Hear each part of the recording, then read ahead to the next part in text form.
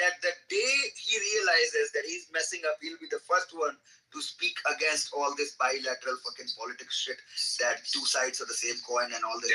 He would end up talking about it, and he ended up talking about it. So I'm glad about it. Yeah. It goes back years too. There's videos from I can't reconcile covering Repettos. So yep. There's videos from 2021 with like Turning Point events having swag bags that are all about, like, they have badges that are like, we support Israel with the star on them. The after parties are planned at nightclubs.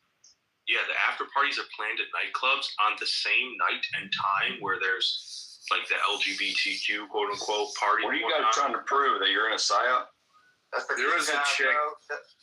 I'll share something with you guys. When I was there last year, there was a redheaded chick, and I'm not gonna say her name, that like started hitting on me towards the end of the night. I like that. Her name might be the same as mine. Libertarian. And she started hitting on me towards the end of the night, and it did kind of catch me off guard, right? Like, you did. And she was for her, and I did talk to her, and ever since all of this has happened, and I don't know, I was like, man, did they try to honeypot me? I don't know. Zoe, you got a hot mic, somebody. Oh, sorry. I thought you were gonna say they were trans.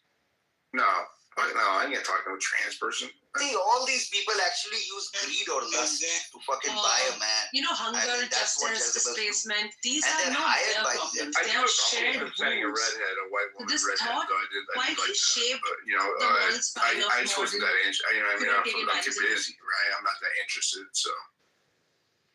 Do you know how long it was before Charlie Kirk met Erica that they were married? Dude, it was like 6 months, I think. It was crazy fast. Do any of you have children? Hold on, dude. Okay, so that is crazy. 6 months, that is definitely somebody that throws himself at you and is like, makes your mind wander, and then you're freaking done. You know what's weirder is that That's pretty much how it took me and my wife. We have 3 children. Trump set her up with the interview. Yeah, drop him down. Thank you. Trump set her up with the interview with him, and by the end of the interview, she said that I'm gonna marry you, and then she did. So like, I mean, if there ever was a circumstance where like all of that what we're talking about, it was under his presidency. You know what I mean? Like, and even Miss Arizona patient was actually I've had to by Donald Trump. I've had to come to grips with some things that a lot of very funky fucking shit has happened under Trump's presidencies. COVID, fucking Jeffrey Epstein getting murdered, like the cover up there, a lot of shit under this presidency.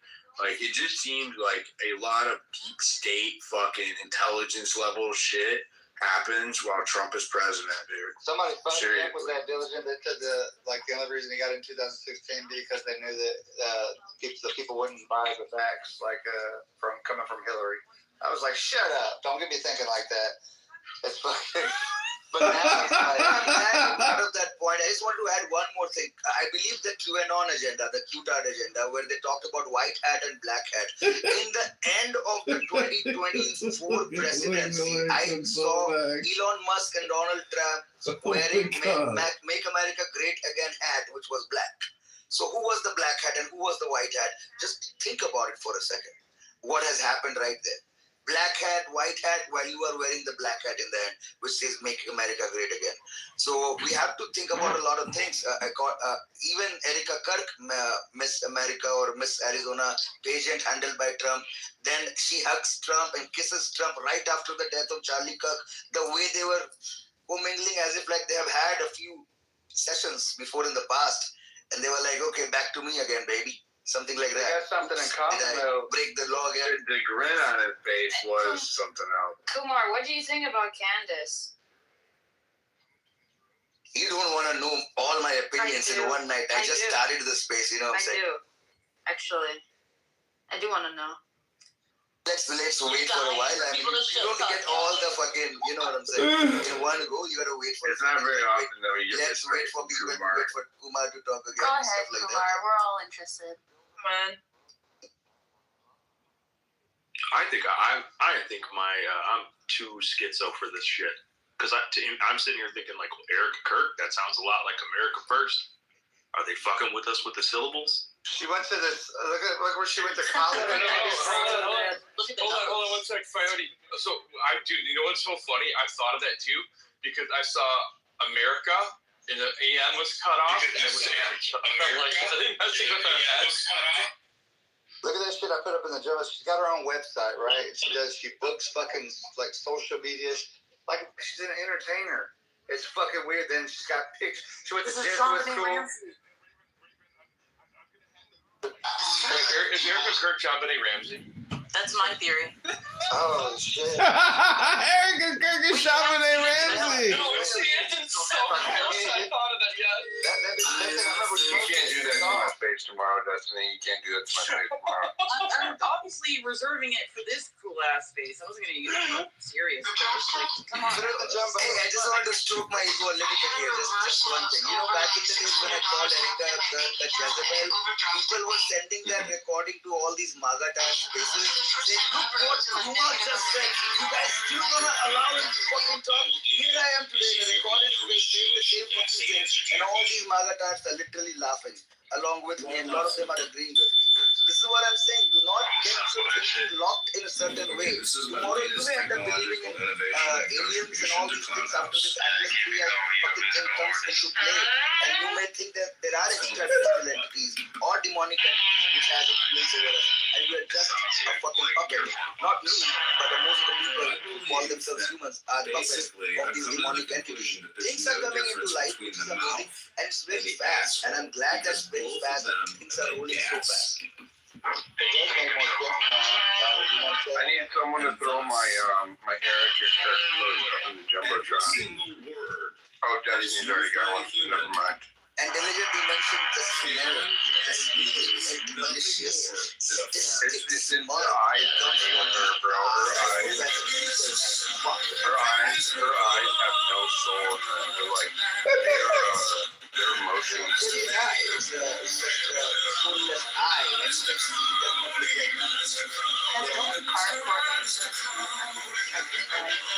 So I had a house.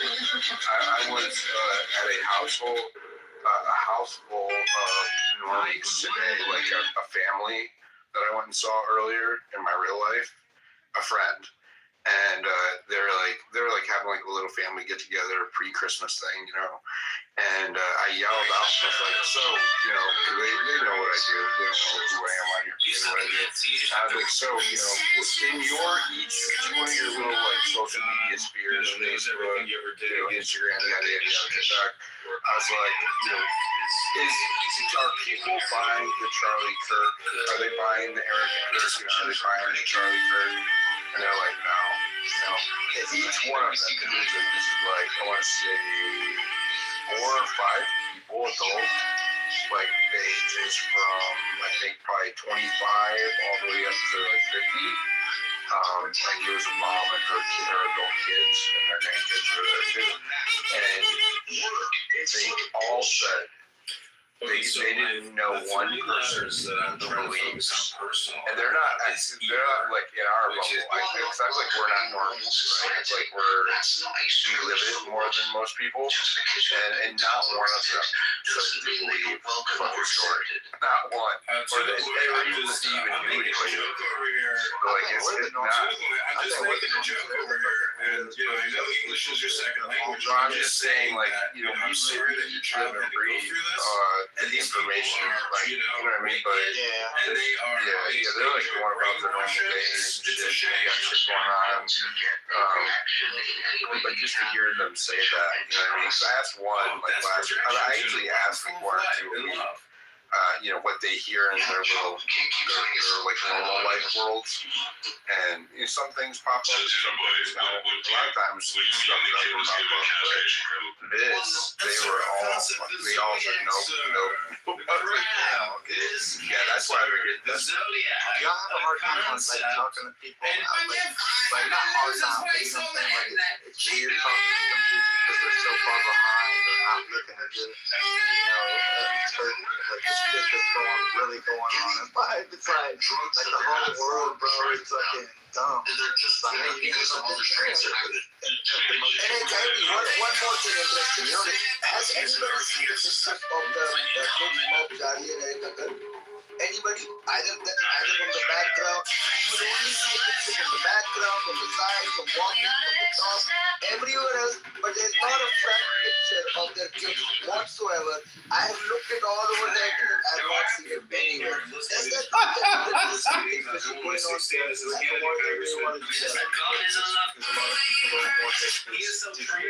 That's what they want you to feel like. Don't you understand? It doesn't happen, right? It's the same thing with Charlie's parents. Find pictures of his parents, his sister, right? Like he has a sister, who's a liberal, and you can't find any pictures of her. And how often being so conservative, he marries Miss Universe or Miss Arizona? And what's funny is like he worked for Trump when she was in Arizona. That was something to watch. I was like, I didn't know. I was like, I'm a little. I don't know. I don't have control over my emotions. Like people are like sad and crying and they're smiling, and sometimes I'm like a little sad, sitting somewhere and people are laughing. So I have this emotional imbalance, and I was thinking like, am I crazy or the world is crazy when I'm having this smile? No, that whole funeral, that whole memorial. Nothing about this, absolutely nothing about this has felt sincere, genuine, or normal. It is all fucking off, dude. And everybody can feel it. Like, everybody can feel it. Which part is off? Yes, that part. Yeah, that part. All of it. Who was her first husband? And wouldn't you take at least a year to actually sell his book? I mean, I understand he was about to or whatever, but even Do you still. think that if I go to Anthony's next week, I can still score a hug, though? She looks like a good hugger.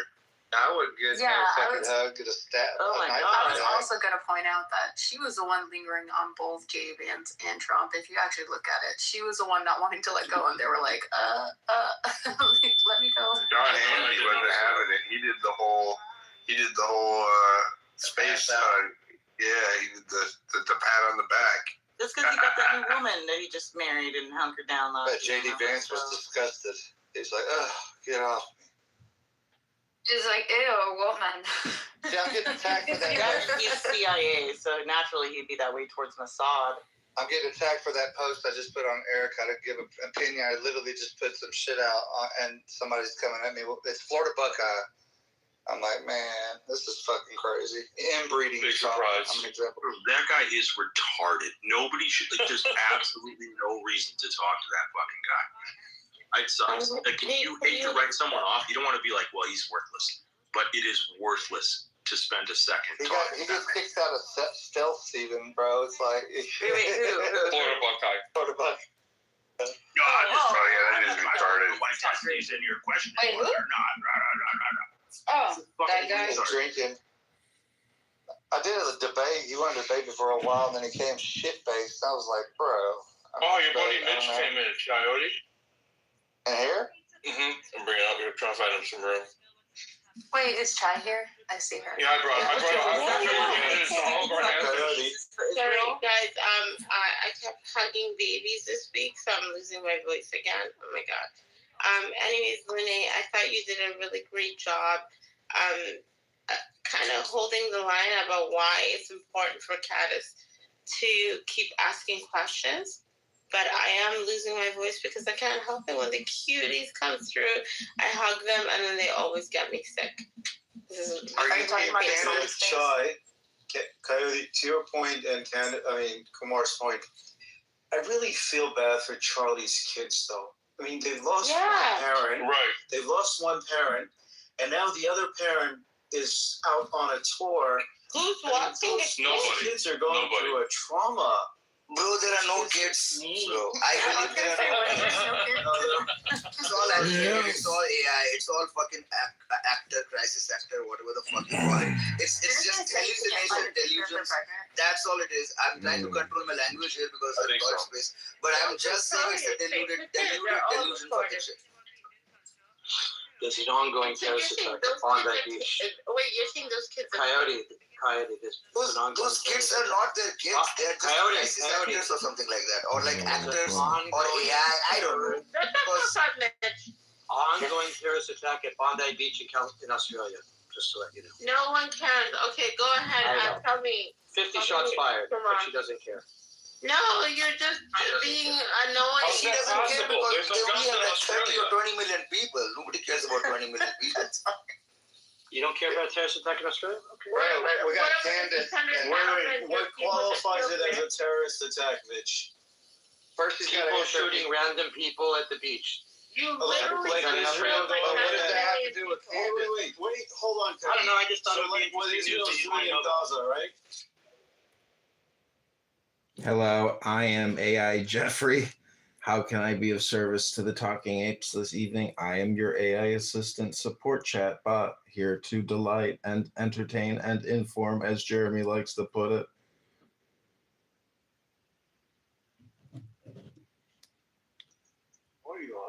What's going on tonight? When Jeremy is asked, what is it that you like about Clown House, he says, I come here for the entertainment because I get to talk to minorities, because I would never get to talk to minorities in my everyday life. So I come for the entertainment, but then I crash out with profanity, vulgar, I scream, I rage, and then I cry that I got to go outside -5 below to smoke my J. Like, is this a real man? How is this guy semi-successful? And then he talks about how people invested in him, helped him, and his mentors. It's like, dude, I mean, I don't know what to tell you, but like, if it's working for you, it's working for you. But I'm a member of what's called a book club. I read books. I create music with books. And listening to never-ending conversational hypnosis, because I think you really have to start looking at it from like a language communication theory perspective of what's happening in these rooms. Conversational hypnosis is real. And when people are just like a bunch of birds in a bird cage or in a tree, they just start chirping and they never stop, but there's no real intelligence in the chirping. So there's too much friction, too much signal noise, and not enough actual intelligence being transmitted through these conference calls.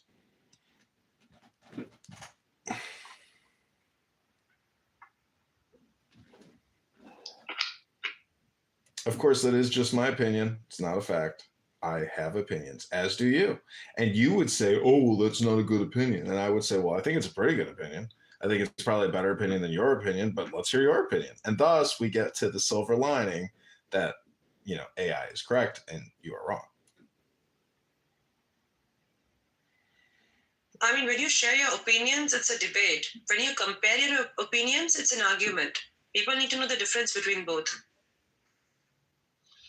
Hold on. I'm so confused. I'm so lost right now. So this room is open. Kasha had a university room. She's never been to university. Liquid's coming in here, crashing out. What the fuck is going on? Everything's upside down. I mean, it all started with Boris teaching us how to do rooms. Who's teaching us? Jeremy. Well, that's beyond control. That's beyond whatever it is. But them coming in like, I'm so fucking confused. I don't know who boomed university. I don't know. It's one of them, obviously. But for fucking Liquid to come in here and fucking just whatever he was doing.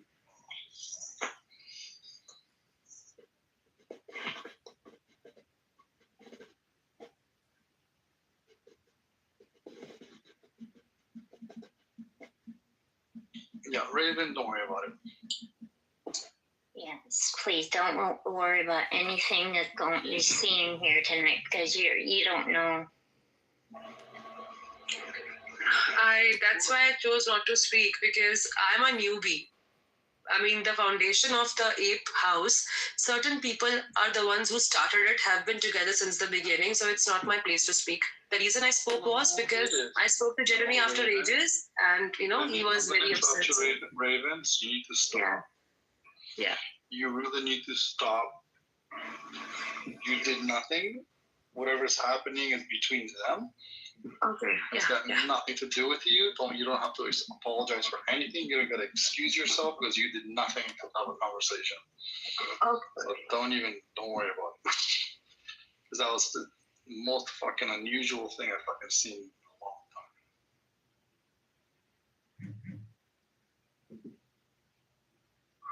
time. Let them.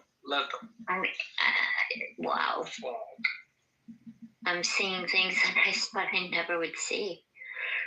Mm-hmm. And now it's not midnight hour. It's Crash Outs University. Well, I want to welcome back everybody to their first semester here at Crash Out University. This is just an introductory course, and it's preliminary to the full Crash Out sessions that will be coming. Now, as you will notice in the forthcoming minutes, there will be a lot of emotional friction. People will appear like out of the thin blue air, and crash outs are near. The emotional rage is there in the psyche, just waiting to spill out into the floor of the Talking Apes. And, again, Jeremy's here for the entertainment. We want to make sure he gets his maximum entertainment, and he interacts with as many minorities as possible. Welcome to your TAL evening session.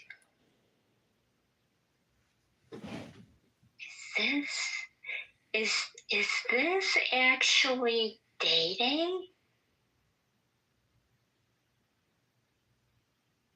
Holy shit. Who's dating? AI? No. That's the Jew from Manhattan. The J word from Manhattan. Also, my number one. Oh, whatever. It's the guy that always comes in with the fucking same narrative. The effing guy that comes in to paint a narrative? Listen, I don't know who you are. I'm sure you're an ape, and you are talking, but you've said nothing intelligent yet in the past couple minutes. So again, my claim and my theory is that no real high-value information is being transmitted. Thus, Jeremy is correct in his assertion that he just comes for entertainment. And he's looking to speak with minorities. And again, Boris, you're probably a minority, which is okay and cool, but that's what Jeremy's looking for. He's very selective, discriminating, and discerning in what he wants to hear. Isn't that right, Jeremy? You go, Jeremy. He's only going to speak in the chat. He's only going to speak in the chat right now, he says. Well, there's been some breaking news out of Russia. Russia has accused the United States of using crypto to wipe out its $35 trillion in debt. Putin's advisor, Kobyakov, says Washington will shove debt into stablecoins, devalue it, and reset the system. Okay. Getting weirder. I am not here to spread Russian disinformation. I am here to say that I don't understand why this guy, Kobyakov, thinks that by shoving debt into stablecoins, that resets the system. Like, hello? Oh, I see what he's saying. Because they're going to use the rest of the world as the guinea pig, or as the patsy. They're going to devalue the world's Bitcoin to reset the system. That makes sense.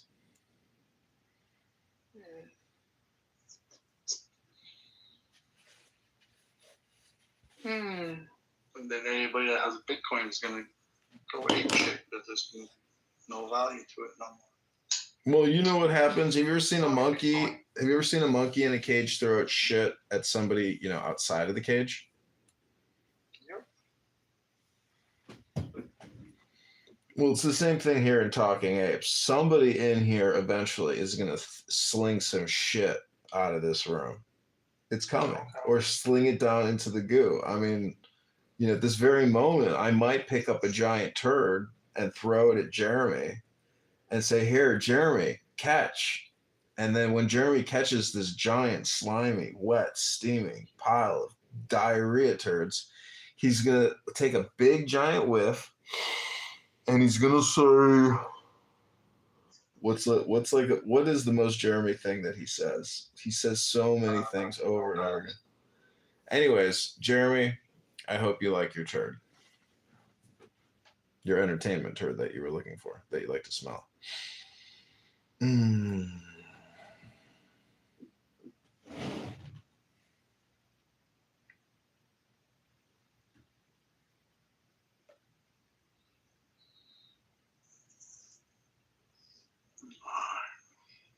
Okay.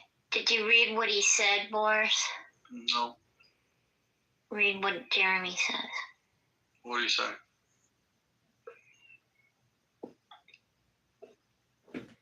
I'm working. Oh, okay. He says leaders boom when needed to keep the replays, please. Thanks for your help tonight, guys. For sure. When was the room even open? Well, so this is a recent room, isn't it? Is there another room open? Liquid never came back. I can't see it, but Christian might be there. Somebody that's got me blocked. I think Jeremy did mention that there was a room open, but he's blocked or something. I think so. Okay. Oh, God. Seems like crash out. Well, congratulations, Kaiser, man. That's a big I don't think they step have to another take. room open. What the fuck's going on? I don't know what the hell's going on.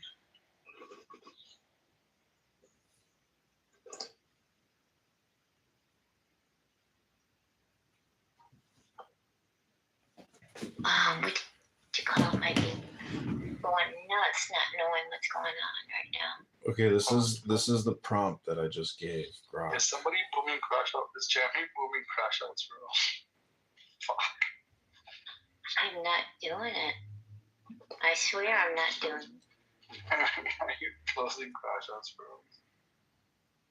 Yeah, Jeremy's the one booming rooms. Somebody is. Either they're closing it themselves or something. I don't know. Jeremy. This fucking shit's going down. So this is the prompt I just gave. I wrote, fact check this. Is the debt reset an accurate hypothesis based on global Bitcoin adoption rate?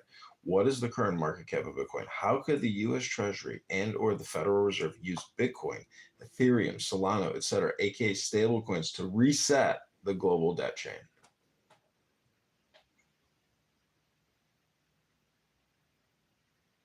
Oh, you was asked to? Can you bring a stereo? Resurrection. Can you bring stereo up here? Yep. Did somebody close your room, or did you guys shut it down yourselves?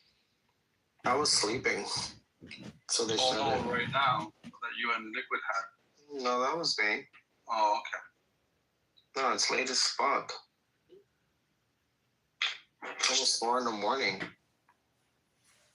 Oh yeah. Where's Liquid? Liquid's mad. He's crying about not having leadership. I don't know if he was removed or not. No, sounds drunk. He's trying to open a coffee with the apes. Yeah, somebody. I don't know why he's crying.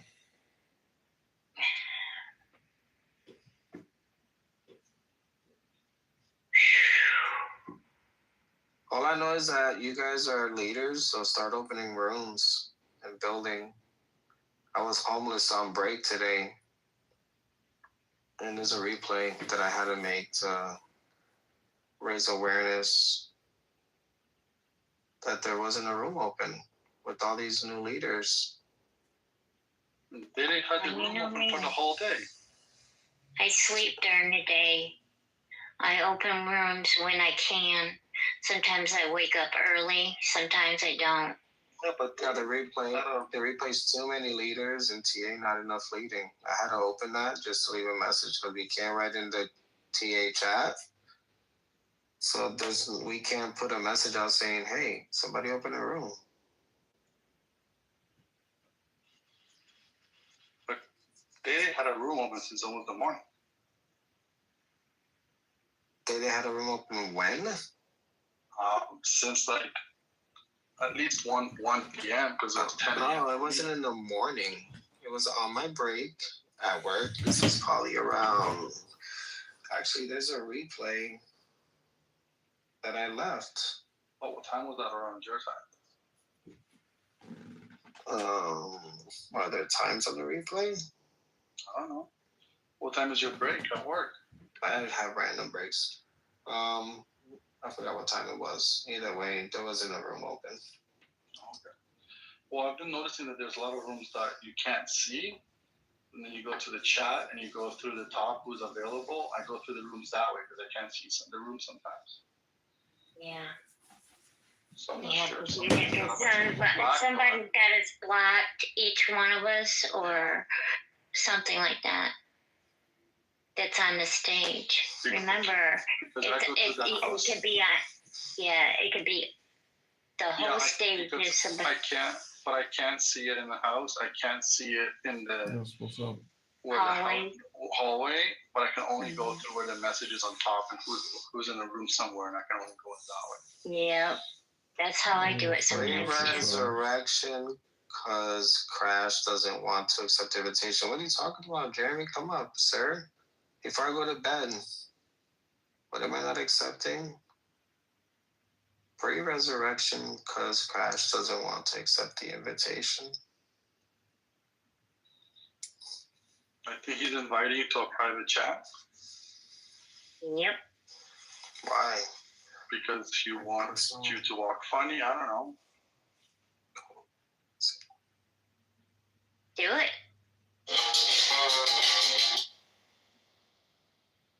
To walk funny? Yeah, he wants you to walk funny. That's cute. Wow. No, I'm telling you to do it, Crash Out. I got a lot of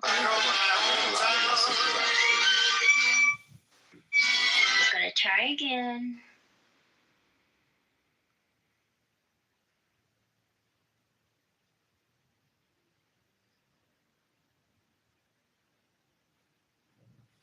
You won't be disappointed. Do it. No, I saw it.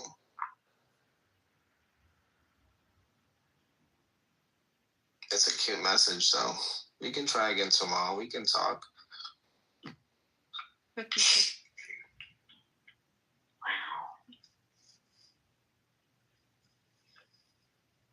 Young people we spoke with tonight. You guys better open some fucking rooms, though, since you're leaders. We got one room open right now. It's not right now. It's tomorrow. There's 9 people here. Yes, yes, sir. Crash Out. On your demand. No. I'm not going to say yes, sir, to you, Crash Out. I respect you. There's nothing wrong with yes, sir. What's wrong with yes, sir? No. Mm-mm.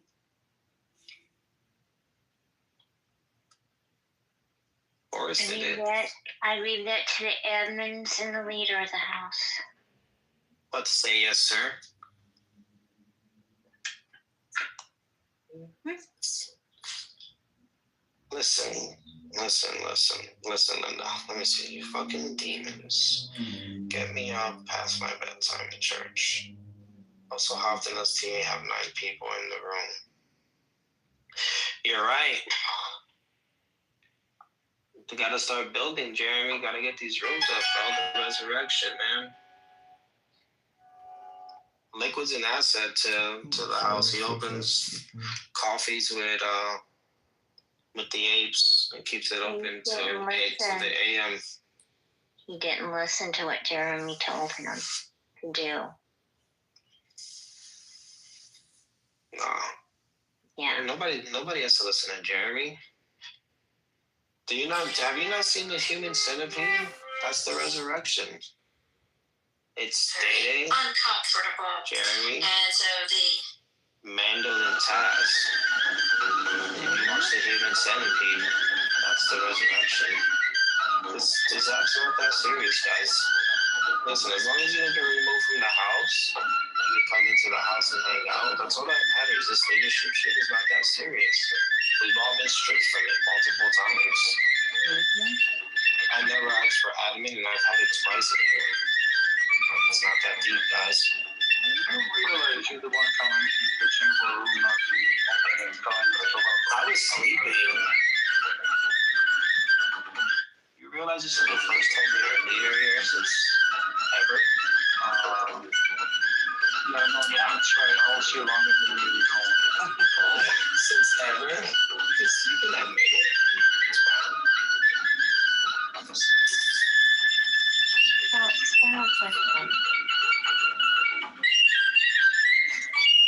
Marshall, I don't know why you're so bothered. Is that in a crash? I didn't come in here from your room.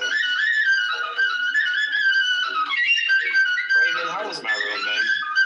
Are you enjoying yourself? If you're still here. Are you having fun over there? Which one? Where? When I had the music going on and stuff, we were hanging out. Was that a Oh, fun? that room, of course. That room was literally super duper fun. I really enjoyed, and I was really surprised. That person was so talented, Prophet. I have no words. Wow. Both the songs he sang were amazing, and he took me back to Tara Cruz times in a way that my inner child came out. I really wanted to behave, but I just let it go.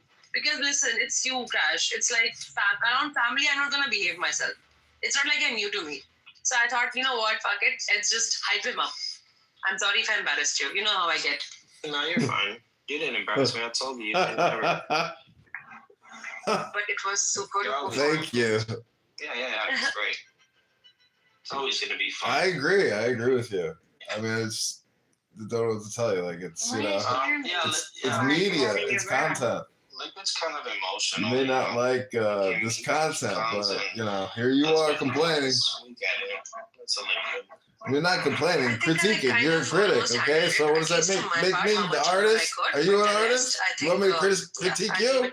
Let me see your content. I'll give you a comment. I don't know what happened with Liquid. I actually was sleeping and I was gaming, and then I snapped out of my sleep, and I realized that I was talking to myself when I woke up, and that the room was closed. I only came in asking who closed it though, and Liquid made them close it because I was sleeping.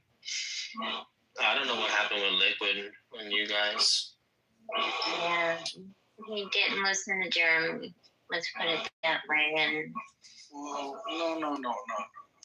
It's not he didn't listen to Jeremy. Jeremy wasn't telling him anything to do or not to do. He was just coming in here saying he's going to close this room down. Yeah. And then telling not to close this room because he went to about his room, and then shitting on Raven for it. Oh, why was he shitting on you, Raven? Liquid? Oh yeah, he went on Raven hard. That's weird. For no reason. Just like telling him to shut the fuck up, and just weird shit. It was really weird. Unusual. Yeah. People get emotional when they lose privileges in the house. But sometimes they just take it out on everybody. This is before he lost any privilege. He came into our room. Yeah. He came into the room I had open and was crashing out on me and Mark with her. And we're like, what are you crying about? Yeah, but this is before he lost any privileges. Yeah.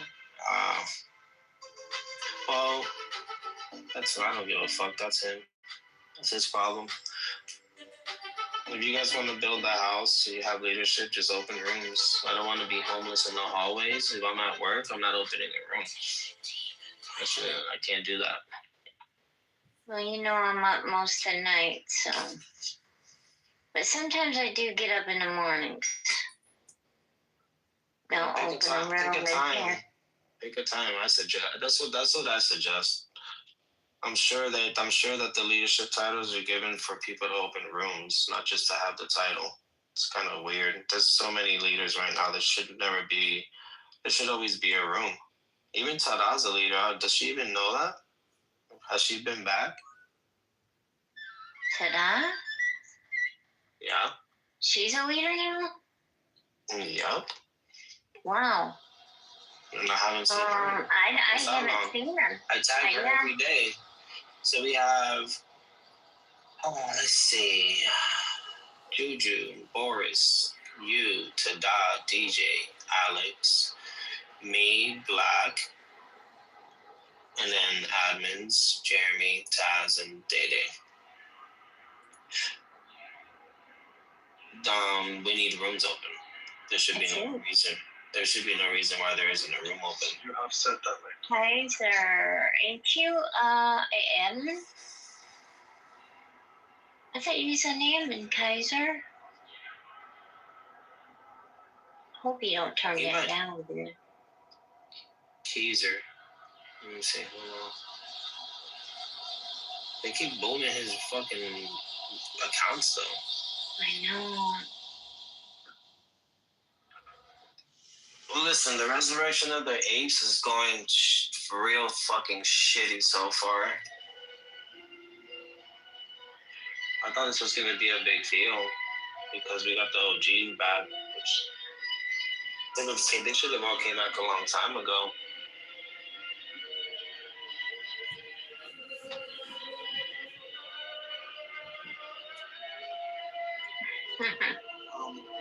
Crash, how long? I hear you, Jeremy. How long do you think? Jeremy, I'm bitching because I'm at work. You fucking retard. I can't open a room and I'm really doing real life things at the time. So when I come on the app on my break from work, I expect the room to be open with all these people here because when I'm not working, I do have a room open. Do you listen to yourself right now? I'm going to repeat what you just said. I'm on work in real life. Yes. And when I come on here on my break, I expect to have a room open. I don't expect it needs to be open, yes. The fuck? That's what the leadership role is for rooms to be open. What if other people have real life things to do too at the time? And that's why the room is then open. Clearly they need to find out of the 7,300 plus people in here, people that are dedicated to opening rooms to become leaders and not a bunch of fucking retards that can't open rooms and want to just have a title. Who are you calling a fucking retard? Well, if the shoe fits. Yeah, wear it. So wear it, Crasho. You're calling yourself a retard. You realize it, right? Because you weren't. I do not realize that. When I am not working, I open rooms every day. You realize this thing just started like a day ago. How long do you think it's going to take to slowly rebuild this room? Do you think it's going to happen overnight? It happens as soon as you get the title. Literally. Why? Like it's been you're a leader now, so tomorrow you're opening a room, right? Sometime tomorrow. If I come in at a time and there's no room, yes, I'll open up a room. Okay, so there should be no reason why there's no rooms then. That's all I'm saying. I don't know why that's hard. I don't know why that's hard to comprehend. You really not the smartest cookie in the world, are you? It should be rooms open. There's 1, 2, 3, 4, 5, 6, 7, 8, 9, 10, 11 people here with the leadership with roles to open rooms. 11 people. So 11 people would be busy all at the same time, so no room would be open. That's what you're saying, right?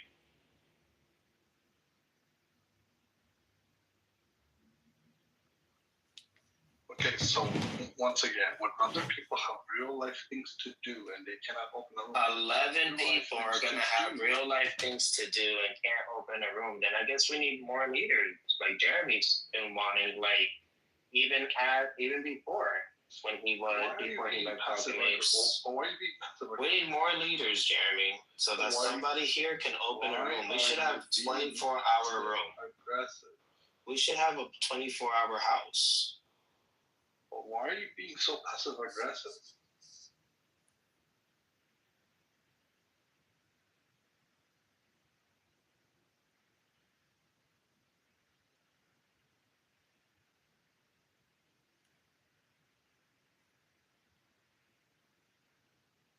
Hello?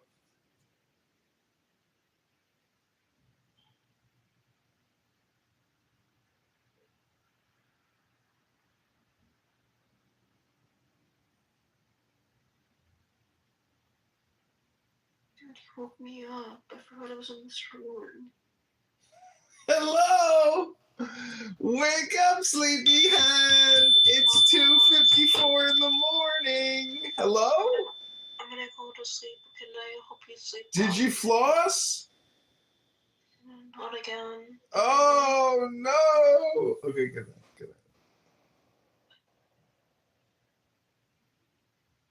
night. You're a lollipop, right?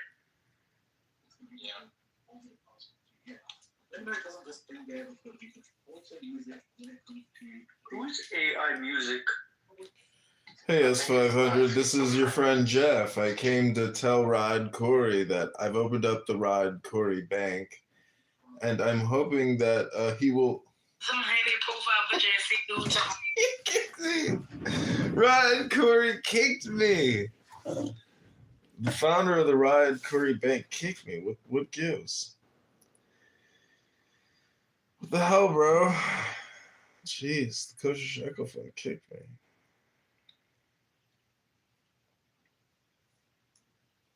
The room is just left with people doing as they please. What are you bitching about? You're so passive aggressive. It's not even funny right now. Well, sometimes I did that, crash out because I'm just repeating what they were I did saying that. about leaders. I'm stating my truth. I got up. I would wait for a couple.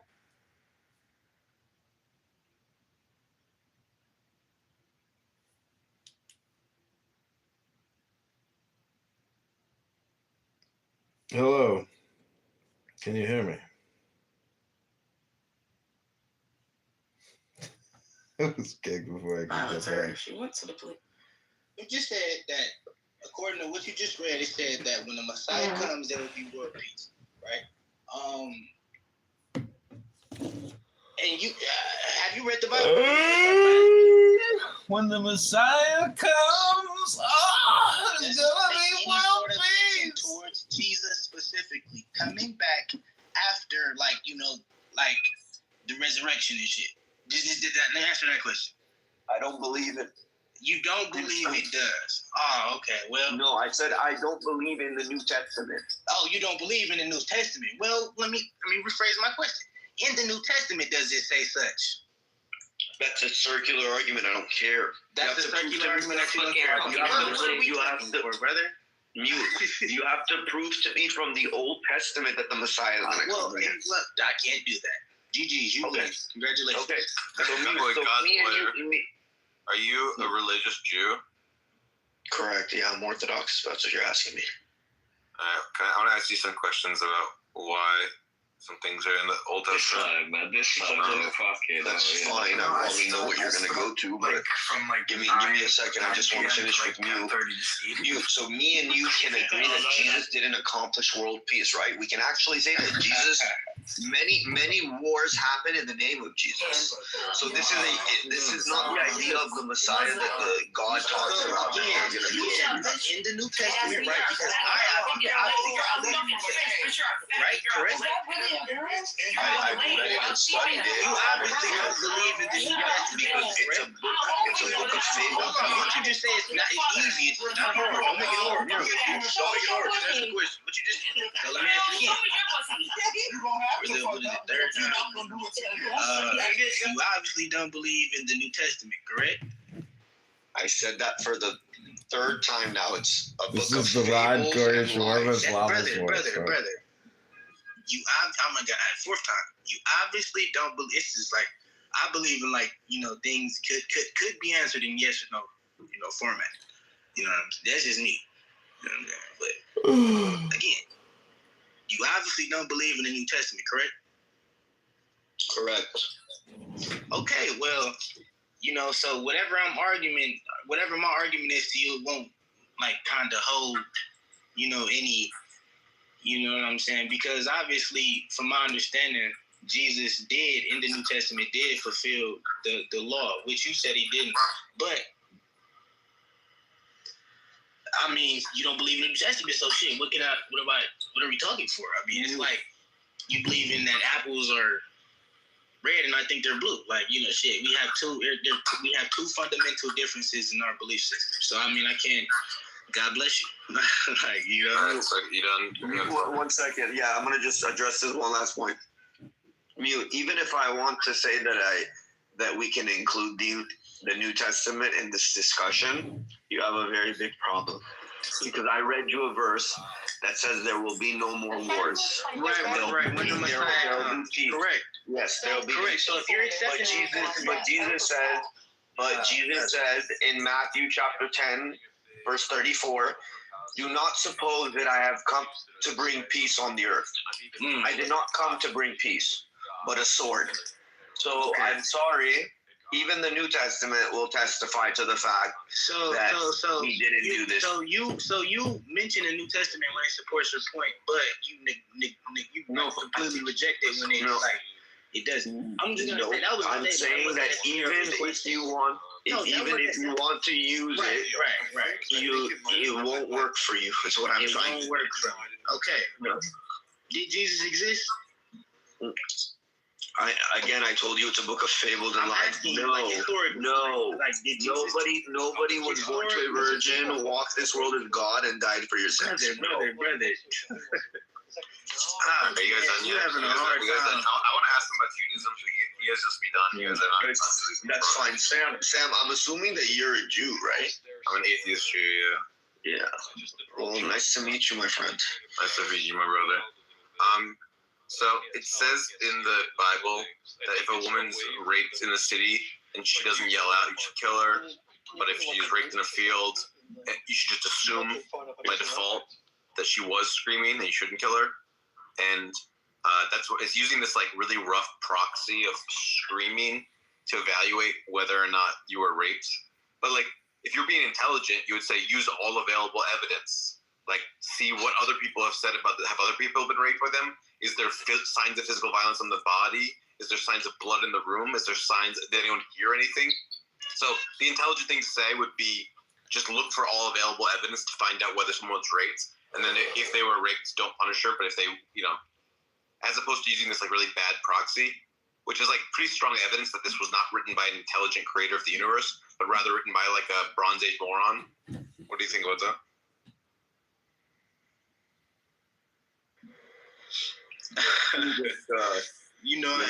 It seems like you have very, very strong opinions about some certain things in the Tanakh. Can I please ask you to go to the chapter of the verse so we can read it in its context and cipher if it's actually like what you think? Is that okay? Yeah, of course. So tell me the chapter. This is in the Bible or the Tanakh? It's in the Torah, the Old Testament. Both Christians and Jews suffer from this problem. Well, he Old Testament though, so that's his shit. Hey. Yeah, no, it's Christians believe in the Old Testament too. I'm not Christian, by the way, but that's his shit. Hey. What you're seeing is what So it's Deuteronomy 22, 23, 22:23 and 22 to 22:4. And let's just take a gander at this.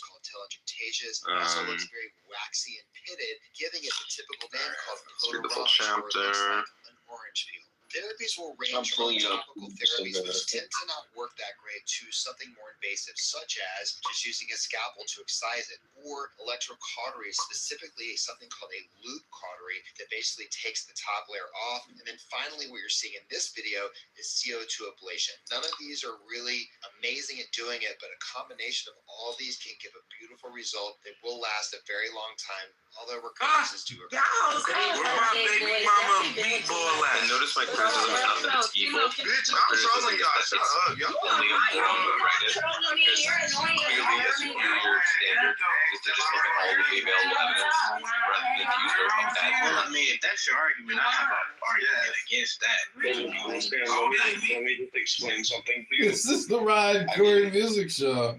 I'm sure you know that as an Orthodox Jew, I believe that there are instructions to these instructions. Hey, Rabbi! Welcome to your music So show. I'm assuming that when you're taking me to this verse that I'm about to read Mr. right Corey, now, good to hear. So glad you're here. Did you see all my rooms in the Kosher Shekel Fund? I started a new bank here in Chicago called the RK Bank, named after this great analyst. Moses taught us, and not taking things at literal face. Abby, Rabbi just ran in and ran out. He's upset that the Rod Curry music show, the Rod Curry Bank, the Rod Curry brand is exploding. It's the fastest growing shawarma stand in America. It's called RK Shawarma, named after my friend Rod Curry. Absolutely. There still becomes the problem of why would God allow there to be? You wouldn't believe it, Abby. This girl texted me tonight. Broke up with me 2 months ago. She texted me tonight. What are you doing? Intelligence be written into the written Torah directly. Mr. Text Why message any there. remnants of Saturday night booty call. I got booty called. I missed the text. God does say in Leviticus chapter 26, verse 46, you can pull it up in the original Hebrew and read it, that there was Torot. So Torah implies one, Torot implies more than one. When you're asking why, I know, I gotta go sleep. Torah is like 3 o'clock's my cutoff. then there's the instruction. So, for example, when you buy a car, the car comes with a manual. I mean, I don't know what more to say. A lot of things that you get, it comes with the face value of what it is, and then it comes with instructions for you to follow. So if you're not going to understand certain things, that, like, for example, the Torah says in Deuteronomy chapter 12, some verses between 20 to 30, I think it's in verse 21. Kill the animal. It's talking about shechting an animal, okay? Kill the animal the way that I commanded you how to do it. But it doesn't say how God commanded us in the Torah. I mean, we orally pass that down and we know how it is. I don't want to get sidetracked, but I'm trying to say that if you're saying, why wouldn't God say something that's in the Torah? I'm sitting here saying, well, there's a lot of things that when you buy in the world, it comes with something, and then it has an instruction manual with it. No, I absolutely understand why God would give it an instruction manual. But what makes no sense is that in any parts of any of its instruction manuals, would there be anything stupid? So if it said 2 plus 2 is 5, that wouldn't be from God. And it doesn't matter if it says in the oral Torah, oh, when we say 2 plus 2 is 5, that oral Torah says you minus 1 to get 4. Well, no, my argument is that specific. It shouldn't ever say 2 plus 2 is 5. Let's see if it shouldn't be a patch. Okay, you shouldn't need a patch from the written Torah. The written Torah, you just have no stupidity. Let's see if what you said is stupid or not stupid. So let's read it together and decipher if that's the case. Is that fair? Yeah. So I'm happy to read it out. I have it right in front of me. Deuteronomy chapter 22, verse 23. It's 22 to 25. Really quickly, my argument to this would be, I think it's stupid to us because of our times and our understandings of like language and things of that nature. But I think it might have been relevant. Like, you're not even a Christian. Why are you trying to defend? I'm just saying for that argument, I like to play devil's advocate. But yeah. All right. If a man is found sleeping with another man's wife. Okay, well that's verse 23. That's verse 23. So not verse 22. I'm reading, it says Bible Gateway, verse 22. Okay, yeah, well, that's a Christian sword, but whatever. Okay, it's fine. Doesn't make a difference. Can we start at least a few verses prior so we can get context as to what is going on? I know, we can read it from the fucking top to the bottom. None of this will change what it means. Like, I'm just gonna give you just a quick summary. It says if the woman is raped in the city, kill them both if she doesn't scream. If she has sex and there's no screaming, kill her. But if it's in the country, you should just presume that she was screaming and don't kill her. So it's making a contrast between city sex and country sex. So let's read this together, please. If there will be a virgin girl who is betrothed to a man, and a man finds her in the city and lies with her, then you shall take them both to the gate of that city and pelt them with stones, and they shall die. The girl, because of the fact that she did not cry out in the city. Okay, this is the part that you're bringing up. And the man, because of the fact that he afflicted the wife of his fellow, and you shall remove the evil from your midst. Yeah. This is why I asked, let's read the prior verse. because it comes and then together. and then in 25 it says, but if out in the country. And okay, so that's fine. Let's address this one first. So if there will be a virgin girl who is brought to a man, and a man finds her in the city and lies with her, then you shall take them both to the gate of that city and pelt them with stones, and they shall die. So now it's giving the reason why. The girl, because of the fact that she did not cry out in the city. So you brought up this point in first. So this is right now trying to figure out if the girl gave consent or didn't give consent. Yep. Which one do you think it is? Yeah, it's trying to find out whether she gave consent, and it's using a very poor proxy. Okay. Screaming. Here's 5 different reasons why a woman might not scream. She might be gagged. She might have been her family threatened. She might be a mute. She might have been drugged. She might have got just a PTSD freeze reaction. Okay, but Sam, you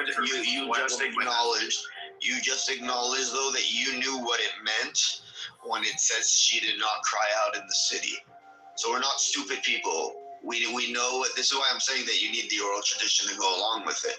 You just said all these things about she did not cry out. You already knew what that meant, is what I'm trying to say.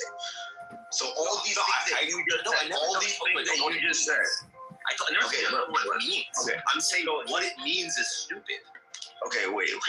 No, I entirely disagree with you. So I need you to answer me this. When the Torah is saying she did not cry out, is it implying that she wanted it or didn't want it? But if she didn't cry out, it's implying that she wanted it. Yeah. Okay. Perfect. Okay. So we understand that. Now we got to go into the debt, which is not here, onto what it means if she wanted it or she didn't want it, and how she should have acted or what she should have done to try and make it known that she was being attacked or not attacked, and all these things. Okay. So we understand. It's important to look at 25 for context. Okay. No problem. I just want to make sure. Hold on. But if out in the country a man happens to meet a young woman, pledged to be married and rapes her, only the man who shall have this shall die. Do nothing to the woman. She committed no sin deserving death. The case of that, like someone who attacks and murders a neighbor, and for the man found the young woman out in the country, and though the betrothed woman screamed, there was no one to rescue her. Okay, Sam, we'll get there. Hold on. It's saying that the woman is probably screaming and no one was there to rescue her in the country. So it's just saying, presume that she in the country that she was screaming and don't hurt her. That the presumption is that she was screaming. In the city, if she didn't scream, you should presume that she was consensual. But this is again not a good. This is a rough proxy. You want to know whether the woman was raped or not, and whether she consented or not. That's what you want to know. And whether she screamed or not, and whether she's in a city or a country or not, those are 2 variables amongst thousands of variables that are relevant to the evidential matter of whether she was raped or not. So if I said, I want to know whether you robbed me of my car, and I only looked at 2 variables, like whether or not, that would be stupid. You should look at all of the available evidence. So what it should say is, if a woman has sex with someone, look at all of the available evidence, and if it looks like she was consenting, then punish her. If it looks like she was raped, don't punish her. But using a rough proxy of only 2 variables, city versus country, scream versus not scream, is only what a moron would say. Okay, so you've already made that point, and I hear you, but you got to be very careful to distinguish between what's voluntary sin and what's victimhood right now. Okay, because I'm trying to read this with you to follow with you, to see if really it's as you say stupid or as you say not stupid. So I'm trying to do that, but you keep repeating the fact that this whole screaming thing, when literally you admitted to me that you understood what that meant. Is it if she wanted it or if she didn't want it? That's what it means. It doesn't mean literal screaming. So why would it say that? Why would it say anything? I didn't have to say anything. You said it yourself. We both understood that as meaning if she wanted or she didn't want it. So I'm going to continue reading. That doesn't make sense with 25. So that's why I'm saying let's keep reading.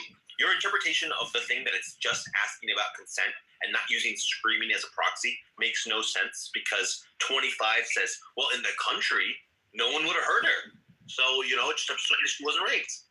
So it's actually talking explicitly about whether people can hear you or not, and not just talking about whether she consented or not. Okay, but do you see here that the verses are differentiating between forced versus consensual sex? Do you see that?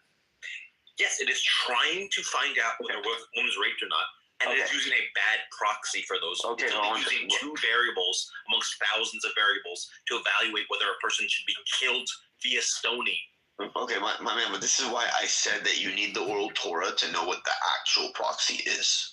Because you're just seeing this at face value right now, even though you admitted in the beginning of this conversation that you understood to mean if she's literally doing something wrong by doing this act, or she's actually a victim. So now I want to continue reading, because the question isn't about the wording here, because we both understand what this is actually saying. The question is now, is this stupid or not stupid? Because the way I see it is that the perspective here is not about severe punishment for the woman. So, we got to continue reading to know if that's the case or not. I mean, wouldn't you agree? I absolutely don't agree that you need to know more than just this, because all it's telling you versus the city. And if it's only concerned about whether a woman's raped or not, it wouldn't make this distinction between cities and countries. All it would just say is find out whether a woman was raped or not, and if she was raped, don't punish her. And if she wasn't raped, punish her. But it makes this distinction between cities and countries because it's saying, hey, in the country, you should presume Stop. Okay, repeat that. What are you doing? Do you not know how conversations work? Where you talk? Wait, I didn't hear what you said. I didn't hear what you said. You not understand how conversations work. Where I talk and then you talk and then I talk and then you talk. I'm just saying I didn't hear what you said. Can you just answer that question? Do you know how conversations work? I'm fully aware about how a conversation works, but you don't interrupt each other. That you just let me finish. And I don't care. Okay, I wasn't trying to interrupt you. I just said, can you repeat what you just said? I literally said, can you please repeat what you said so I can hear it? You consciously decided to interrupt me because you wanted to. So you didn't. You're being unreasonable. He's saying he wanted to clarify what you said. Yeah. It's unreasonable. My house rules are don't interrupt, so it's unreasonable. But Sam, that wasn't my intention. But go ahead. It was your intention. You wanted to interrupt me.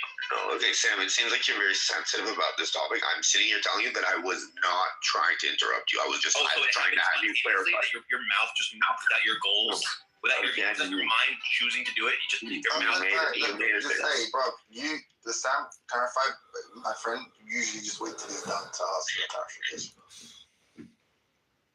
So this whole point that he is saying, his case is saying, listen, all it's saying is, hey, if a woman's raped, find out if a woman's raped or not, and then punish her if she, But it's clearly making a distinction between countries and cities, and saying that there's different evidential weights for how you should handle things in countries versus cities. So it, in fact, isn't just talking about rape or not, because it could just then say, hey, in the city or country, find out whether a woman's raped or not, and if she's raped, don't punish her. If she isn't, but it's using this whole thing of screaming as a proxy for whether she was raped, as it matters towards the evidence, when you should not just look at whether she screamed or not. You should look at whether there's signs of violence, whether her clothes are ripped, what people have said about the guy in the past, what she's done in the past, how did people see them behaving towards each other after the event. You should look at hundreds of other things. But, because it's just a Bronze Age primitive morality, it doesn't care about these other variables. Okay, well, do you agree that when it's talking about the open country, that if she is assaulted, that the verse is assuming that she could not call for help, so she is automatically considered a victim? Can you look at it that way? Yeah, it's what it's saying. Listen, presume that she's innocent in the country. But a woman could lie about being raped in a country as well as a city. There's no reason why she can't lie about it there. But we're not throwing out hypotheticals. We're trying to figure out if these verses are stupid or not. Yeah, I'm saying they are. Yes. Okay, so I love how you can pick the worst, or not the worst, but a strange scenario to implement it to try and work with what you believe. But the bottom line is here: you acknowledged that the screaming. I acknowledged nothing, and so now you're just lying. Okay. So here, I'll let this is on replay, so you can go back later and listen to what you acknowledge.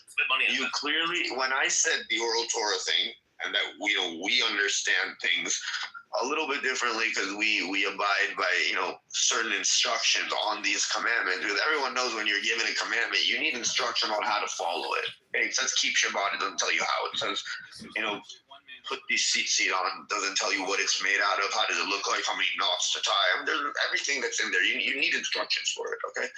So it's simply this chapter and verse. I'm saying you need the instruction. When I went to the interpretation part of the screaming, I didn't have to say anything. You yourself said what the oral Torah is saying. I mean, you yourself said this verse was stupid, so you would already acknowledge. I didn't say this. You already acknowledged that this verse was stupid. I'm trying to fight. We're going. Like, I don't know what's going on here. I'm trying to fight. You 100% acknowledged it, and the replays are on. That you agree? Do you agree that the context of so we can both dishonestly talk about what each other do acknowledge? We both just dishonestly lie about what. Okay, look, Sam, here. Let's just get. It turns out it's easy to just lie about what others acknowledged. I didn't realize it was so easy to do that. Can we just get to the point? The point is here. Do you acknowledge that the Torah is at least distinguishing between voluntary sexual misconduct and sexual assault? Do you one of the things it's talking about here. Okay. But what it's really talking about is what evidence you should use to find out whether someone was raped. It is not just talking about rape. It's talking about the evidential standing of different of city versus country, screaming versus not screaming, and whether that is relevant to whether someone's guilty of rape or not. Well, I answered that part by telling you that if you go into the Talmud, you'll see what it means by the woman's actual consent and intent. Okay, as well as circumstances that you'll find there. Okay, but that is far more than just shouting. Okay, so at least you know I'm acknowledging that, and I want you to understand that using screaming as a proxy is a practical way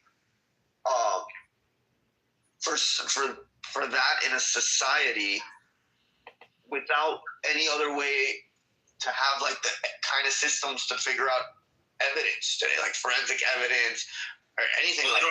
They don't have ripped clothes back then. They don't have signs of violence. They don't have like cuts and bruises. I don't think you're getting what I'm saying. When the Torah is saying this language, you yourself said I understood what it means by this. I told you, hey, it's not literal the act of shouting, man. You yourself said this verse is stupid, so I don't know what's going on. I never. Yeah, you acknowledge. I never. Oh wait, no, I said you're putting words in my mouth. I said let's read in this verse. Let's read in this. What I've acknowledged. Okay, just stop doing that. Let's read. Okay, I can see you're getting frustrated. It's just not saying what. Let me tell you. I will lie about what you've ignored. Okay. I never said these words are stupid. I said let's read it to see if they're stupid or not stupid. But Sam, let me tell you something. I think that you've approached other Jews with this question and they just weren't knowledgeable enough about the text to be able to answer you. Now that you're addressing someone that actually knows the text and studied the Talmud for maybe about, I think, 12 years now, like, you know, like it's very hard to make the claim that. Sorry, I don't mean to interrupt you, but it's just, you know, he's just holding it to a standard that you don't hold it to. Like, ultimately, he's just saying, like, look, if God wanted to communicate, like, God has the capacity to communicate a perfect set of instructions. He doesn't do it. That seems like unlikely given what, you know, essentially what you claim about God.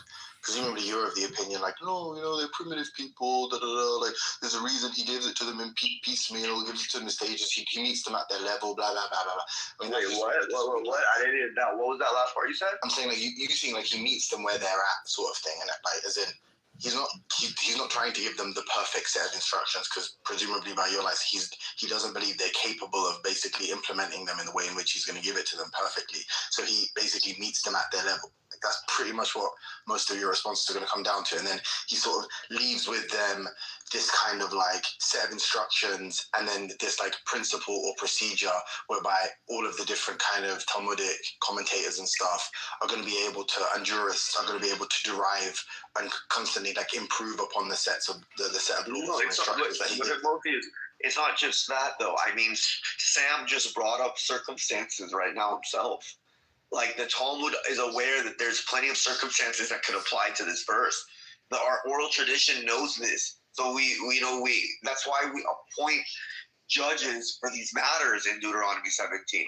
That's why people that are only saying, I know he's not fully even aware of the law though, because in Deuteronomy 19, but he's always going to have the same argument regardless of this as a response. His thing is just like, God has the capacity to give a far more comprehensive set of laws. For instance, because now this just runs the risk of, it could be the case that there's some Talmudic jurist, there's some Jewish rabbinical, jurist or scholar or whatever who just goes like, well, we should just interpret it directly. I mean, God has given us the criterion, you know? And it's like, okay, that's going to result in either so here, 1 second. If women being killed, like, unnecessarily. If the Torah, if the oral doesn't do enough justice for him, then I'll just go by the Torah. Sam, I'm hoping you know this. But in order for someone to be put to death, what is necessary according to the Torah, not even using the oral tradition right now, according to the Torah, how can we put someone to death? You know, if they gather sticks on the Sabbath, if they if they're a prostitute and they should be, stoned to death. There's lots of different I'm saying she's not a virgin on her wedding day. I'm saying we don't just go around putting people to death. There's a whole judicial system for this. What does that judicial system consist of? Are you talking about the priestly class? Talking about the fucking... Okay, no, my friend. Deuteronomy chapter 17, verse 6. Deuteronomy chapter 19, verse 15. The testimony of 2 or 3 witnesses. A single witness cannot put anyone to death. So in these circumstances, right here, by the Torah on its own, says it needs at least 2 or 3 witnesses. So if she's being seen, first of all, if she's being seen by 2 or 3 witnesses and she's actually being raped, then she's not going to be put to death. If she's being seen by 2 or 3 witnesses and she's not doing what she's supposed to be doing, and meaning she's engaging in whatever she's engaging for whatever reason, okay, then that's what's going to happen to her. But you can't sit here and say that there's in this circumstance, the likeliness of 2 or 3 witnesses are ever going to be around. So she's never going to be put to death, is what I'm saying. Because if it's one way or one or the other way, both ways, whatever way it's happening, it's very unlikely that they're going to be witnesses. So she'll never be put to death anyways, is what I'm trying to say. Yeah, Deuteronomy 6:7 talks about. No, but I want to hear, once again, Sam's answer to this. If you're putting in a clause where no one can be blamed for rape or accusing someone of rape because it will never come up, then it's also stupid to put it in the Torah to bring up this sort of 1 in a million chance person getting raped and there's a fucking crowd of witnesses watching the rape happen. So it's either stupid to use the screaming as a proxy, or it's stupid to talk about these forever. Everyone needs to know that if there's hundreds of people watching you, the whole fucking crowd of people watching you, then prosecute this. There are times when you should prosecute rape when only one person saw it, but because the evidence is sufficient, namely they have bruises on their body, or people saw that person crying right afterwards, a person wrote it in a diary and then killed themselves. There's lots of things where you could have one person say it, and that only it's bad, or that's not the only evidence, but there's no other witnesses. You should still punish the man. So it's also a bad proxy to require multiple witnesses to figure out what happened in a rape case. You can know that a rape case by looking at all of the available evidence and then just direct witnesses. Okay, so Sam, you are the one that says that there's stupid things in here. If anything, you would have to be I think by your perspective, you would say, I think it's very stupid if it only said by one witness. I would hope that it would say 2 or 3 witnesses, because one witness can come and just lie about something. The likeliness of 2 or 3 witnesses will at least corroborate the story. 7 witnesses. 1 second. Wait, let me finish. Please don't interrupt me. Okay. What you're not getting, Sam, is that you're claiming that the Torah is going around telling people, putting people to death left and right. That's not the case here. I'm sitting here telling you that there is a verse in the Torah that you don't even need the old law for, okay?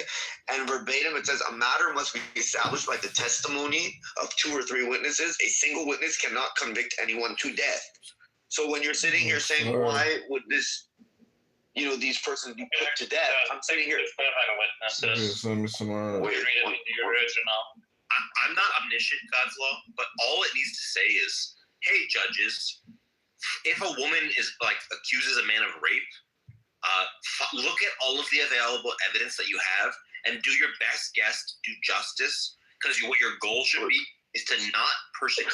You should not accuse people falsely of rape and hurt them, but you should also punish rapists. So look at all of the available evidence and then punish appropriately according to the evidence. That's what it should say. Okay, Sam. Sam, I'm starting to get the idea. I'm starting to get the idea that you've never really studied or learned the Torah, because what you just said is stated in the Torah. Do you want me to go to it? Because I'm starting to really get the idea that you don't know the Tanakh. Go for it. But I just want to also, one more question about this exact chapter. I'm going to go to 28. But I just told you that what you stated is in the Tanakh, and you're not even asking me to show you. Context. So it says, if a man happens to meet a virgin who is not pledged to be married and rapes her, and they're discovered, he shall pay her father 50 shekels of silver. Now, it's a little bit strange that God's law is tied to the shekel, which, the shekel changed in value over the history of Judaism as, inflation happens. But then also, people just stopped using the shekel for hundreds of years, thousands of years. It kind of be weird that God's law would be tied to the currency usage of a particular currency in a particular region of the world. A little bit strange that God would, his eternal law would be based in a sort of currency that, deflates and things like that. The shekel might have been worth way more in the past. Maybe 6 or 7 shekels would have been.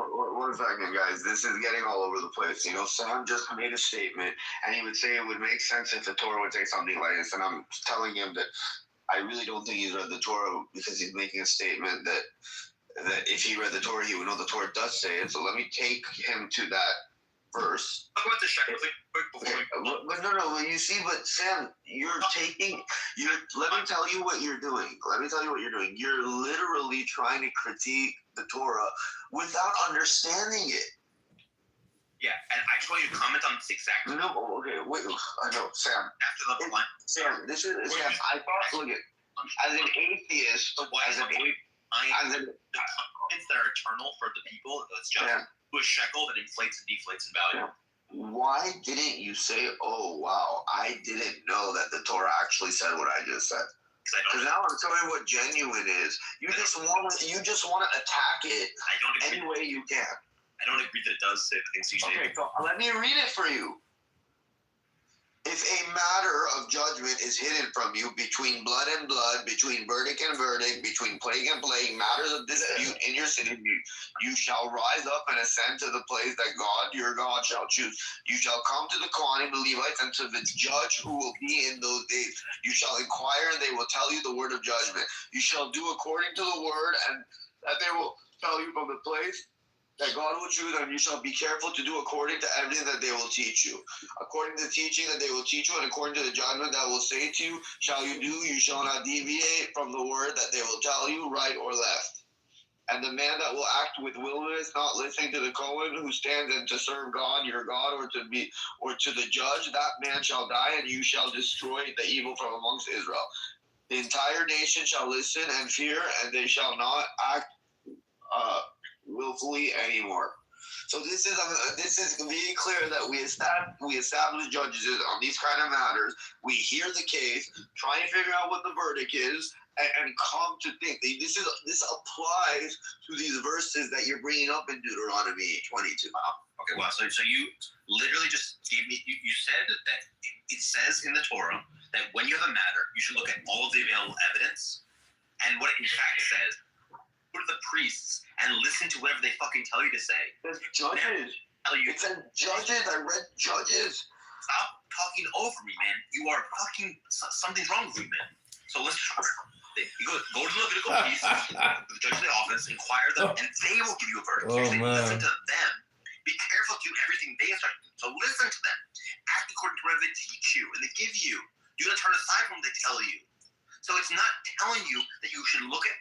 When you have ambiguous situations, look at all the available evidence. That is not what it said. You said it said that in Torah, but then you lied and said it said here because it has nothing of the sort here. I really don't understand that when you have judges looking over cases and trying to figure out what actually happened, literally this is what these verses are saying. It never says that they'll do that. What? Or you go read the verse that you want me to read it again for you? I just read it out loud. Okay. It says you listen to the judges. I look really, at all of the available evidence. here, I'm gonna read it again. If a matter of judgment is hidden from you, between blood and blood, between verdict and verdict, between plague and plague, matters of dispute in your cities, you shall rise up and ascend to the place that God, your God, shall choose. Okay? So you shall, I don't know what more you need of this. As you do is to listen to the judges. It doesn't tell the judges that they should look at all the available evidence. That verse Tell them to use the scientific method. This verse is consistent with judges doing some really evidence-finding system. So, all it's saying to you is listen to the judges. It's not judges what sorts of evidential standards they should use. Okay. So Sam, again, I told you this. If you go to the oral law, it will explain to you what this all means. But you don't want to get that part. And then you said it says the thing because it's saying for you to get information from verdict for to figure out things. So you say that I'm the liar, but when you say that. But when you went to Deuteronomy 22, you went to Deuteronomy 22. So you said that it says in the Torah the thing which I said, which is that you should look at all available evidence and consider matters as all the evidence they have available to them. You said it says it in Torah. You gave me a verse to look at where it says it in Torah. Then it didn't say that in the Torah. So now you should say, I was wrong. I, in fact, didn't know it was in the Torah, and I was factually mistaken about what is in the Torah. I'm sorry. That's what you should say if you're in any way reasonable. You shall go to the Kohanim, the Levites, and to the judge who will be in those days. You shall inquire, and they will tell you the word of judgment. I don't know what more you need, but you follow this same exact system in whatever country you're in. Okay? So you need to understand that even though the Torah says certain things, you were completely, you asked me what kind of Jew I was. I told you an Orthodox one. When we went over Deuteronomy 22, it was very clear that you admitted that screaming out can imply what he's trying to say, and not literally that we're taking the test. And when you go to the Talmud, I told you it will break down what that means and many circumstances of cases in that sense. But no, it's not good enough to you. And then you went to this. The Torah is going on a killing spree and trying to just put people to death left and right. When I'm sitting here, that's why you went to this verse. I never said. When you asked me why is the virgin who shouted or didn't shout would be put to death? That's what you said. I never once criticized them for being evil for killing people. Although it is evil to kill people for such minor infractions, I did not bring this up in this debate. So why did you go to this verse? The things that I am bringing up in this debate is that the Torah is saying dumb shit. It's saying irrational stuff, such as that you should use rape as a proxy for, screaming as a proxy for rape. That's stupid. And it's we just both acknowledge that it's also stupidly tying punishments to a shekel, which is a specific currency which can inflate and deflate or be not used at all. So then you are using this sort of very contingent thing, whether or not a shekel exists and how much it's worth at a particular time, like what the fucking inflation policy, what the what the policies on shekels are this in a particular year. You're tying your God's law, God's eternal law, to a fucking particular fucking shekel currency at a particular time and day. Like, it's fucking insane. It's actually irrational that you would think that God would write something like that. Okay, well, I mean, look, man, if you can't see here that the ethical and legal reasoning behind all this, I don't know what to tell you. Again, I tried to tell you that the Torah distinguishes between voluntary sexual misconduct and sexual assault. Okay, using streaming as a proxy is like a practical like way. You know, they didn't have like forensic kind of evidence. I told you this during that time, and the oral Torah literally breaks down, you know, what the woman's actual consent is or intent was, and the circumstances behind this, and you're just sitting here saying, well, no, I'm reading it the way it is, and it sounds stupid. Even though what I'm telling you, there's more to everything in the Torah that you read. So until you go and read those circumstances and what it, wait, one second. Until you go read those circumstances, and all those things that are there, what I told you in the oral, maybe that will open you up a little bit more onto what this is actually saying. I really don't know what that is. Bro, can I ask you a question? Why do you like? I'm seldom in this position where, so I don't really know how it feels, but like, if you think someone is like criminally underread and is like really confused and ignorant on the topic, and then there's someone like Sam who basically, at this point by your life, is just being obtuse because he just doesn't know the things that he's commenting on, and like you've explained that to him many times, and he clearly like just hasn't done the research. Why would you keep pursuing it? Why would you keep responding and keep doing it? And why wouldn't it sort of be like, you don't know, arms folded, I'm done? Okay, because I'll tell you why. That's actually a great question. Sam, whether he wants to acknowledge this or believe it or not, he's a brother of mine. He comes from the same nation as I do. Even though I don't distinguish between, you know, Jew, Gentile, but he's a part of the family. I mean, you just did. But that's irrelevant. Even if there was a Gentile. No, Habibi, the point I'm just making is that, like, he just hasn't read it today. So you telling him go and read it, there's only so many times you're going to say that. You know, like, what else is there to say? I realize that, and that's what I'm trying to get into. I would at least tell Sam, before he starts picking chapters and verses in the Tanakh, to just say this doesn't make sense, to take years to study it. You know, 24 books, 929 chapters, 23,000 plus verses. You know, that's silly too, though, no? Because he's obviously told you, like, just to be clear, I'm not saying that he hasn't read it or that he's ignorant, right? That's not I'm saying it's just that's what you think, and like clearly you're smart enough to recognize that, like, based on what he's saying now, he's not the kind of person who's going to dedicate years of his life to this. So, like, here's the alternative, right? The alternative, the alternative is that you're prevaricating and obfuscating because you don't really have a good response, or you're too confused to understand what the critique even is. That's the alternative hypothesis, right? I feel like the more you just respond to him and sort of like bang your head against the wall, it seems that one's more likely. That you just don't really have much to say in response. You're just like really confused. You're offering up garbled, rambling nonsense in response to what he's saying.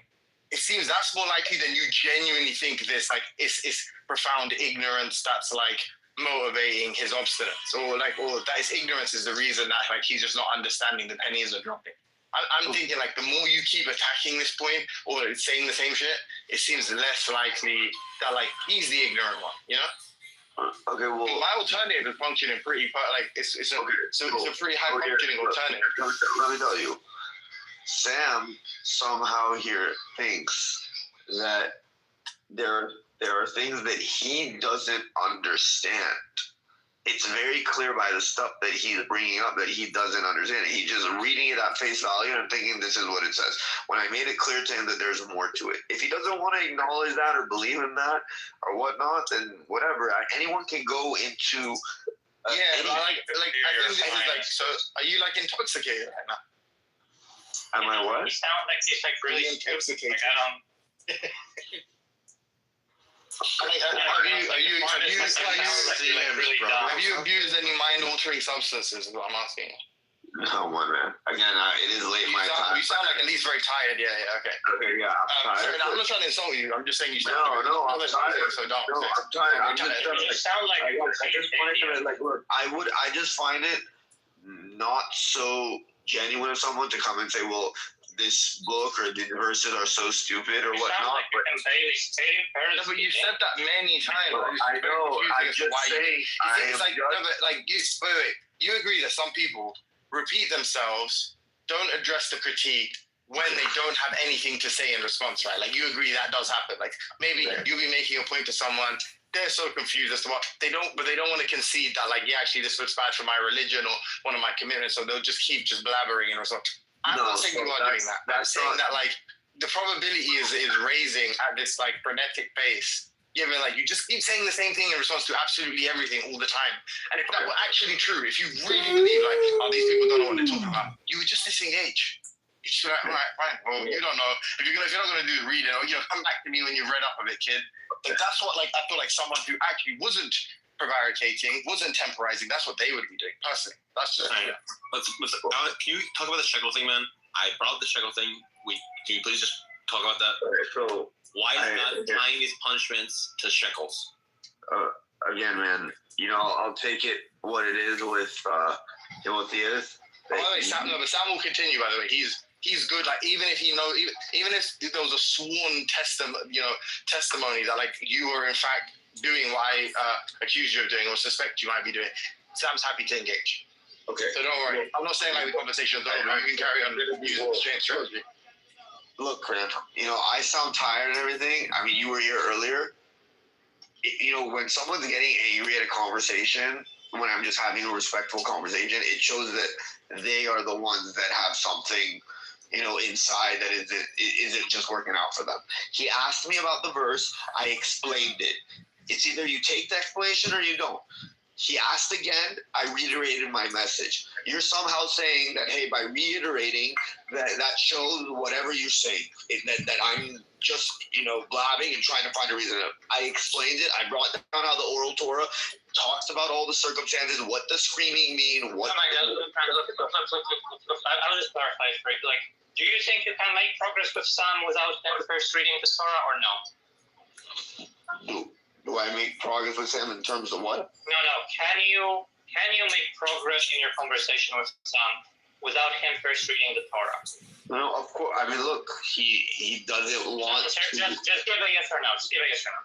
Can I make progress with him? As of right now, no, because he doesn't take anything. Okay, then stop talking to him. Then disengage, yeah. Just disengage. We were just having a conversation. To have the conversation. You can't make progress. Okay. If you believe that, what you do is you disengage. You say, Mr. Sam, we can't have progressive dialogue. It's done. And then you go to sleep. That's fine. And in the morning, you sign up for Alcoholics Anonymous. Okay, Andrew, I don't mind having a conversation with them, but whatever it is what it is. Look, man, just put down the bottle. It's time to sleep. Good night. Okay. Well, I mean, look, man, this is what happens. Just press the little microphone icon. And you want to press that, like, leave quiet. I don't think he's going to touch us. I think he's just quiet. Can we stop having the meta, guys? We just stop having the meta. Stop talking about whether or not we should continue talking, and can you just talk about what it sounds like? It sounds like you're cock blocking me right now, Sergio. Like, yeah. Yeah, I don't. Timothy tried and failed. Look, I'm going to the meta.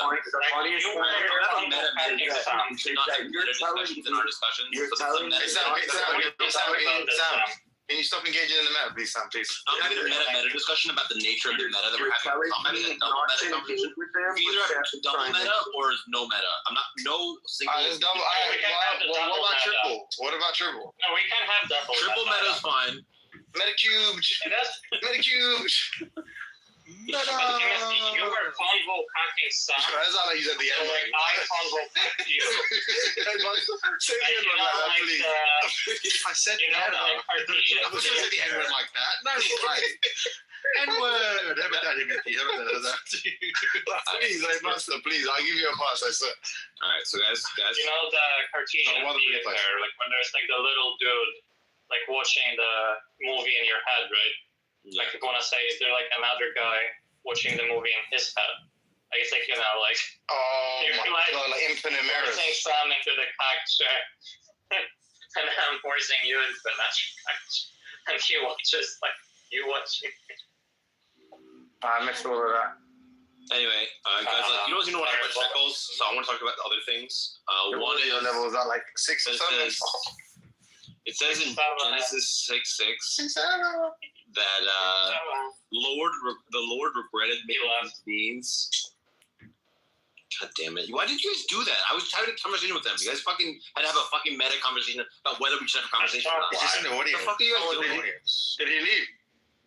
Sorry, I can't see He's what's in going the on. audience. He's in the audience. I- Oh, who moved him down? Nobody. No one moved from them. Who's Why down do you- there? Alright, in the future, if I'm having a discussion with someone and you guys start meta blocking me about talking about whether we should be talking or not, I'm just gonna move you guys down. Just give you a heads up. I mean, to be honest, I don't know. Like, if you do that, I'll probably never come back to the room. That's fine. Like, if you ask me, I don't mind. But like, I asked you to stop meta. I asked you to stop having the meta conversation you about asked me a whether. second ago, and you did it like so for jovially, and you started joking about double meta. Like, don't be weird and like make it serious. If you just actually want something, like, yo, dude, like, bro, you got this weird way of just like going from 0 to a million. Like, show some fucking respect to other human beings. If you are cool with someone and if they're doing something that's annoying you, just talk to them like how you should be talking to your friend. Like, yo, don't do that. Like, we threatening to move me fucking down. We're okay. Imagine, like, and think about how sensitive you are. If I did that to you, just admit, like, you were just like, empty. You know, why are you talking to this guy's guys? I really actually moved you down. No, I kept trying to bring the conversation back on track. Fine, I kept trying to talk about the shekels. Guys, I tried to talk about the shekels. I tried to talk about the fucking Genesis 6:6, and it kept just going back to the meta. It's just fucking. I mean, to be honest, ironically, when I jumped in, he was just like rambling, saying the same thing again. And I was kind of almost like, I was trying to do you a service. So I was just like, bro, like, do you like recognize what you're doing? And I was trying to do him a service. Well, to be honest, I don't know. I just wanted to. I tried to help him earlier.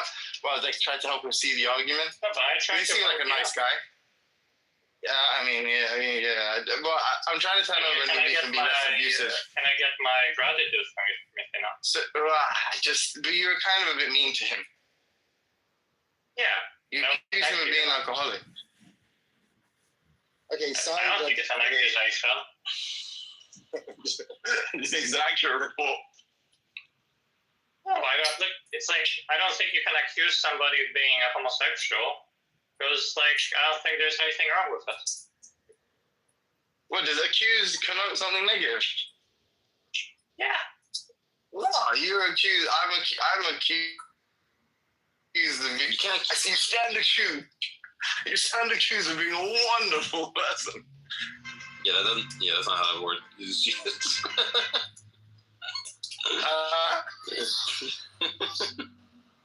Well, careful, Timothy, because I might accuse you of not knowing the English language.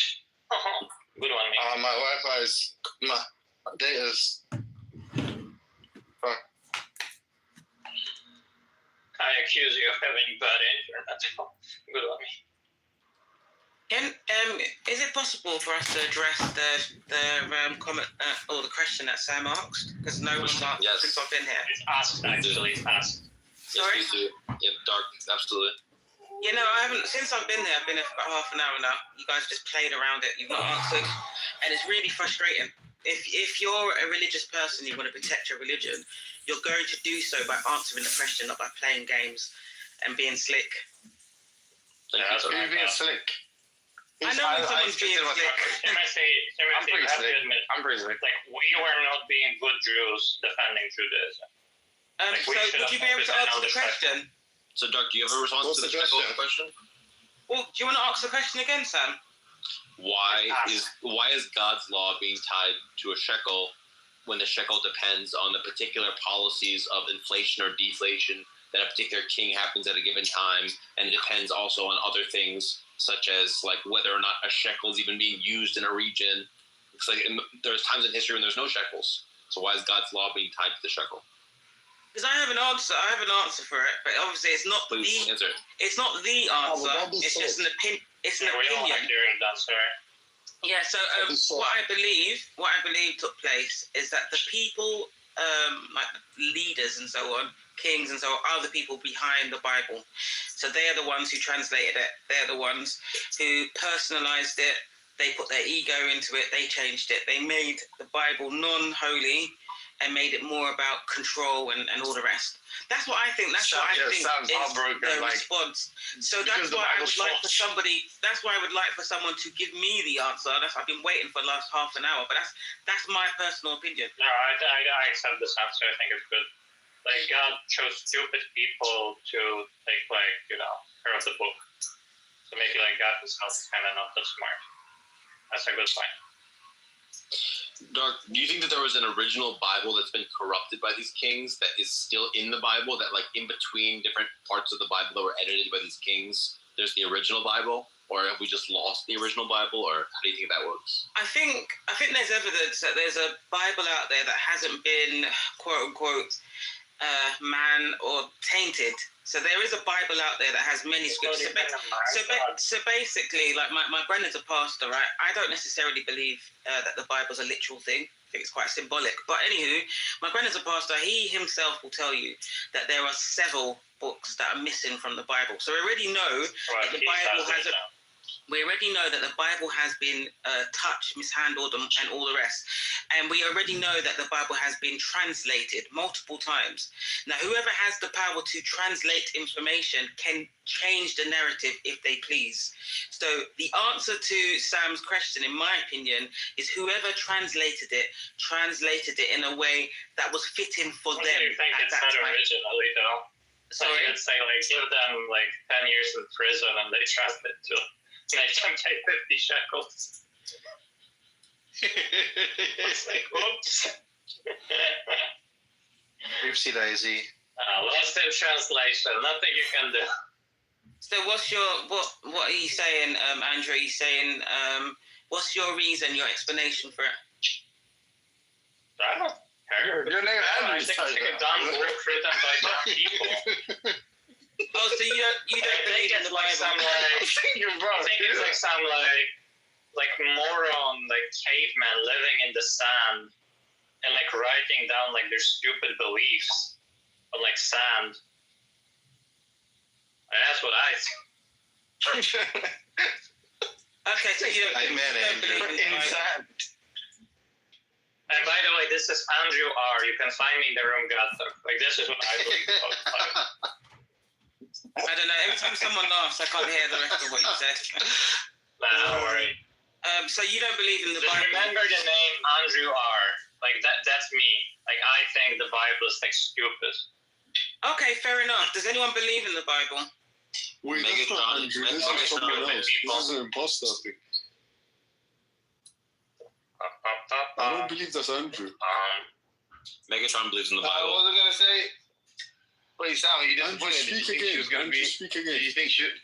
Shut up. I was hoping she'd be a defender. I was hoping she'd defend the shekel thing. Hey, the person I said shut up to, I'm sorry. That was a mistake. I apologize. Timothy, you went too far. You went too far. You went 0 to 100. You always do that, Timothy.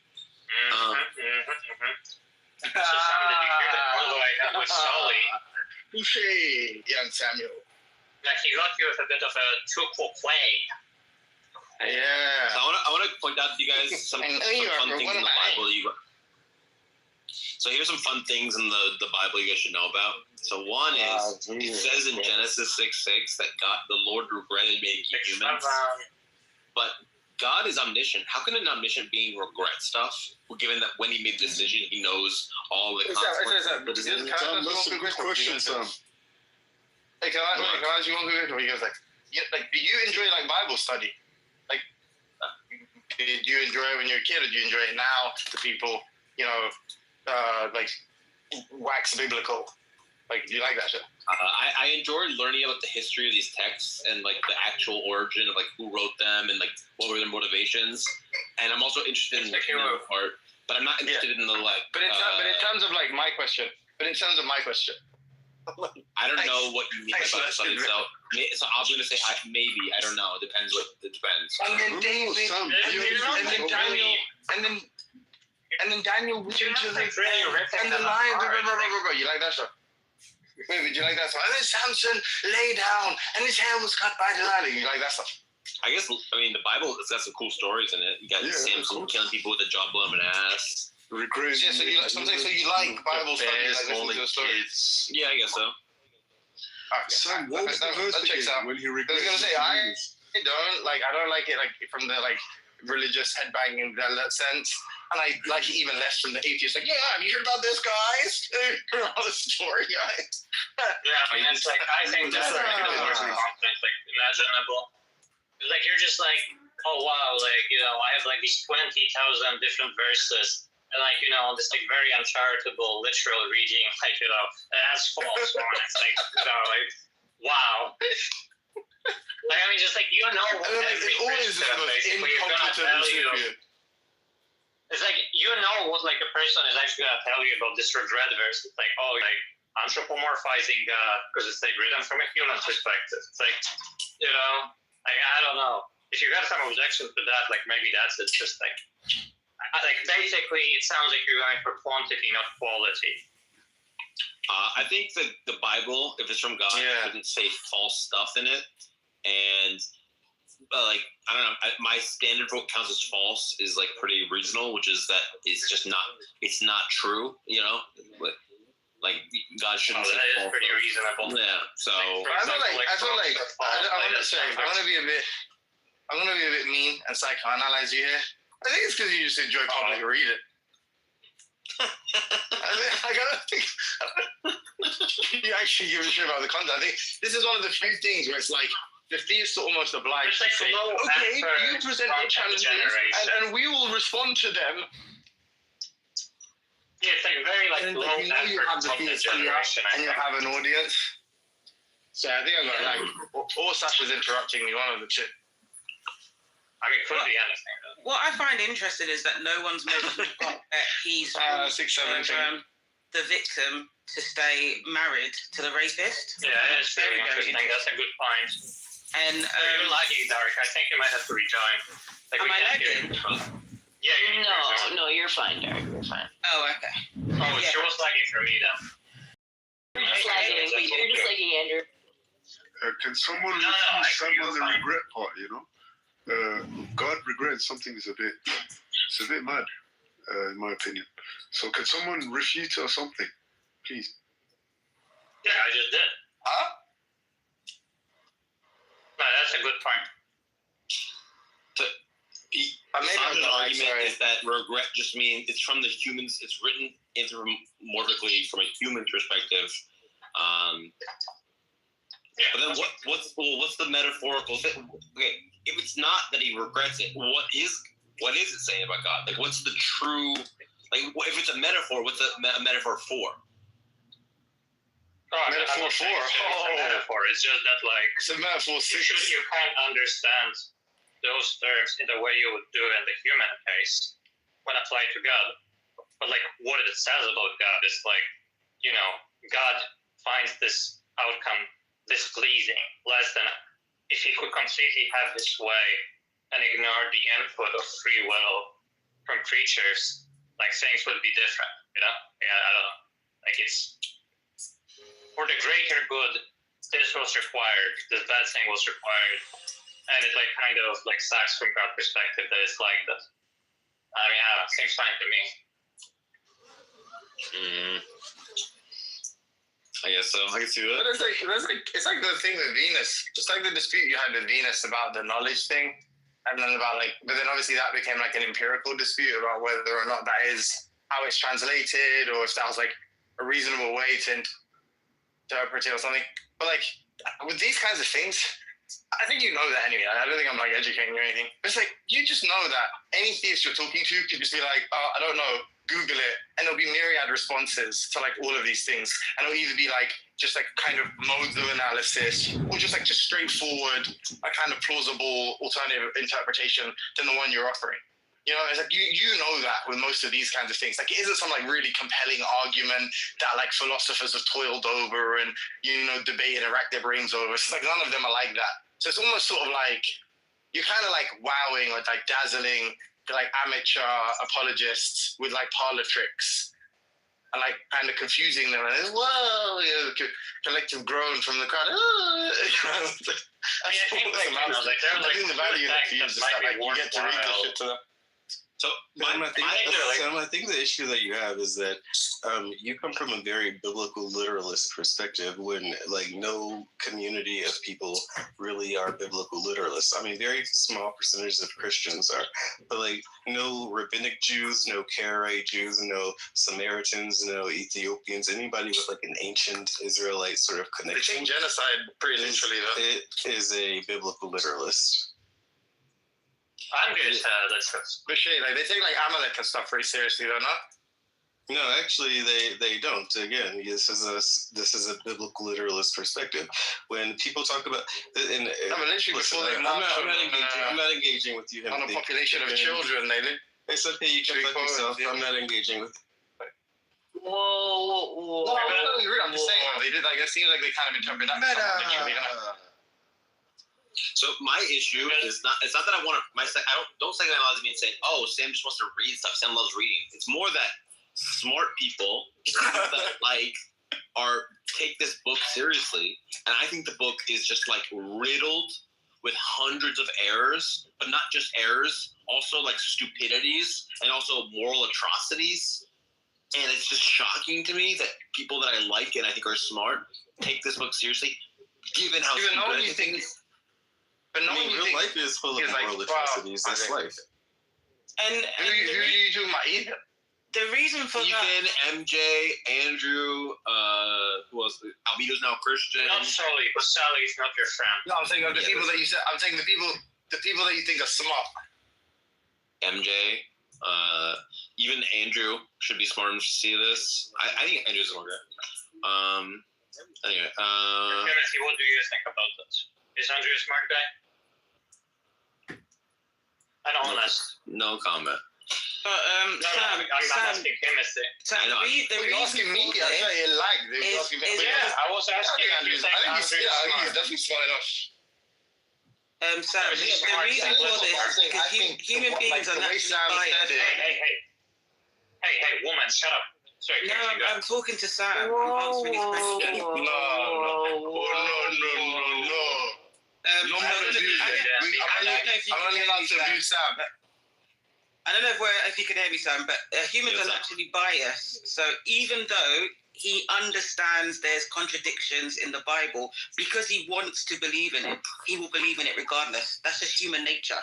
It's the same thing if you've got a child and your child's done wrong. You know your child's done wrong, but because you love your child so much, you will come up with a reason for why it happened and why your child is not actually the person. Sometimes you have a fair, logical. Sometimes as a parent, you're quite fair, but I'm talking generally speaking. It is human nature to look past the holes. And look past, when I say holes, I mean look past any contradictions and so on, just to fit your own personal narrative, because you personally want to believe in it. I don't think it makes you necessarily dumb. That's why I'm speaking. Do you think that this could be applied to what you're saying? I think it's just people just strongly are biased. Even the people that are against it, even when they're like, I don't get the point. By the way, I think we need a few more examples. I personally could debate both sides. A few more examples so everyone gets the point. That'd be great. Yeah. Like I really have no idea what you're saying. So if you could that's absolutely fine. lay out an illustration. I don't expect you to understand, to be honest. No, I mean I don't think anybody gets it really. Maybe like. I wasn't talking to you. I was talking to Sam. So he. I don't think Sam has any idea either. That's like at least 10 more examples. You cannot speak for somebody, and that's the bias I'm talking about. That's the bias I'm talking about. When you need to believe something, you need to believe something. You also feel the need to believe speaking for God right now. Sam is thinking. That's the bias. No, you're speaking for God right now. Can you stop speaking? That's the bias. That's the bias, and I'm a human being. I said we all have it as human beings, where we are naturally biased, and so regardless of the hypocrisy, regardless of the contradictions, regardless of it, you will look past the contradictions. You will look past the contradictions in order to fit your own narrative. That is the ego. So it's not always in your situation. You're thick, that's fine. But in most people's situation, it's just this need to feed your own ego, and that's where it comes from. It's not always that people are thick. It's that people need to soothe their own ego. So because you want to believe in the Bible and it makes you feel good, you will look past the contradictions to make yourself feel better. That is the answer. Can you just Sam's question? We heard the first and the second.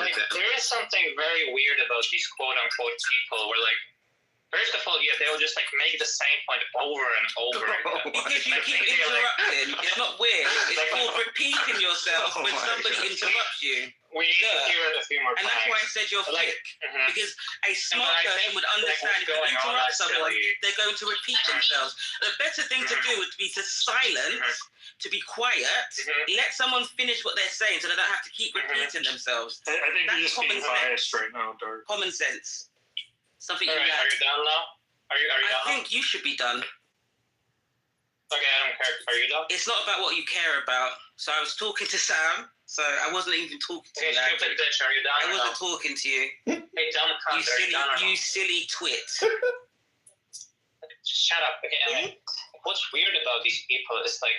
Yeah, we can all interrupt people. We can all interrupt. See, the same respect you gave me, I can give back to you. You interrupted me, I can interrupt you. See how it works? Okay, guys, let's have a reset. Let's have a reset. Hey, Sasha, Andrew, don't interrupt her, and then Dark, and then obviously you got a lot of just then. So then let's Yeah. That's a good point. Yeah. Andrew, I'll go for a sec. Yeah, thank you. Don't be mean, Andrew. Like, no, I know. Like, what's weird is that, like, and I'm not saying this about anybody's. Like, stupid people have like this tendency to just, I think, like, forget what they themselves are saying. So they kind of like surprise themselves with their own point and sort of like think like, oh, I need to restate this because like I just heard this point and it's completely novel. And it just like loops endlessly. And another thing is like really weird about them is just that like once something gets queued up in their dumbass fucking brain, like they just can't help but get it out. So it's just like, you know, like response queued up. You're giving the best example right now. Need to finish it no matter what. Like it doesn't matter if somebody interrupts them. You said they're giving the best. Me. Carry on, Andrew. You just got shaded. She just shaded you. That was kind of cold. I'm gonna lie. No. But it's like just they have it. Just like, you're doing it again. You're doing it even more. Yeah. This is painful. But carry on, Andrew. I'm just starting from like the sentence. Zabu, we are not friends anymore. Zabu, why are you doing this? Yeah, great story. Can we guys get back to the Bible? And by can we, I'm saying we are going to, and we're just turning to that. How do you not see the matter is better? Son, give us another objection. Like something about like how God has a head, but like he doesn't have a body. Great objection. You go to like how he created the world in 7 days, but like actually he says it wasn't created in 7 days. Alright, so here's what I Monster, man. In Judges 1:19, Hey, in Mela, Judges 1:19 translate. it says, "And the Lord was with Judah, and he drove out the inhabitants of the hill country. But he could not drive out the inhabitants of the valley Hey, because Mela, they had translate chariots the and recipes. Did they have cars back then? That's like Why is God not powerful enough? Why is God not powerful enough to, to deal with chariots of iron? That seems like God's supposed to be omnipotent. That's ridiculous. Checkmate theists. I don't know how like anybody can be a Christian given that. No, like literally all these like basic bitch like new atheist things like this do in fact falsify it. Like it's actually a falsification. Yeah, absolutely. I mean, it's like falsified they 1,000 do. times over, basically. No, but I like Sam. I fuck with. I think Mike Dillahunt needs a chat. My just thing is that but what you need to do is the kind of like you need to be dismissive. Like I think it's per contra to our goals. So I'm gonna read this for you. It's more kind of like look how silly and stupid this is. So dumb, like dirty hard. Like you should feel insulted to have to read that out loud because it's just literally popping. What was your question, son? Why does God say? That's my new atheism. Real shit. It says in the Bible that God is not strong enough to handle iron chariots. I'm gonna start my own Google Doc for this. And that just seems like a problem. Because they're interrupting, I can't hear, so that's the thing. And I don't know if anyone else on the stage is going to be able to interrupt. Sorry, Andrew, leave. Let's let them have their conversation. Yeah. No, I'm sorry. I am one of the clowns. I'm sorry. I'll stop. Andrew, stop as well. Yeah, but Doc, why are you interrupting when they're interrupting? I can't hear what Sam has to say. So that means that we can't have a debate. Don't interrupt. Can you not talk when I interrupt? Oh, Sam. Oh, I love Dark. So you don't have any credit with me left, sorry. So when it comes to this is an old Arab proverb that when you bring a clown to a palace, he doesn't turn the clown into a prince. He turns the palace into a circus. So Andrew and Timothy here are turning this place into a circus because of their clownery. I just tried to get it back on track. You just said that you guys have a conversation. So I just literally said the opposite. Wait, are you slide? Am I? I'm going to go back to the topic actually. So listen to this. This is Luke. Wait, I'm doing the Bible. This is Luke 1. Luke 1. Many have undertaken to draw up an account of the things that have been fulfilled among us, just as they were handed down to us by those who from the first were eyewitnesses and servants of the word. Wait, how can you serve the word? Like, what does that mean? Like, a word is like a thing in like language, and like you're like a servant of like a person, and like words aren't person, so like that makes no sense. Did you enjoy reading it out loud? I did. Andrew, like, why are you so fucking stupid? Like, why do you think that like people can serve like linguistic units? Are you fucking retarded? Base. But yeah, let's return back to the chariots of iron, Judges 119. I mean, I think the case is done with this. No, can I get an apology though? Because like I was literally fighting to get your conversation back, and you accused me of being. And I was trying to get back to the Bible. And next time, Samuel, can I have an apology? Hey, meta clowns, how about we not have a meta clownery discussion right now? But basically, you're engaged in that because you wouldn't just apologize. See, that's the reality. People do this thing with like, you're engaging in the meta. Back to the topic. I'm just saying that isn't in and of itself meta. Yeah, but no, let's just get back to the topic. Let's not be emotional. The way that you don't engage in meta, as you said, Judges 119, and the Lord was with Judah, and he drove out the inhabitants of the hill country, but he could not drive out the inhabitants of the valley because they had chariots of iron. Why is God not able to handle chariots of iron? Christians, answer this or else leave your religion. You can't answer why God is unable to handle chariots of iron. You have to leave your religion immediately. Those are your only two options. And rationality compels it. Leave it. This is Luke 5. By rationality, he means Scott Alexander. Wait, sorry, this is Luke 7. That they were childless because Elizabeth was not able to conceive. Wait, like, how is that a sufficient explanation that she was not able to conceive? Like, she might have, like, had children before and she just can't conceive now. Right? So it's like how is that, that's like really stupid. Like, I'm an explanation. That's not an explanation. Sam, show that you're sincere. Yeah. Find us a confirmatory passage from the Bible. How about show us that you're a reasonable chap? Find me a verse from the Bible. That you think confirms something in reality. In fact, create a document and let's tally them up. Let's see, if there's more confirmatory passages. Or this it does say that Moses walked, and people do walk in places, so that's no. True claim. No. Like a surprising prediction. Something surprising. Something that we wouldn't expect. That God would tie his eternal law to the shekel. So I feel like I've already got you that one. Surprisingly confirmatory. You think that's surprising? You think that's surprising in an unexpected way? What other way is there, Timothy, if you feel like this? Hold on. In a disconfirming way. It sounds like God is trying to show. Yes, I agree with you. She is a clown. It's that. I just found another passage, and I think this one really puts the nail in the coffin of Christianity. It's here. As if there wasn't like enough nails already. Yeah. It's just that these people live in still have to deal with damages, paying damages to other people. Hey, shut up. Anyway, the child grew I'm reading the word of God. What's wrong with you? Put some respect on Scripture. Put some respect on Scripture. We're having a friendly discussion. Let Sasha read the Bible. We're doing Bible stuff. And the child grew and became strong in spirit. Okay, what is it? Strong? The strong is like how much stuff you can lift, and like spirit is like a ghost, like Casper the ghost. Like that like can't be strong. He doesn't have like muscles or anything. Oh my god. I made a pleasure. Beast. And this Lots of was things just that I like disagree with this method, but I'm loving this. He's finding holes in the Bible. this is just like the first chapter of Luke, and we already have 3 dispositive contradictions. Yup. Got him. What does dispositive mean again, Sasha? Like decisive. Oh, okay.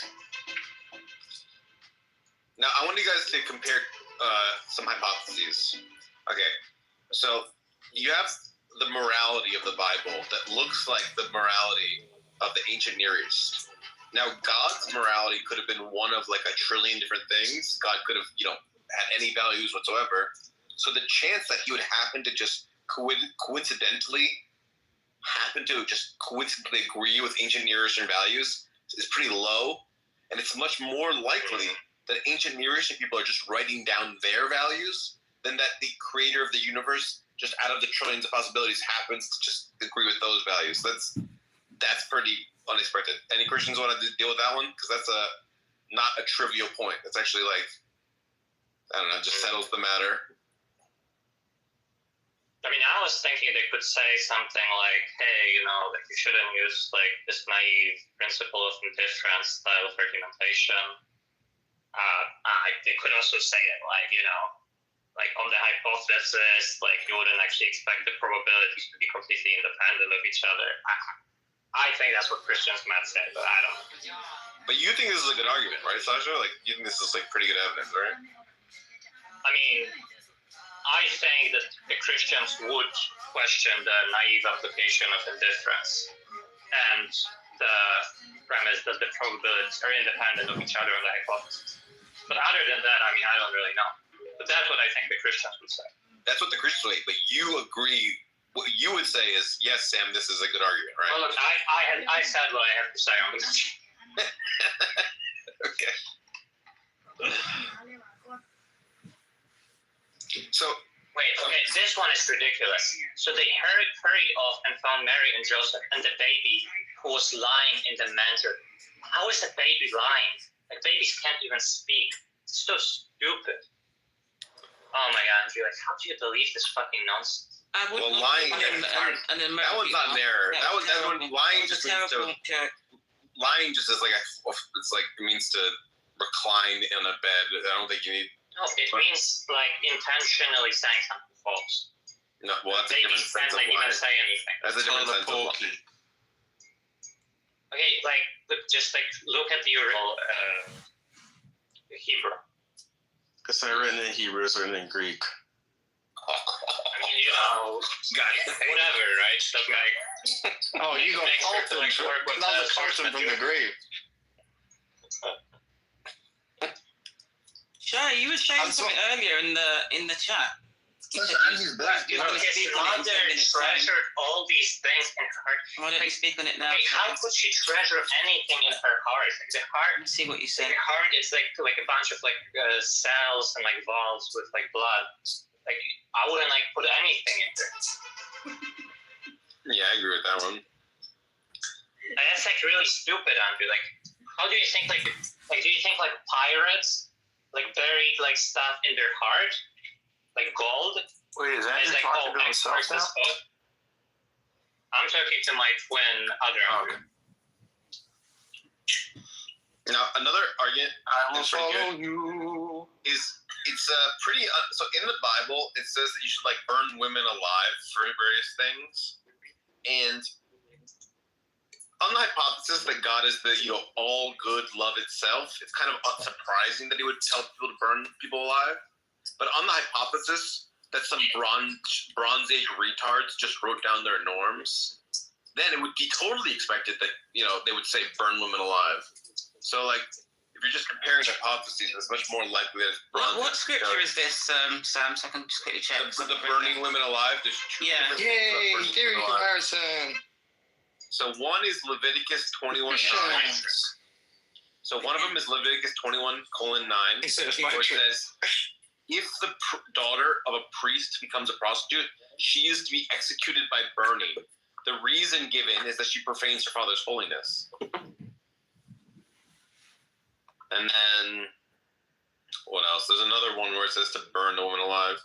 I think it's when a guy marries both a woman and her daughter. Yes, that's Leviticus 20:14. If a man marries both a woman and her mother, both he and they must be burned in the fire, so that no wickedness will be amongst you. So, God is love, but he's telling you to burn people alive. That's one hypothesis. Other hypothesis, Bronze Age retards wrote down Bronze Age stupidity. I feel like Bronze Age morons is a better hypothesis, guys. I mean, they're like, yeah, that's me, I don't know. I've never read that until now. Or if I've read it, I've forgotten about it. That's crazy to me. Yeah, isn't it crazy the Bible tells you to burn women alive? Isn't that crazy? No, but Doc, what are you? Because you said that you believe the Bible. Yeah. Like no, I think what happened is that I think people sort of had a more of a paganism type of I don't know, cult. Ask her again, Ed. Ask her again. And then I think I think the Bible is based off paganism. Pagan gods. And how do you identify religion? Yeah, how you identify. So in terms of religious. I don't know what the. I just don't know. There's a name for someone who doesn't know. Agnostic. That's it. Yeah. Agnostic. Yeah. So I'm happy to look in all directions. So when you came up, you yourself were like a believer, like you believed in the Bible. So because of that, you believe it was I don't think the Bible is literal. I think people take it literally. I thought the Bible was messages just of sort of enlightenment. So if you decode it, it's basically all the same stuff that you'd read in like Buddhist books or texts or things like Hinduism and stuff. The same sort of thing. I think it's about enlightenment. And the other stuff, I think, is added by angry kings and all the rest. Yeah. Also, I don't think that it says explicitly alive. It talks about burning, but not alive. It says they shall be burned in the fire. That's an interesting point. Yeah, I mean, it says they shall be burned in the fire. Exactly, not alive. Okay, so they have methods of like killing people. They kill them first, they burn them after as a sign of purity and purification. I did think that releases like toxins into the atmosphere. So it's like bad for climate. So I would recommend. It sounds like you were just assuming they did it that way, but the verse itself. On small scale, I think that on small scale, it's not going to make a difference in the atmosphere. It sounds like why are you speaking on behalf of the Christians, bro? Shut up. Yeah, Christians should defenestrate themselves. That's the thing. I don't think there are any Christians. Isn't it crazy, Sasha, how he's a black theist, right? And the first thing he did to correct you was tell you to learn the Greek. Oh my God, that's crazy. Wait, he is black. Yeah, you got a problem with that? Now you're black. People in here, bro, in here. Ooga booga. Is that no, in here he's like mad refined and shit. But I caught him in a room and whoa, chill. Why are you being racist, bro? Chill out. So someone who says that someone should learn Greek, saying ooga booga is kind of like lame. Yeah, one piece of evidence. Do something about that, please. No, can you I endorse any slurs Shy wants to call you. I just fully endorse them and sign off on them. Wait. Okay, so all right. Okay, so then when you're in other people's rooms and someone calls you the K word like toast, it's fine for us to just endorse that too, right? Like you wouldn't be offended. You wouldn't think there's anything wrong with that. I'm just joking. Anyway, now, back to the Bible. now, make him Back to the descend. Bible. Sam, make him descend Back to the Bible. immediately. No, thank you. Move him. No, thank you. Back to the Bible. Spank him. You can his people up or no? So now we feel you. It says in the Bible, if a priest's daughter defiles herself by prostituting herself, she prefers her father. She must be burned in the fire. It doesn't say her corpse must be burned In the fire. It doesn't matter. if it But you says- are if it says wanting her to corpse- if it attribute said a her life corpse- to it. If it It's- says her but- corpse should be But burned, if you're gonna take it literal, then take it literal. Like it's nowhere it says alive. the corpse is not her. It doesn't matter. It's a corpse it is doesn't not say you. alive. So if it says she should be burned in the fire, it's talking about her alive. When I say it only would be No. it only would be her corpse. If it said her corpse, then I would agree with you. It doesn't say her corpse. It says her, which implies aliveness. What do you do with those? It doesn't. If I said I'm gonna go hang out with my mom later Is it because just fashion? that she's alive. They talk about fire as a Is piece it of just purification, you know. So you are That's implying that Is it's it alive. just fashion? The fact that it's referring to her as a she Come back. and not it or the corpse or them You implies that we're talking never about her being refer to alive. a corpse. Show me anywhere where it talks about a corpse or an it after it's dead. You normally say like. Would you refer to your another critique. Would you refer to your grandmother as an it because she's dead? Yeah. You'd say her body. You wouldn't say. You'd say. But no, Sam would refer to his grandmother or their body as a smoke show. I mean, that's a fine piece. He'd be like, babe. He'd be like, well, the babe. Wait, but I found another Bible You talking about that babe right there? Bible contradiction. I call this the biblical dilemma. Okay, so this is Luke 6:43. Okay, it says, "No good tree bears bad fruit, nor does a bad tree bear good fruit." Okay, like if that's like a synthetic claim, it's like false, and if it's analytic, it's trivial. And like, why is God like putting trivial stuff in the Bible? It's like a pincer argument. It's like symbolic. Again, is it analytic or synthetic? The symbolic statement. Okay, you're not answering. I don't want to talk. So it's not literal. That's basically what I'm saying. I think it's analytic. Andrew, I think it's analytic. Yeah, okay, that's trivial. It's trivial. And then I think it's trivial. I agree. And then the Bible. Yeah.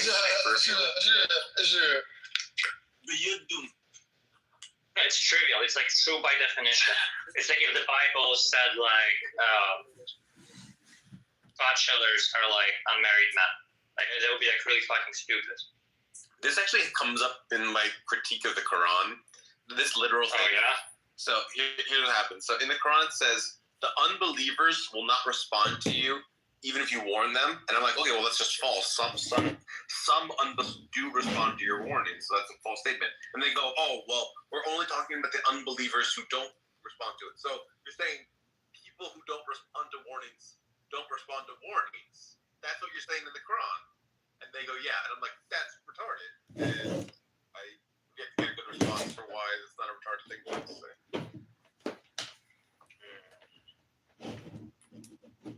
Andrew, what's your view of the verse? Is it like a set of analytic or synthetic truths?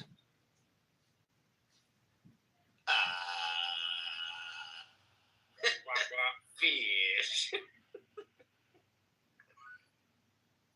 No, but I actually had a reasonable conversation today with Andrew. So it's like Andrew has this like crazy view that if God tells you that like rape is good, then you should think rape is good. And like I explained why that's false. But God knows everything, Bubba, and He's omniscient and all good. So if He tells you, you should just believe Him. Right, Bubba? Yeah. And then I gave a reply. And like Andrew's like, oh my god, I never thought of this. Oh. Wait, do you think Are you that if trying God, to turn Andrew into an atheist? wait, Sasha, if God has the power to do anything because He's omnipotent, can't God 2 + 2 is 5, and then you should believe it should if I will. Like, because he can make me do it. Like, by force doesn't mean that that's what I should have done. Yeah, I agree with that. What do you think that if I did come to my a person who I thought was a true epistemic superior, as in like God, I would just believe him on anything he told me, pretty much. I think like even things like 2 + 2 is 4 are fine, rather. Like I would just like And okay. the problem with that is that like to actually go from like, oh, he is like an epistemic superior and he said this, so I should believe it. Like you need to employ a lot of the tools that this reasoning is asking you to throw out. I mean, like the example I talked about boundaries, like I mean, like, you know, what's going on when God tells you, like, you know, suppose God told you 2 + 2 is 5, should you believe? It's like, you know, maybe you think, oh yeah, I should reason like this. Anything God says is true, and God told me 2 + 2 is 5, so therefore 2 + 2 is 5. It's like, okay, there what you're implying is something like modus ponens or whatever, right? Like modus ponens plus universal instantiation. Like, okay, but then like how should you reason about the following case? God tells you modus ponens is invalid. Right? Like, you know, it seems like to conclude that it's invalid, you need to assume it's valid. And you know, there it's sort of like easy to see why it's not so straightforward. But I think this actually generalizes to like a lot more like a priori sort of space. Yeah, I can see the point. Like you need a toolkit to reason about the scenario. Yeah, I agree. And like, you know, if the conclusion is supposed to be like, well, just throw anything out of the toolkit, like it's not actually obvious what the result would be. Yeah, I agree with that. I mean, if now I'm trying to think. I'm actually pretending talking to God, and God just says, like I don't know, modus doesn't work. I mean, I'd be like, I don't know what that, like I think I would just say I believe you, but I don't know what that means, right? I think I would just say I don't get it, but I agree. Or something. I don't even think that's that crazy. Like that it doesn't hold every time. What do you mean? Like if it's false, it just means it's not necessarily true. No, but I'm not saying it's crazy that it doesn't hold. What I'm saying is that to go from God is a truth teller and tells me this, so I should believe it. You need something like modus ponens, right? So you know, like you need to employ what it is that you're supposed to be rejecting in the hypothetical. Couldn't you just use a different inference rule?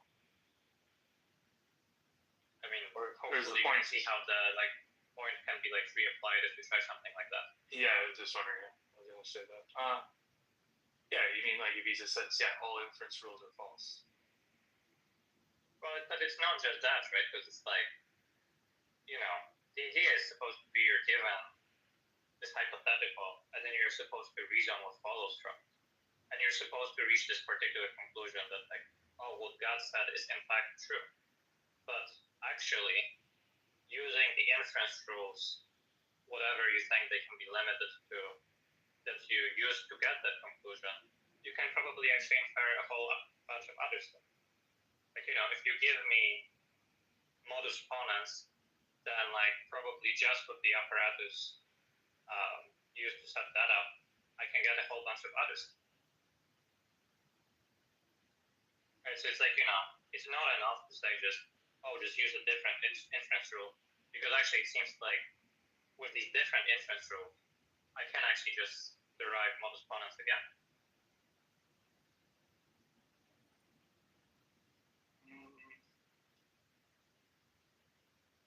Well, if he says, what if he says you can't reason?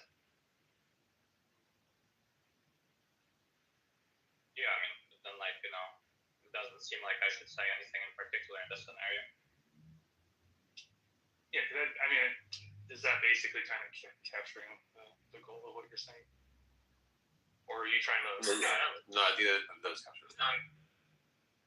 I mean, sorry, maybe I'm misunderstanding that, but I mean, I'm saying that like somebody wants to push you that you need to accept this because God says it. Like to actually do that, you need to reason through the scenario. And I'm saying if you're reasoning through the scenario, you need a bit of like other machinery that, you know, might actually give you like, oh, actually, you should reject what God is saying. Like you're saying what God is saying is false. Yeah, I mean, I think that's generally right. I mean, basically, the way I would imagine is like if that guy said that, I would just say that guy's not God. Oh, sure, but I mean, they're saying like X hypothesize it is, and then they're saying like, okay, and therefore you should just believe them that like modus ponens is valid. But my point is, since I'm using modus ponens to reason about the scenario to like reach my conclusion, another conclusion I'm able to reach is just modus ponens is valid. So I mean, it seems like I can actually reach both. And now we're at explosion or something. I don't know. Oh, are you suggesting what you should do? Sorry, what? Are you proposing like what we should do in this scenario?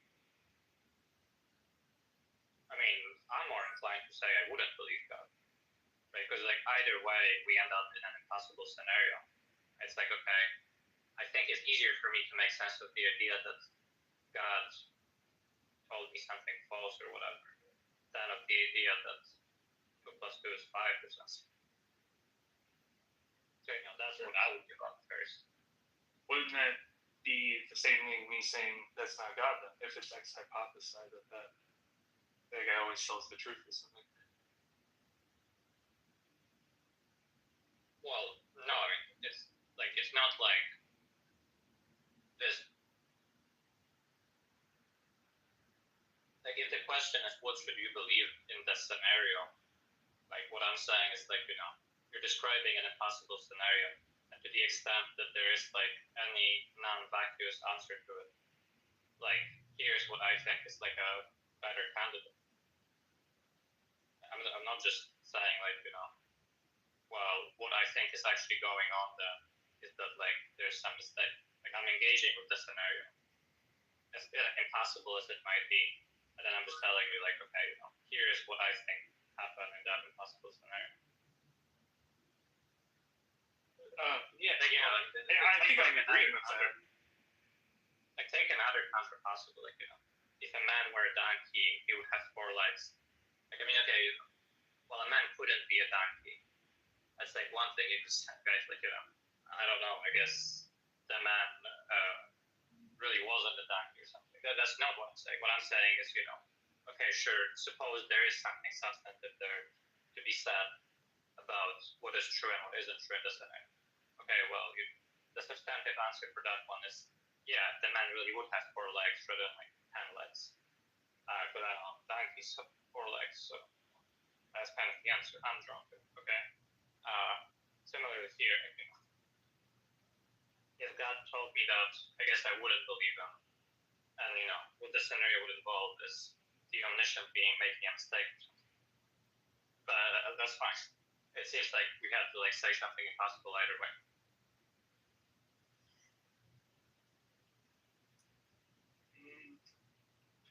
I toyed around with the idea of like, are there times where I should just not trust any of my faculties and just say, listen, none of my faculties are reasonable, and I have no reason to believe anything versus anything else, and then just I'm completely in an epistemic black hole where nothing I believe, including that this itself, should I believe with any reason. And I'm saying like maybe I don't think I should like ever like for pragmatic reasons I should ever get there, but like if I was like forced by God to believe that he was omniscient or whatever, and then he also told me that my reasoning doesn't work, then I think I'd be forced to be in that epistemic black hole because I like can't doubt that that's God talking to me and that he's omniscient and all that stuff. And so then I'm now forced to. And once your reasoning collapses, like it seems like you're still gonna believe in stuff. You can still ask yourself, okay, well, you know, or sorry, just somebody in your state with that experience might still have some like requirements of rationality upon them. Oh, I think it's like, you know, maybe what you should believe in this scenario is like, oh, I just imagined this or something. I don't think that you should ever get to the black hole, but if God forces you into the black hole, then you're just there. And then I don't think that there's any, like, there's no more, like, rationality. There's no reason. There's no, even you believing stuff isn't evidence that it's true or not, because all of your faculties are broken. And then you're just kind of, like, epistemically fucked, but you're there now, because... I mean, it seems like this would just happen normally. Like, you would think, oh, there's this drug that just, like, fucks up your brain forever. And like, I don't know, maybe you were led to believe that you took it. You know, that could just happen. I mean, I wouldn't think that person is just like forever out of bounds with rationality. Oh, I do. I think they're just permanently cooked.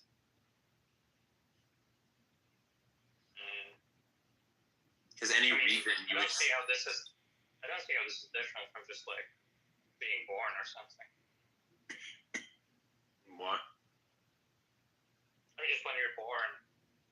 I mean, so when you like first like having like thoughts or something. Maybe that's really maybe it's later, but just like, you know, once you're first having thoughts, like what's your epistemic situation like? You have some beliefs, and maybe you have some opinions about whether they're justified or not. But like, you know, maybe like I guess at the start you just don't have any opinions of whether they're justified or not. And like then you form the concept of, oh, some of my beliefs are justified or not, and you say, oh, this one isn't. Like, you know, okay, like for the person who is at the point in time where like none of their beliefs are justified, like, okay, that's a belief they have, but they still have a whole bunch of other beliefs.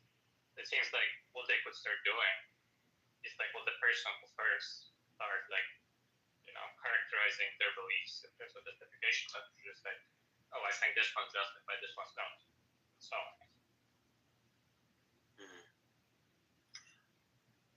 I don't. When I was first born, I didn't have the belief that like none of my like intuitions are reasonable or any of my like a priori knowledge is unreasonable. I don't have this thing where I'm in the black hole already. I like already just come sort of pre-programmed to like feel justified to believe certain things. But if I do come to believe, you don't have the belief that any of your beliefs are justified. So what you might start doing. Well, I mean, you're not literally doing that, but you imagine like the epistemic process is like, you know, you just say, okay, I'm going to deem these beliefs justified based on these criteria and go from there.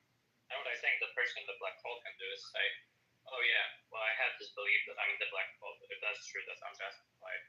So I guess I'm dropping that belief. Okay, well now I don't have any beliefs about whether I'm justified one way or the other on anything. Okay, I'm deeming these beliefs justified. So, yeah, let's go from there.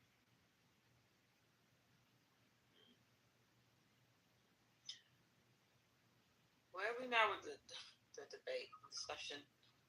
We're talking about if you came to believe that all of your cognitive faculties, so your ability to reason either logically or probabilistically or like make inferences, if all of that was broken, if you came to believe that all of that was broken, it would seem to undermine your own belief that you came to that conclusion. Like, how would you come to know that you're epistemically broken if your faculties come to believe that itself are broken? And how would you come to believe anything? Because anything you believe is not any more evidence of it being true or false. And I was kind of making the case that if you're in that state, you're just fucked and you can't get out of it because there's no. Once you come to believe that none of your faculties are justified, you can't come to the conclusion of like, oh, maybe I should like reason my way out of it because you don't trust your reasoning. But what about the healthy middle, which is you don't know everything, nobody knows, even science changes. You know. Yeah, that's a good point. We're not talking about like the normal everyday case where you have all sorts of like justifiable skepticism of things like that. We're talking about extreme cases where every single one of your faculties is broken. And what do you do in those situations? It's a very extreme hypothetical, but it's like. Are you talking about someone who has extreme self-doubt? They just doubt everything that they think, everything that they see. They're constantly doubting themselves. Yeah. They need other people's input on everything that they do, all their decisions. But they wouldn't even know whether they should be allowed to trust other people's inputs, because that would be them making an inference about who to trust and not to trust, and they can't trust that either. Okay. So it's just, and I'm saying this is a situation where if you get into it, you're fucked. Whereas Sasha thinks that you can kind of get your way out, you can like kind of dig your way out of it. Whereas I think you're just like perma-fucked.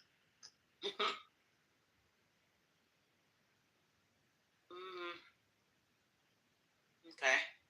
And what triggered the question in the first place? We're talking about cases where God says to you,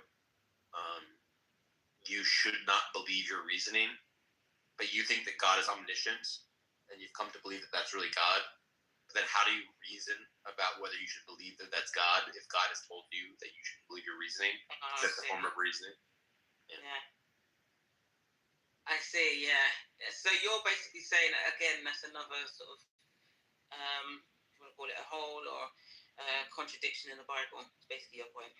I'm not. This is not about the Bible anymore. This is just a question of like philosophy. Of what should you do when you come to doubt not just your sense perceptions, but namely every mental tool you would use to come to decide whether something's true or false. Because to me, if God said that to me, I would just interpret it as God is basically saying that I should make sure I have thoroughly checked, so I know what I'm doing and not just make rash decisions. That's what I would get from it. I don't think I would interpret it as, oh, everything that I think needs to be, it could be false. I would just, me and my rational self, I think I would just say, okay, I need to think twice or think 3 times and make sure that what I'm doing is likely to be correct. And I don't think there's anything wrong with that. That's just whenever we do anything, whenever we leave the house, like we check our bags, make sure we've got our keys, our phones. I feel like that's basically what it's basically saying. Just make sure you know what you're doing before you do it. Double check. I don't think it means now that everything you think and do is potentially wrong, and you need to constantly be paranoid and overthinking everything. I think just double check, make sure it's like the possibility of it being correct is high, and then move forward. That's me anyway. Sam, I don't think so. In the way that like you had just framed it, and I framed it at one point, the God says your reasoning is wrong, or like you can't reason or something. That seems like you couldn't accept it. But with the modus ponens one, I mean, I think he could just say like classical logic is false. Like every inference is not necessarily true. I don't think like that means that you, for one, you couldn't derive modus ponens as far as I can tell. Secondly, like I don't see why you couldn't reason that. Okay, I'll listen to him. Like that, people have already made logics like that. Yeah. So I agree that if it's just modus ponens being false, you're fine. But if you come to believe that all of your reasoning doesn't work, do you agree that you're in big trouble? Yeah, I think in that case, I think basically you just, even if you thought I should accept it, you couldn't accept it. I don't think you could rationally compel yourself to believe it. Oh, I think a person could be psychologically disposed to be in this epistemic black hole, but I don't think they should do it. Like I don't think it's reasonable to ever conclude you're in the black hole. I think you hit someone in the head. Yeah. Well, I think if God could, by his nature, through his omnipotence, convince you that he is God and omniscient and omnipotent, and then also he tells you that all of your reasoning is flawed, well, then you kind of are just in the black hole. No, I don't think that helps. You don't think? Okay. So, but you can't help believing that God is omniscient, and because God forced you to believe that he's omniscient and omnipotent, and then he just says all of your reasoning is flawed. You cannot trust any of your reasonings. Why are you not in the black hole? Well, because that's not stipulating a lot of other things that you could dispense of. One is you could just believe both. So like a contradiction or something contrary to another. That my reasoning is bad and is fine, or something like that. So like this is kind of where we have to add the stipulations in, because this is why I asked Sasha. It's like, well, I don't feel like why it would be problematic for me to just conclude that that's not God. Well, okay, well, X hypothesis, that is God. It's like, well, I mean, what else are you building into this scenario? Because I think a lot of people are building into the scenario that they can read it. That's the whole point of asking someone a hypothetical. So if we're building into the scenario, you can reason. That's the point of the question, is to reason about it. It's like asking, okay, reason without your reason. Go ahead. I think it's more asking you reason about the condition where you've just figured out that you can't reason anymore. But to be clear, I agree with this idea. Like basically, what I think is going on is there are explicit stipulations, like God tells you X, Y, Z, and then there's like the implicit stipulations, like logic, math, and so on. But and so like basically what I think you need to do is just reject one of the things that were stipulated, which you wouldn't do for a normal hypothetical. But because the hypothetical is impossible, that's what you're forced to do. So I mean that's like my idea. Yeah, I think that is typically what people would do. But I did mention, I don't know if you heard this, I was like, you could actually just accept both and just take on the contradiction, unless like that's already stipulated too, that you can't. But then it's like, well, contrary. I mean, like, you're not committing yourself to a contradiction, or you're committing yourself to it, but the scenario implies both P and not P. But we are going to believe the sentence. Right. Supposedly in the scenario you might end up like that. Yeah, the scenario entails a contradiction. The scenario is contradictory. Right. Yeah, and then you might say, well, okay, I guess contradictions are true.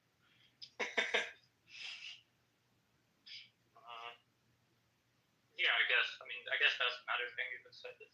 If God told you that, like, just, well, sorry. I guess you should distinguish, because like one thing you say is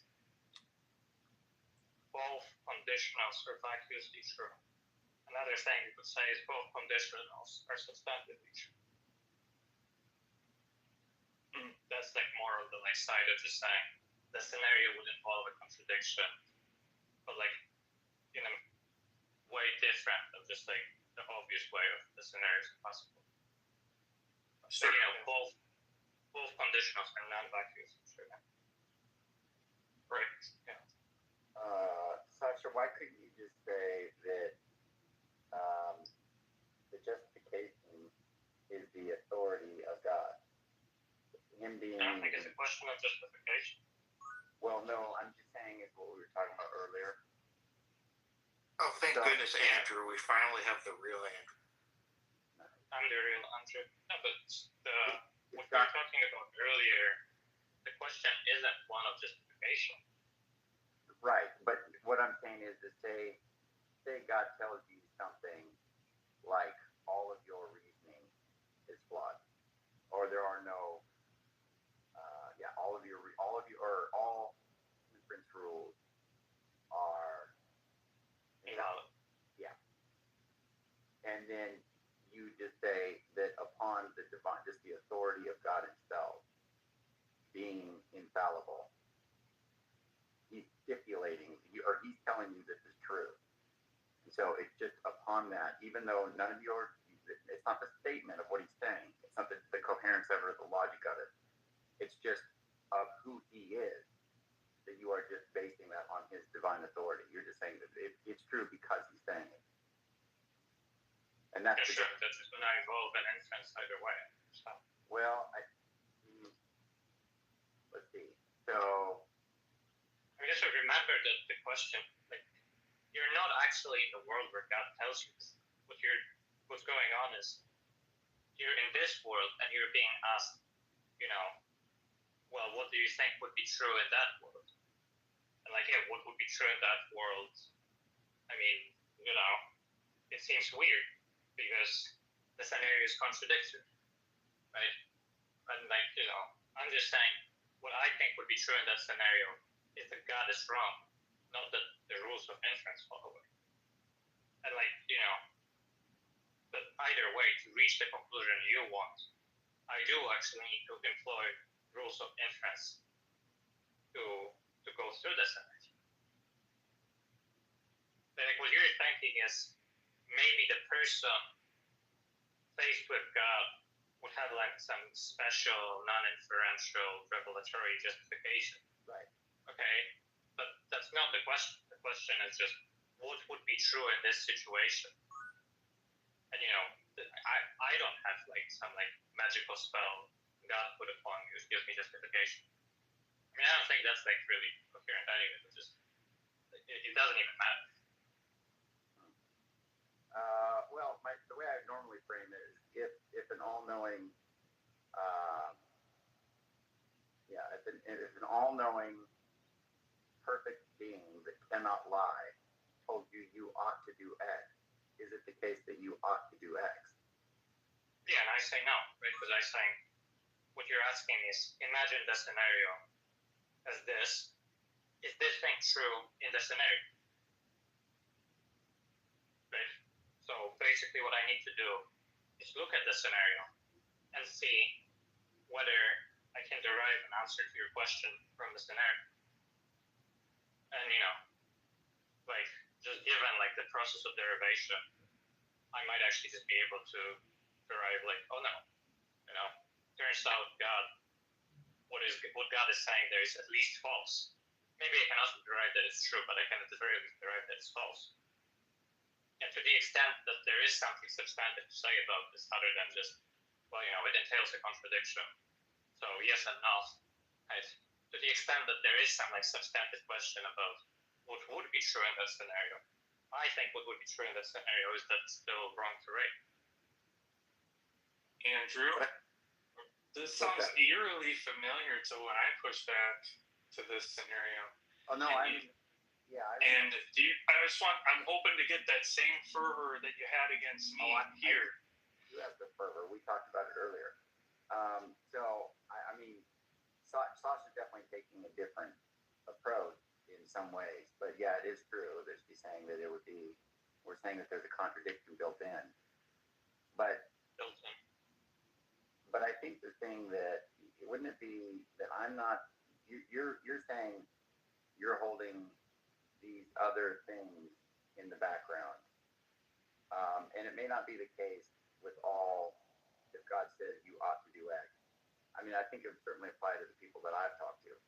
But maybe there would be some people where that wouldn't work, because if they had in mind that the X there is that all reasoning is fallacious or something like that, which I still think we could do divine revelation as a justification. The divine revelation point is just irrelevant.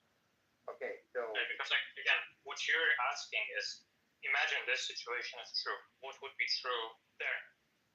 Right? It's not like God actually doing the spelling.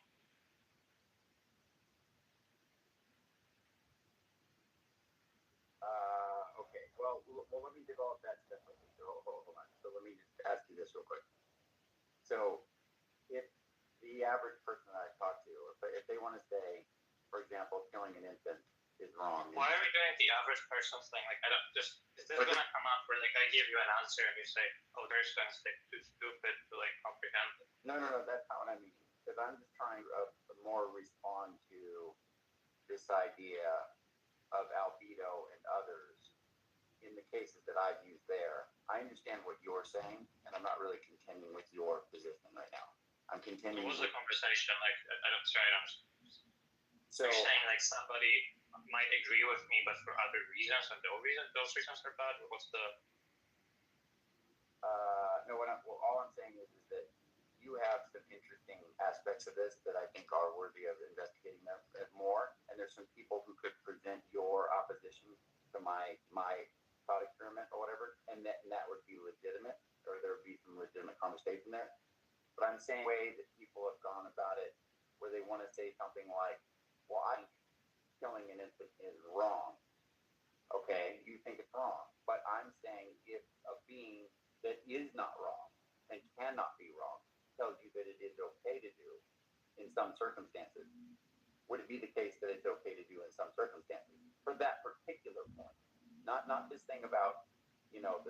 all your reasoning is flawed, or modus ponens is flawed, or modus ponens, or whatever, right?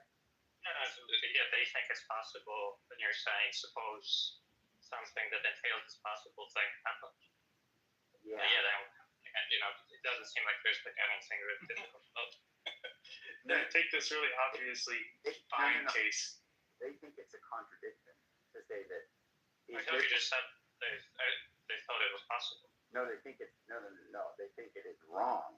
It is not possible for somebody. I thought you said that they think sometimes it is fine to kill each other. No. God says that.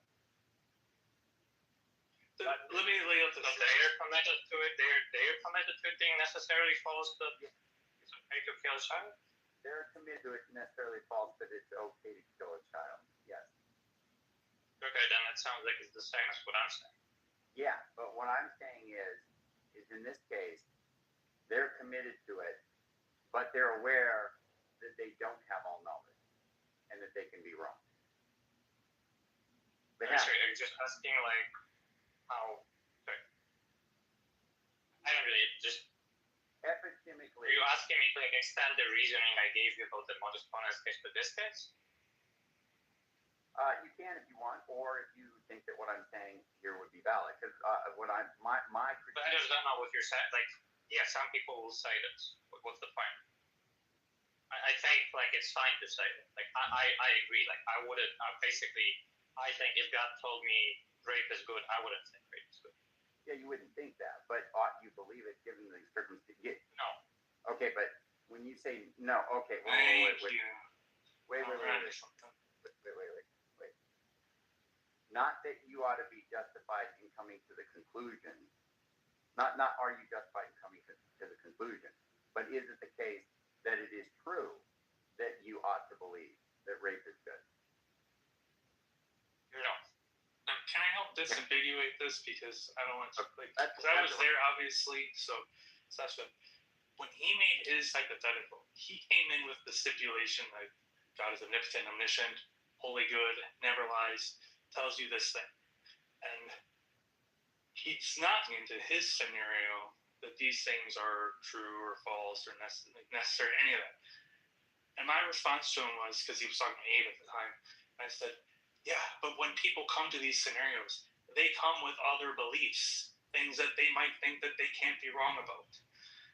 And Abe basically said, yeah, that could never be wrong.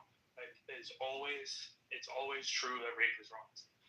And so Abe just said, yeah, I think God would be wrong. And I said, yeah, I don't think all of that is sort of. I don't care about the historical background. No, I think that's just further into the conversation. But like as far as like what you just said, like, yeah, I'm aware of I'm aware of like what the reason. Like that this was clear to me, right? Okay. I get what he's. Okay, yeah. Like I think like we already talked about this idea of just like when asked the hypothetical, you bring in other stuff. Yeah, but I think Andrew's not getting that. I think he's wanting you to dispense. I think he is. I mean, we talked about it earlier. Got it? Okay, well then maybe. I get it, but what I'm saying is, and I think what Sully tried to say to Albedo, which was that. Oh my God! Okay, just stop with the fucking history. But no, okay, well, that's fine. Just present it as if it's. Go back to where you were. Okay, so that's fine. We can exclude that. I don't know. It seems like a stranger version, but that's fine. But here's the thing. Bro, it's not a stranger version. Because like what happens is Sally fucking joins you. I'm Sally. What is that? It's fine, Andrew. Just present it. Like if you thought he said something substantive, just say the thing. All right, but don't mention. Ultimately, I think it's going to come to this anyway. But here's the thing. If I'm stipulating right from the get-go, this is something that is true, it cannot be false. If you just want to say, okay, that is not a hypothetical, that's a counterpossible. If you just want to say that and not even entertain it, and you want to say, no, that's not even possible, then that's fine. You wouldn't pick on the hypothetical. But I do want to entertain it, knowing it's a counterpossible. Well, that's fine. No. I already told you. I think like you can entertain counterpossibles necessarily. What I'm saying is, that's fine. They can entertain it, but if you're accepting my stipulation, which is that God cannot be wrong. So yeah, it's just like, I'm accepting that stipulation, but as I told you before, there's also a bunch of other implicit stipulations. Right, but those aren't allowed in the hypothetical as I being. fucking told you, Sasha. I already. No. But you understand, Yes. why the implicit stipulations are needed to reason through the scenario. Yeah, I agree with that. No.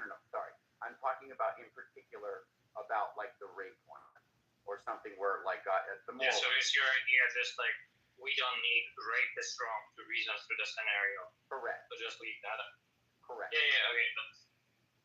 So I mean, sorry, but you remember like what I told you that, like even if you tell me to leave math out of the hypothetical, yeah, like I might actually still be able to derive. I agree. And Stop. Just look. Even if you tell me to leave math out of the hypothetical, yeah, I might still be able to derive math from what I am bringing to the hypothetical. Yeah, I agree.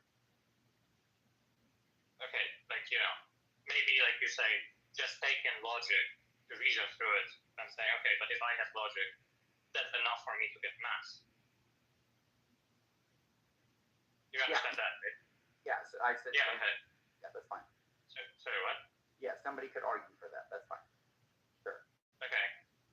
And like, I mean, the most straightforward version of this line is just like you might think actually morality, much like math, is just deducible a priori. Yeah. So just as you can derive from logic all that you need for mathematics, yes, maybe you can derive similarly all morality. But you being wrong. Right, like a constructivist might think that. Yeah, but you being wrong on what you deduced or whatever as being a moral truth, you would, unless you wanted to claim that you knew it and could not be wrong about it. Well, it doesn't matter. Like, well, let me lay out to you like what the process is, like for like going through the hypothetical. Okay, so what's going on is you're saying, okay, here is the situation in question. So basically, step one is you're saying, like, imagine like the box, right? And like step one is you're saying, put like this and this into the box, right?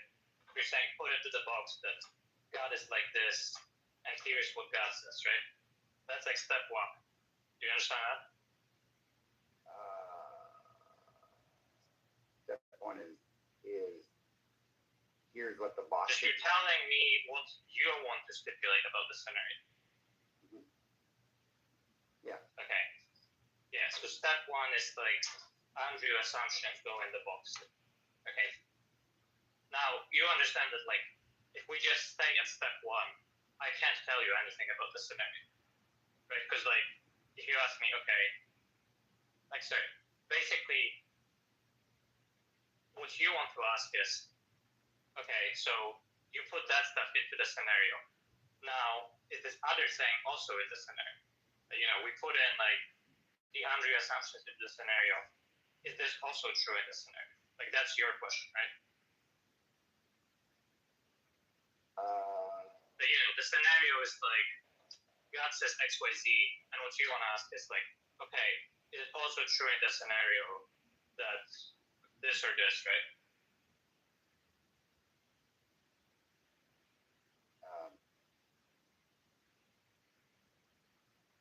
I'm not sure I understand what you're saying. Okay, I don't know, maybe I'll do it in terms of worlds. Like you're saying, imagine a world like this. What's true in this world is this and that. Yeah. And then the question is this other thing also true in the world, in that world, right? Mm-hmm. Does that make sense? Yeah. You're like a fucking crazy person. Like, I did like the child analogy of like a box. I don't understand. Yeah, imagine like a possible world. Yeah. Okay, anyway. Maybe that's a compliment, Rob. I don't know. Yeah. So what you're asking me is that other thing true in that possible world? Now, like, all I do is just say, well, the world is as Andrew said, and that's it. you see like how I can't actually answer the question, right? Because what you didn't tell me to put in the world is rape is wrong. What you told me is God said rape is wrong, and God is always right. That's all we said so far about the world. You see, like, you know, if you want to ask me, okay, is it true in that world that God that rape is wrong? Like, you know, just what you said doesn't give me the answer, right? Like the answer might follow from it, but so far we just put in like two things into the world, and neither of them is the answer to the question. Right? Yeah, wait.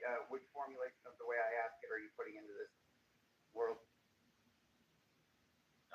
God tells you rape is good, and God is like always right. He cannot lie, and he's morally perfect. Yeah. Well then. Yeah. So just those are the two sentences in the world, and then you're asking, is the third sentence in the world as well? The third sentence being rape is wrong. That's your question. Yes. In stage one, we just have two sentences, right? Yes, that's right. Yeah, that's right. Okay. So what I'm saying you need to do is say like, okay, actually, just by virtue of this being a world at all, right, it's going to include some other things, right? So beyond just the two sentences you gave me, what's also true is like modus ponens is valid. That's also true in the world. So we're also putting that into the world, right? Sure. Yeah. Right. So basically, I'm saying step one is we put in the Andrew sentences. Step two, we put in all the necessary sentences. Yeah, that's right. Okay. Then I put in all the necessary sentences. Now, none of the necessary sentences are rape is good, right? Like that's not in the necessary sentences. That's right. Okay, so at step two, I still haven't like got to a point where I can answer your question. Not yet. That's right. Yeah. Okay. Step three is I basically try to derive an answer to your question from the resources I was given. Okay. So here's one derivation. So I'm only using the resources of the sentences we agree are in the world. Yes, will be put in as step one and step two. The ones I put in, and then the necessary ones for this world. Yeah. Yeah. Okay. So like one way, like one derivation I can do is God always says what's right, or whatever God says is true or something. God said rape is good, so therefore rape is good. And that follows because one of the sentences allows that sort of inference, right? It says that sort of inference is valid, right? Yeah. That's right. Okay, so we're able to derive the answer to your question in the affirmative. Okay. But another thing I'm able to do is go through a different derivation, where I say, well, one of the necessary truths is rape is wrong, and that leads me to a negative answer to your question. Now, okay. So I can set up a derivation either way. Okay. So let's do this then, Sasha. I like that. So, and that was clean, and I like that. So let me ask you then. What if we said, because I want to modify this to bypass this thing. I want to get past this right here. So maybe you can keep that in mind as well, because I do want to I'm going to continue to ask this question, but I do want to be honest and I want to update on new information. So I think you're saying stuff that's relevant here. So I do want to address it, but I want to say this then. And let me ask you. So what should you more believe is true? That this necessary truth about, if you're going to hold it, it's necessarily true, that rape is wrong. That your fallible assessment of that is correct versus a stipulated. No, but wait. Remember that I'm just saying that, like, I'm putting that into the sentences that compose the world. Yeah. Right. So, are you saying maybe I shouldn't be so sure that that's a necessary sentence? Yes. Like maybe I shouldn't be so sure that belongs as step 2. Right, because that sentence that you're putting in there is based on your fallible conclusion. Sure. Right. And then what I'm putting in there is just stipulated to be infallible. And it doesn't matter that you're fallibly assessing that. You just understand the content of what I'm saying, which is that it is an infallible being that is stipulating an infallible truth.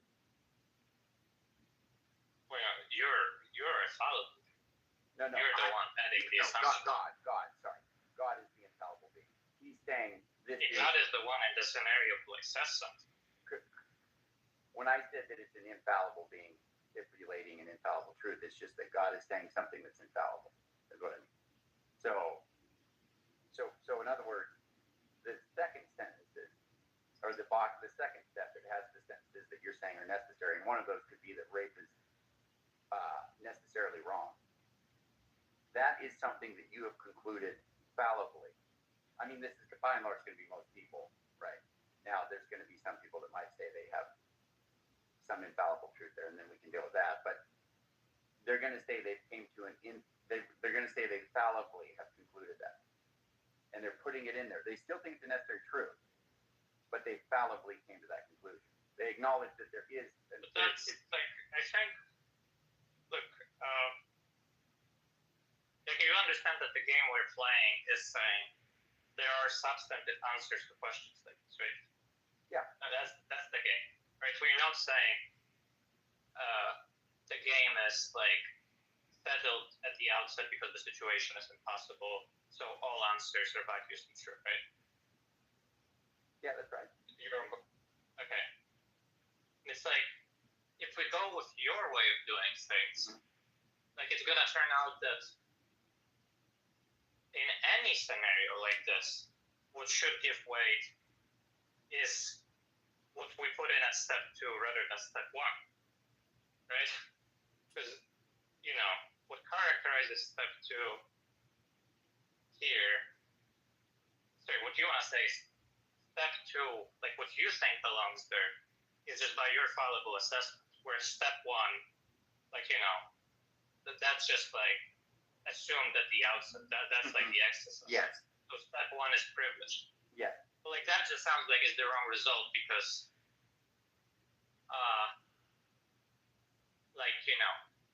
step 2 includes all the stuff that we think is like really privileged. That's the stuff that we think has the strongest claim to truth out of anything. That's why it's like the necessary stuff. But you're saying the necessary stuff should always give way to this like more wishy-washy stuff just because it goes in at step 1. Well, I mean, sure. I'm sure that's how that looks from your perspective, or whoever is encountering this. But what I'm saying is that, and what actually is the case, is that step 1 is just this is the omniscient, infallible oracle, and he is setting everything straight. And there is nothing more supreme than the conclusion that he is saying. All I'm saying is, I think that you should trust him if it were the case that you were to encounter that being telling you that over your own fallible conclusion. If you really believe that is that being is the infallible. That's the reasoning one. All knowing. Well, hold on. If that being is the infallible, all knowing, truth telling, all the time God. If you really believe that, then when he tells you something that is contrary to what me really believing it in the scenario doesn't matter. Again, we're assessing it from the outset. Well, I'm saying this is in service. Okay, so I'm only saying this to the point where you said you've heard me say before in conversations. I just want to make sure that my conversations are safeguarded here. That was like a separate point. I agree, but that point I think was about whether to have justifiable theistically. Yes, that's fine. That's like separate from like this idea of what should you side with if God tells you a necessary falsehood. Yeah. Well, what I was trying to target right here is, what I want to just get clear from you, actually, if I can, is that when I have said this historically, it has pretty much always been in service of the idea that when somebody is averse to certain narratives in the Bible and they say, this is wrong, then I want to say, I know you have concluded that's wrong, but there is a being who knows everything and says that it's right. And if that is true, if I were to persuade you of the truth of that, are you open to the idea that an infallible being can correct what you think is maybe even necessarily true? That's kind of what he's in service of. And I want to see if you think that me doing that has a problem, given our conversation thus far. I mean, that's right. Like, I guess I don't sure. Like, it feels like really what you need is just, like you say, well, you don't have epistemic certainty of like whatever you think is in fact necessary. Right. And so maybe like you believe it with like as high as your credence can go. As high as possible. And maybe also you actually believe it to be necessary, but like not epistemically. But still, you agree like that belief is corrigible. Right. And if you agree with that, then like, you know, like there's still some epistemic credence left over for theism. Yes. I think that's fine. Yeah. Okay. Good. I just want to make But sure. that's not. I don't agree. That's the way he framed it. I know because what you want to do is like pull this back to the history, but that's certainly not what was said then. It seemed like he basically what you're trying to say is like a completely different issue. No, I don't. Well, to be clear, I think like sorry, I'm saying that what I commented on that just now, I think is like a completely separate issue than this like, well, if God told you rape is good, what should you think? I think that's like a very way. I don't think like one really bears on the other. Yeah, that's fine. But like you said, I don't agree that that's what happened. If he's trying to bring it back to history or whatever. But yeah, I think the way that was framed here, yeah, it's fine.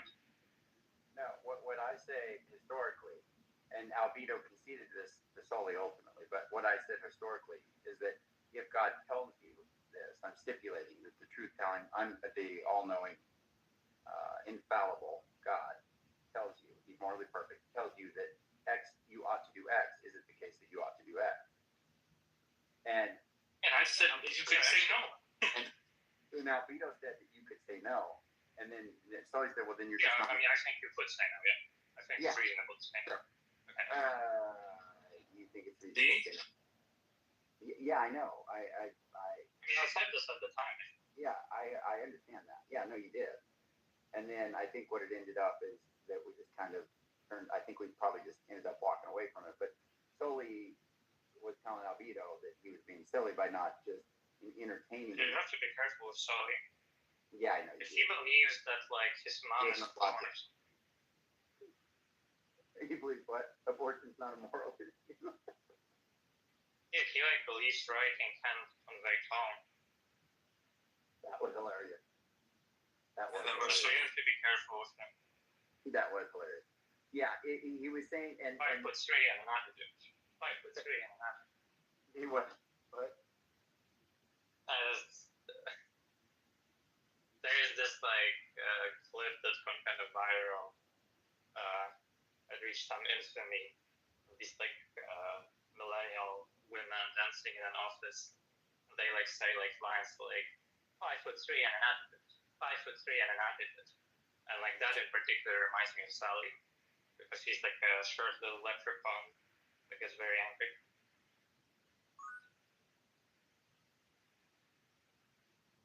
I don't think I've seen that. Can you send that to me? I mean, you're not gonna listen that great, but sorry. Still haven't seen my Charlie Kirk edit. But yeah, I'll send it to you. Okay.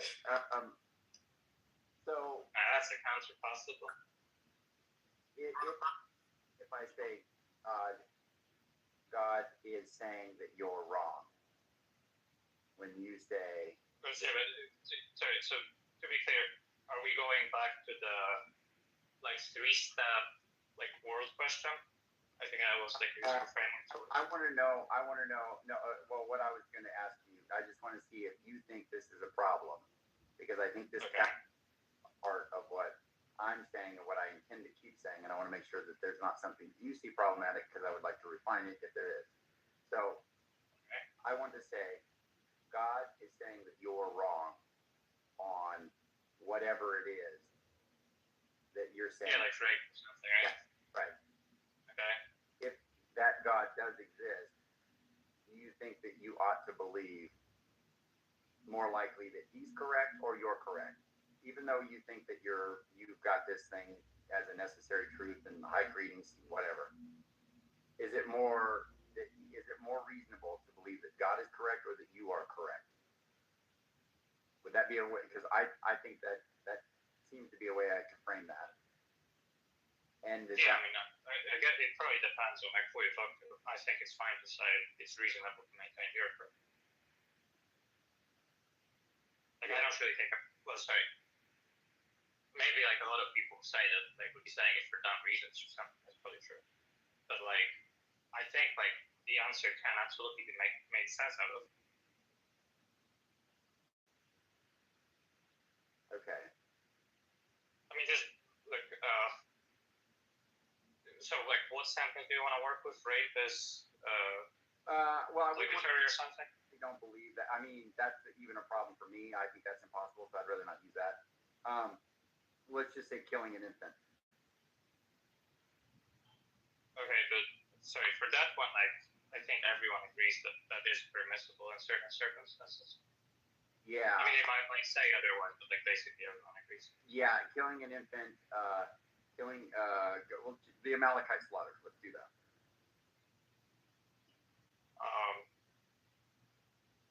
I mean, let's say, I guess like I don't really know if it matters what we go with. These are, but I feel like some things might be easier than others. Because like basically what I think is like. Shut up! I'm sorry to interrupt. Please don't interrupt. Please no. Please get rid of her. Please get rid of her. Please get rid of her. Please get rid of her. Please get rid of her. Level son, save us. Please. Okay. Anyway. So look. I don't know if it really matters what exactly we work with, but I think the logic of the point will be the same. And like, you know, if we take something ridiculous, like, you know, you think it's impossible, but like I had a sandwich yesterday or something, like, okay, you know, it makes it look kind of silly. But that's because it's silly to believe it's impossible. I had a sandwich yesterday. Right. Right. And it's like similar things I would say about the Amalekites, where like, you know, I think like, basically everyone agrees that like there could be a way to make sense of that, however unlikely it is. Okay. But like, you know. Yeah. So I mean, I just want to go with something where like we can at least like see a little bit of merit in the idea that that is. For this argument to go beyond the obvious. Shut the fuck up, you dumb fucking cunt. Shut up. Never fucking open your mouth again. Anyway, what are you saying? Yeah, so actually, you're right. I think that's true. So certainly, my typical move is, you say X is bad in the Bible. If God says X is X, if God says, well, then I separate it from that, and I just say, if God says any X is correct, then wouldn't God be correct, as given who He is, right? Shouldn't you believe that God is correct? So that's typically the way that I use it, right? And so that maybe I shouldn't. So in the way that I'm formulating it there, saying that if God says that X is morally correct, then isn't it the case that you ought to believe that X is morally correct? Sure. So let's just go for right. I think we can see some plausibility to the idea that it's impossible that right is morally correct or something. Yeah. Okay. Yeah. That's fine. I mean, I can try to show you like why I don't think it's crazy to suppose that like the right answer in this scenario is that rape isn't right, even if that's evidence. Well, what I was going to say is the ones that I use it for are all possible by most people's lives, so they'll probably be more willing to grant that yes, God could actually justify these things. So I think the problem. Yeah, I mean, in that case, I agree. I think that's not what it is. Yeah. So the problem is when I just do a blanket thing where I go, if God says that X is true, is it the case that you ought to believe X is true? Or to make it more narrow, if God says something is morally correct, then you ought to believe that it's morally correct. And that's where I think the problem is coming in, because then you're saying this is where somebody who's really thinking, yeah, I'm just stipulating something contradictory, or that God would be saying something contradictory to something you're already holding to be maybe even a necessary truth, that now there's two contradictory things in conflict, which makes one of them have to give way. And why should mine take priority, right? Yeah. Okay. That's right. Yeah. Okay. So, yeah. Wouldn't it just be the case then in proper dialogue, you as the interlocutor that I'm talking to should just say, I don't grant that there's this infallible being who can say, I don't grant this as being Yeah, but you're not asking me to grant it, right? You're not saying this is true. What you're asking is, suppose there's a situation like that. No, I'm saying suppose it's true.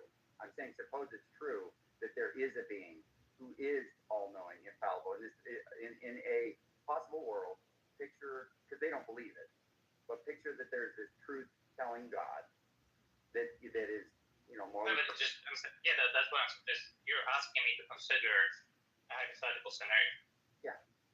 Yeah, I'm asking you to consider a hypothetical. So it's not like I need to grant you anything about like what I need to grant you is just, you described some situation and there is a substantive answer to your question given that scenario.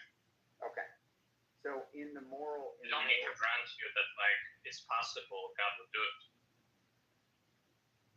Okay, the idea is what we're doing is we're agreeing the scenario is impossible, but still we think there's substantive evaluation to be done about what else is true in the impossible scenario. Yeah. Okay. Somebody could just say, it's impossible, and I don't think there's anything substantive to say about it. Okay.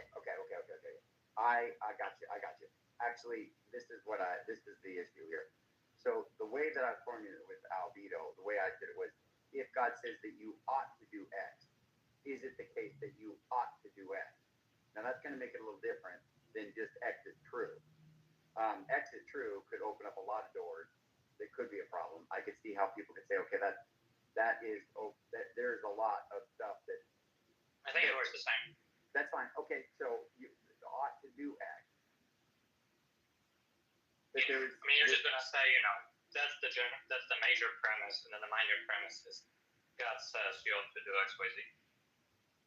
Right? And then is it true that I ought to do X, Y, Z? So what's the major premise? Oh, whatever God says I ought to do.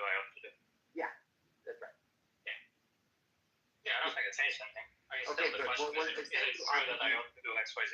Well, that's right. But just saying X is true. So anything that God says is true is different than saying. No, it's different. I'm just I understand it's different. I'm just saying. I think it will work the same because there's what the point it's still whatever God says in this regard is true. God says this, and is it true? Right? Still, I'm gonna need to reason through the scenario and see what the answer is to your question. Okay, so here's what it is. If I say this to you, tell me what your response would be. If God tells you that you ought to do X, is it true? Sorry. Now he's a truth telling, all the attributes. Yeah. Okay. If God says that you ought to do X, is it true that you ought to do X? That's how I framed it to Albie. That's how I framed it to you. And then what you said. I'm gonna say yeah, but because I think standardly that question implies that you're asking me to restrict it to just possible scenarios.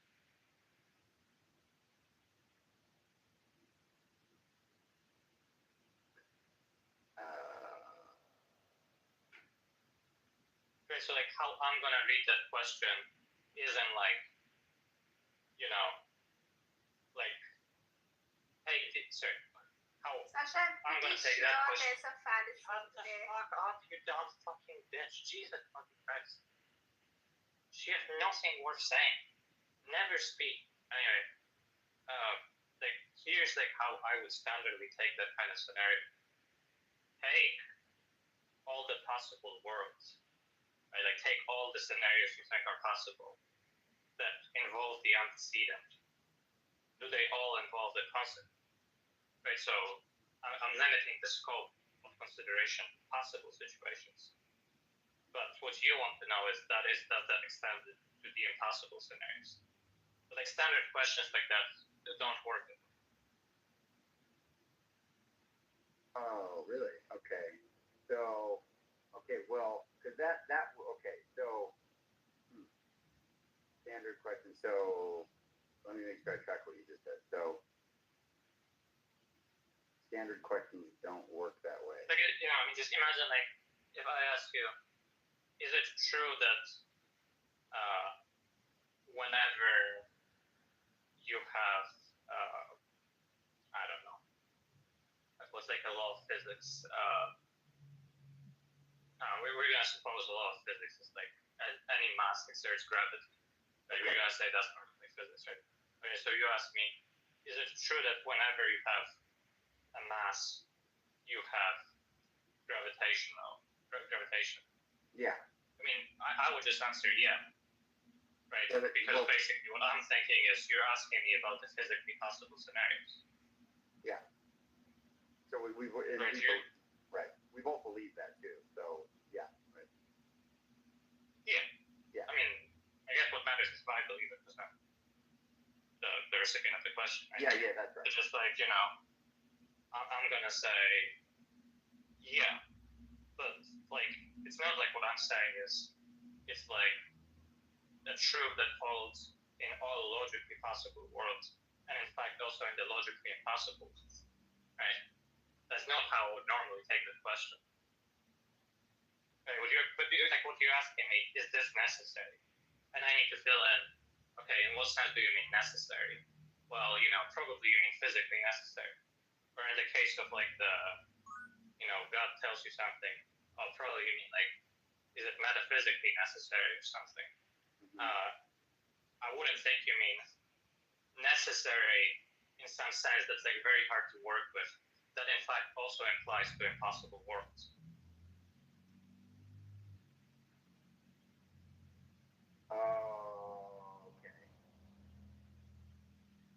Okay. So it's not including impossible worlds, which would be worlds like where you would butt it up against things that you think are necessarily contradictory to whatever it is that God wants to tell you. Okay. All right. I see what you're saying. Okay. Okay, but if I say that to somebody that thinks something, so the implication might change in a conversation, right? Like, okay. If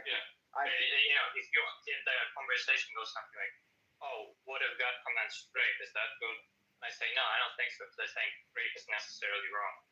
And then you ask me that question, then maybe I should think you mean like even very possible. It's like, Okay. Well, I will say that is what Albedo had in mind, is some kind of impossible stuff. You're saying like if I think from what I've heard about like the ape convo, that would be my reading of the context there, right? Where it's like what he is saying is rape has to be wrong.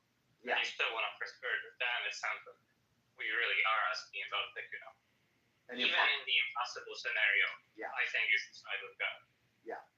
And Okay, so then in that scenario, so good. So you're saying in the possible scenarios, of course, people just grant that. That does seem like the right response to say yes. In the possible scenarios, if God tells you to do it, God, you should believe that, right? But when you think that it's butting up against the necessary truth, then you want to say, is this where you want to say, why should we give precedence to the God necessary truth? But again, it's not that God is the necessary truth, it's that God is in the antecedent. God is what we're putting in as step one. Yeah. Why should we give way to him rather to what he's saying? Yeah, the derivation. And also, whatever else. So it's not just that, because we might also need other stuff to get to the answer, right? So why is it that what we put in at step one Yeah. And whatever in conjunction with step one leads to the affirmative answer, why does that take precedence over just the truth of the negative answer? The truth of the what? The negative answer. Oh, okay. Yeah. Okay. Right, like, basically the world is gonna contain a sentence like rape is wrong, and also, God always tells the truth and he told you rape is good. And then also like the inferences that take you from, God says this, so it's true, right? So basically, why is it that I'm throwing out rape is wrong rather than all this like other stuff that you put in and whatever else is needed to derive the affirmative answer? Okay.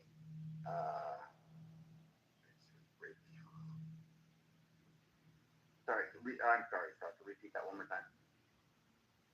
Yeah, I'm saying basically now so we have what you put in at step one. Yeah. We have all the stuff that goes in at step two, and now we have the question. Yeah. Okay, does the world contain this sentence or no? And the sentence is rape is obligatory or something. And I'm saying, well, we have both answers. Yeah. But we wanna go with just one answer. We wanna say one of these is like somehow better than the other. Okay, so we need to throw some stuff that we put in at step one and two, or step one or two, out of the box. Okay, so what do we throw out? Well, yeah, one thing we could throw out is rape is always wrong. Another thing we could throw out is the stuff at step one. So we could throw out God always tells the truth, or we could throw out God told you rape is good. Or actually we could throw out modus ponens, right? And if we throw out modus ponens, then we can't go from, whatever God says is true, or whatever God says is obligatory, and this is something God said, so it's obligatory, right? If we throw out modus ponens, we also don't get the result. Now, why would modus ponens even be on the chopping block, given it's not one of the things I'm saying God is saying? God is not saying that is false. Well, he's just going to resolve the contradiction. Okay. Right, the point is, we get an inconsistent answer to your question, and we want to make it consistent. Okay, so what we need to do is throw out some of the resources that lead to one of the answers. Okay. And modus ponens is one such resource. Okay, I see what you're saying. Okay.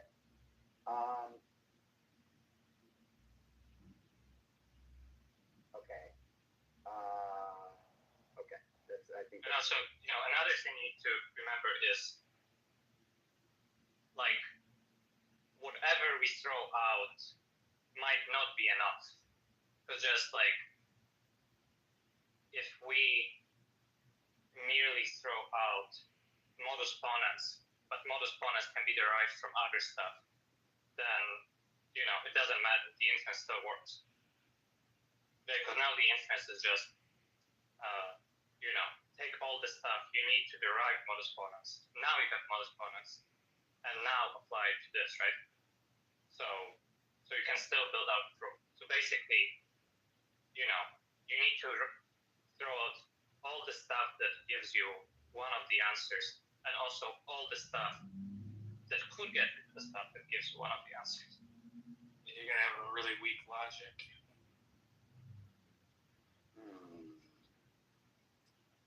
Do you see what I mean? Yeah, I do. I do.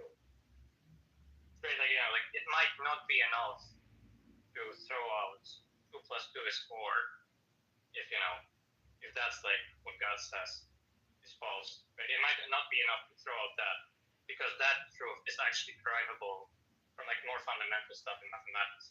So just throwing this out won't be enough. We also need to derive, we need to also throw out like way more basic stuff about math. Right. Okay.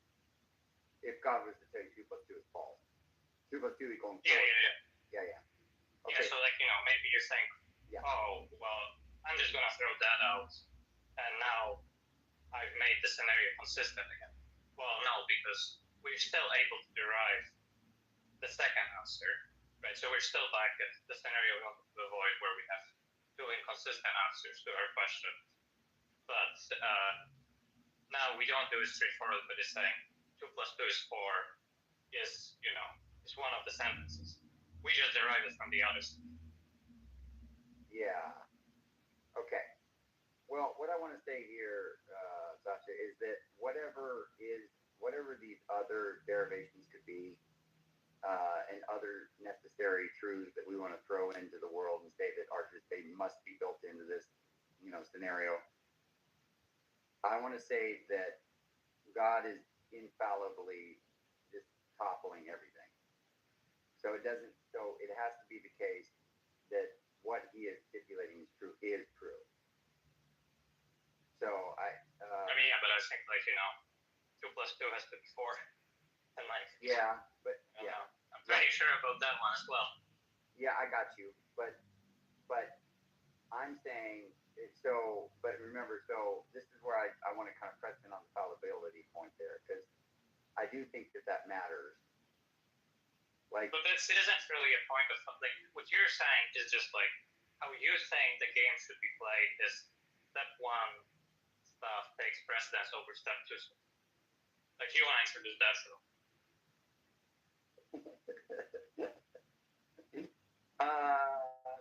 I want to say, I hear you, but I don't want to quite do that. I want to say, I want to do that, but I'm not going to do that.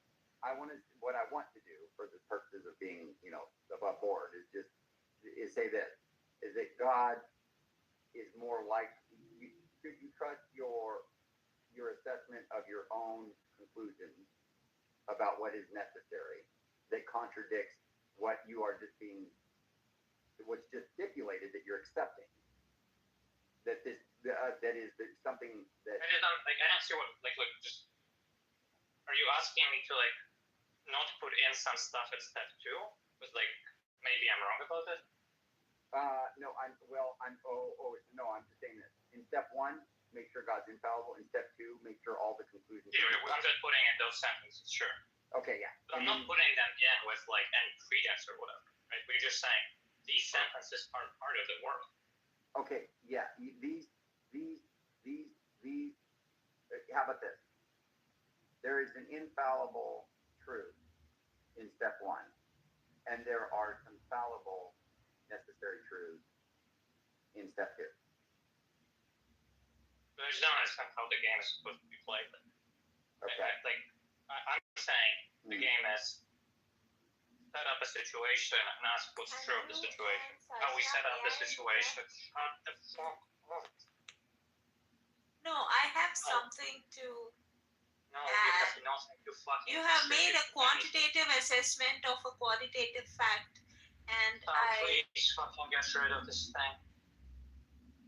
Jesus fucking Christ. Sorry, I'm saying the game is set up a situation and ask what's true of it. And how we set up a situation is via step 1 and step 2. I don't think credence has come into play at all. You can say how credence should come in is if something has a credence below some threshold, it doesn't go in a step 2 or something. So maybe modus ponens doesn't make it in, or maybe 2 plus 2 is 4 doesn't make it into the follow. Maybe that's what you could say. I don't really understand how else credences could be relevant to the process. I don't know. For some reason, I want to say something like, if I have come to infallible knowledge somehow, I don't know if this step is needed, but let me just say this.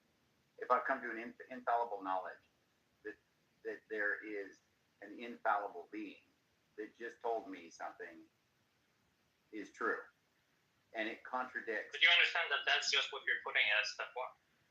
Yes. Yeah, okay.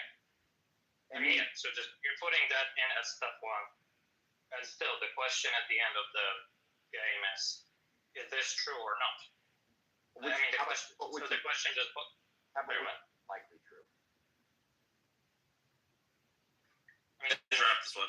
like it's not like it's not like I need to guess. Let's wrap this up. Right, like, Andrew, make your own. Let's go. Okay.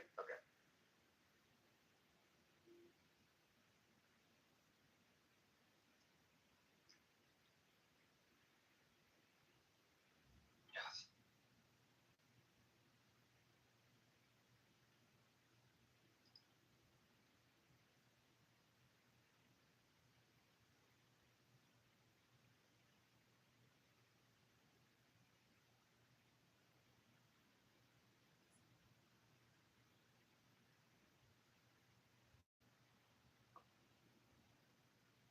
What's up, Matthew?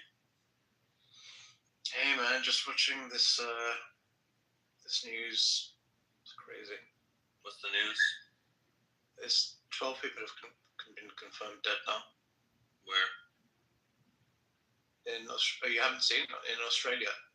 What's happening? Basically, a gunman has shot 12. Well, shot more probably, and killed 12 people in a Jewish community in Bondi Beach. Jesus Christ. They were celebrating Hanukkah. Jesus Christ.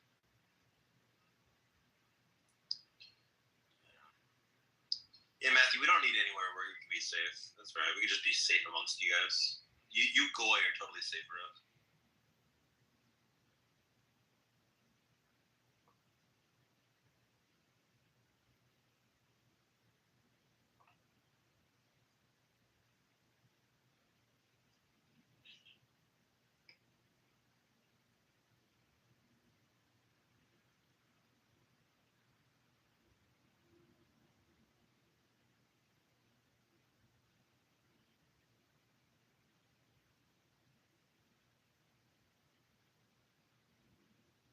But yeah, that's sad.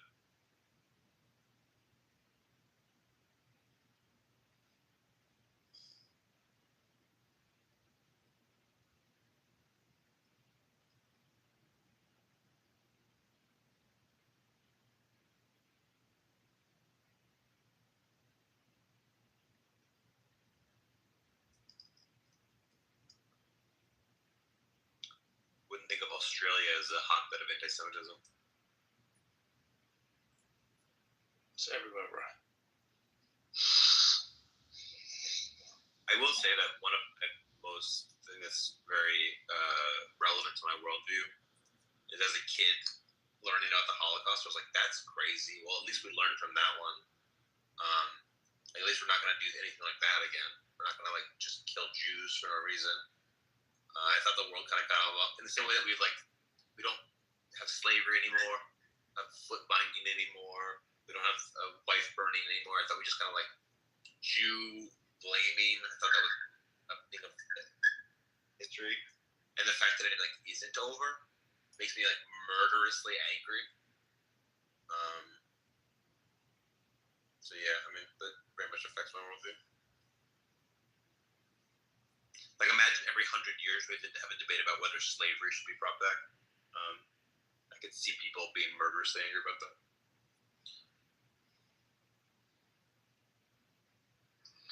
Slavery was only moved to a different country. That's all. We just didn't have to see it. Which country did it move to? For instance, they lock people up in factories in China. It's in Africa. If you've been there, you know the people who live there. You know it still exists. It's undeniable. I need to go see my daddy for Hanukkah. It's important too. It's not as bad as African chattel slavery. And they're like, well, if you're locked into a factory and you're not allowed to leave, pretty bad. But if you're in a pit mining what we use for batteries with your bare hands, that's pretty darn bad.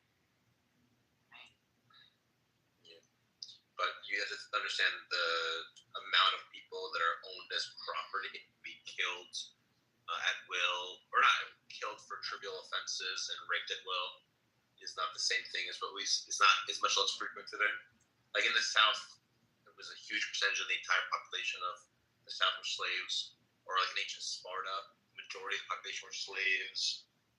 Millions of people were taken to the Muslim world, into the Caribbean and stuff like that, slavery. The thing you're talking about now is not like anywhere near the kind of percentages of the population that existed, and the conditions are much less bad.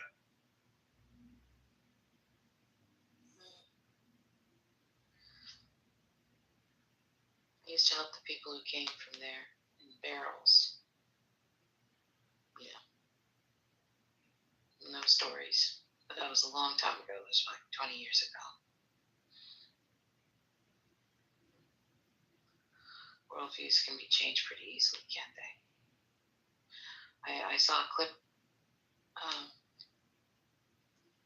I hope, Sam, that you find peace, something good to look upon. No, my life's gotten recently. It's what? My life's gotten a lot better recently. That's good. Yeah. I just wanted to say that. Have a good day, okay? Have a good day as well. People seem to have this desire to say that slavery hasn't changed. Either it's like a cynical way to be like moral progress never happens, or it's a way to just like signal like, oh, I know about the depravity of our world today that you guys don't know about. But like it really is like the ending of chattel slavery in the world was like a huge moral progress that affected many people. And very strange. People should just accept that was moral progress and not pretend like Chinese sweatshop workers have it as bad as people that are forced to, like, you know, on pain of death, I mean, whipped to work fields and plantations and stuff like that.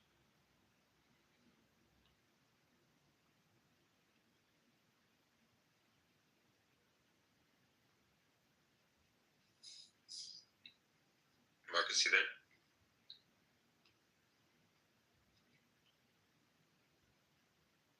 Yep. Nice.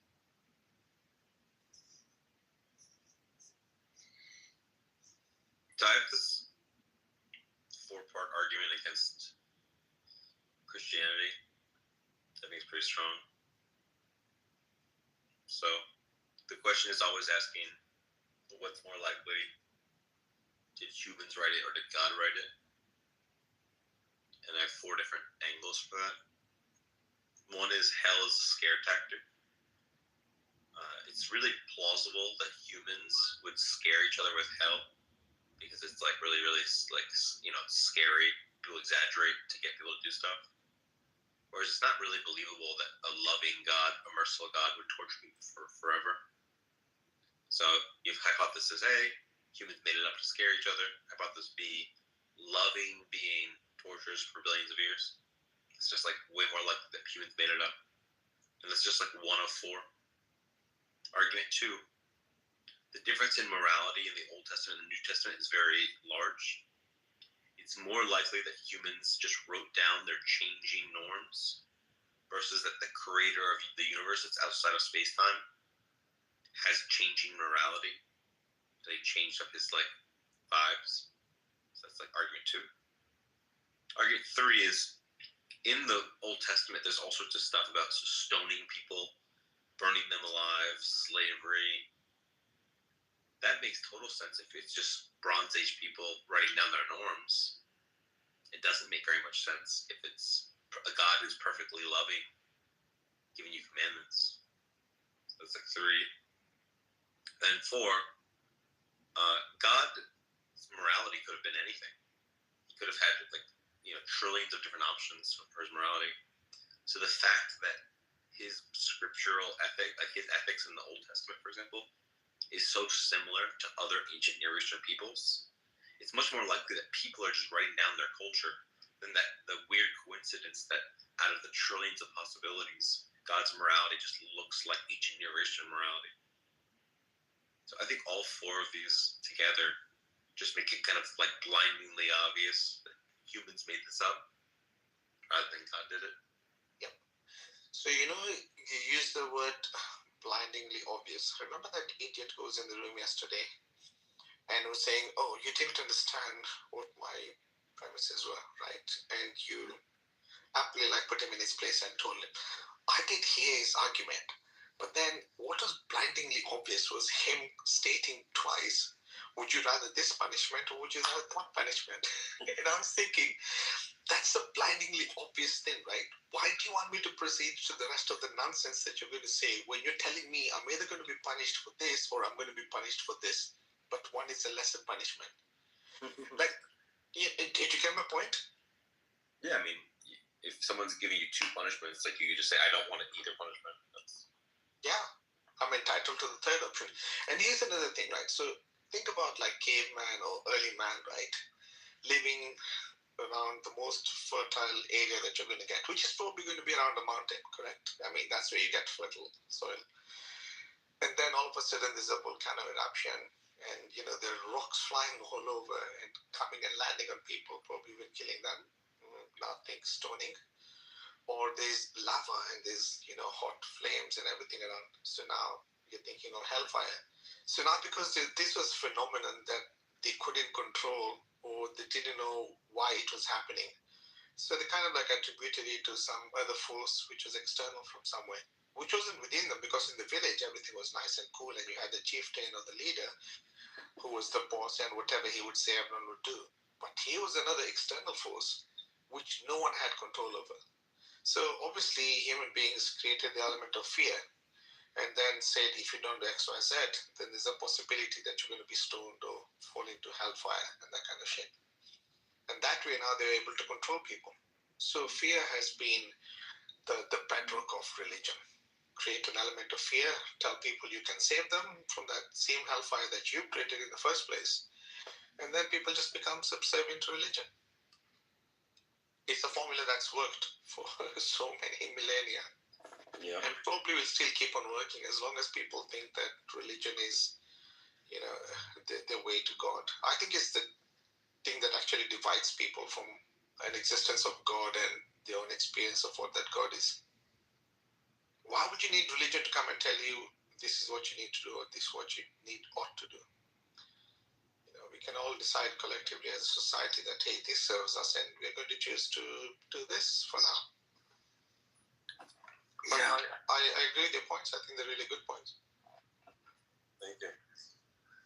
It's just fucking so goofy that people think that there's an infinite torture chamber that a loving God set up. It's just so dumb.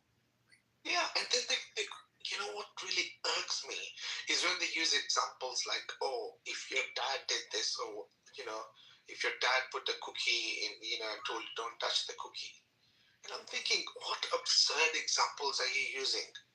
Why would my dad put a cookie in if my dad is the all-knowing dad that knows everything I'm going to do, including eating that bloody cookie that he's told me not to eat? That would be a really stupid dad, And the dad wouldn't torture you for eating the cookie. Yeah. You've told me not to eat the cookie, you know I'm going to eat the cookie, and then you're going to punish me for what you knew I was going to do. How does that even work? Yeah. And then you say, oh, but I gave you free will. Yeah, okay, it's free will, and my free will was to eat the cookie. Oh yeah, but I'm going to punish you for it. I can imagine God, giving you a slap on the wrist, but a fucking torture for forever? Yeah. What the fuck is wrong with that? I mean, I think if they're talking about justice, for me, justice then would be, okay, so you ate the cookie that I told you not to eat. Now someone else is going to have to eat your cookie. That I would say, okay, that's a fair justice, Yeah. Just absurd. Absurd. The obsession is like, oh, we know better than you know. And the reason why we know is because, oh, when you put your item from IKEA, did it come with a manual? Yes, of course it did. And so is life. And the manual of life is what God gave us, our religious text. But think about it. No bloody baby have I seen on this planet has ever come with a manual. They introduce the manual themselves after some certain point and say, oh, but this is what God wanted you to do in your life. This is how you have to live it. Nah. I choose not to believe in a God that is going to condemn me, judge me, and punish me. I don't think that's an act of love. I also just don't think that it makes any sense to say torture for forever is merciful. I think that by definition, infinite pain is not mercy. Like if mercy is anything, it's not infinite pain. So I mean, you can just either say he's not merciful or say hell doesn't exist, but don't say both at the same time because that's dumb. Yeah. Or if you're going to say God is most merciful, I agree. Okay, so fine, God is most merciful. Then what's going to happen when I'm standing before God and expressing the sins that I did and that I was proud of doing because God let me do it in me expressing my free will? I'll just turn out to God at that point and say, hey, but God, you're supposed to be the most merciful. Forgive me. What do you think the God is going to do at that point? Look around and say, oh, is there another creature, another being that's more merciful than me? No, there isn't. So I'm the only most merciful being. Therefore, I have to forgive you, my child. You know, they put God's knickers in a twist and don't even realize they're doing it.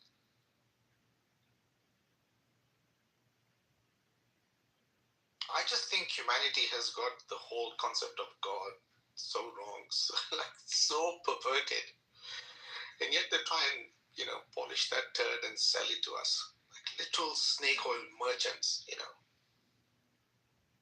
There's nothing to be saved from. What are you being saved from?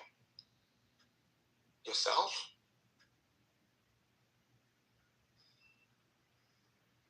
Yeah.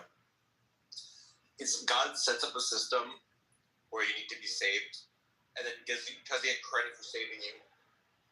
Like, imagine I put you in danger, and then I can try to get, hey, thank me for saving you. Like, you shouldn't have put me in danger in the first place. Yeah. It's absurd. This guy came into the room the other day, I think it was BHI, and he was talking about, the covenant. You know how they like rehashing their books all the time? So the Israelites, they signed the covenant.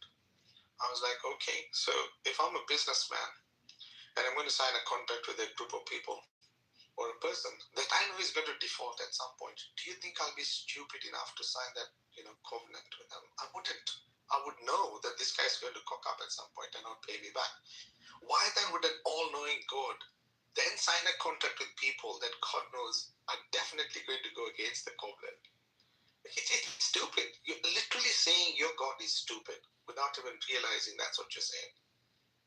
But no, because these words are fanciful and they're existing in the book, they sort of have to make them fit the whole narrative.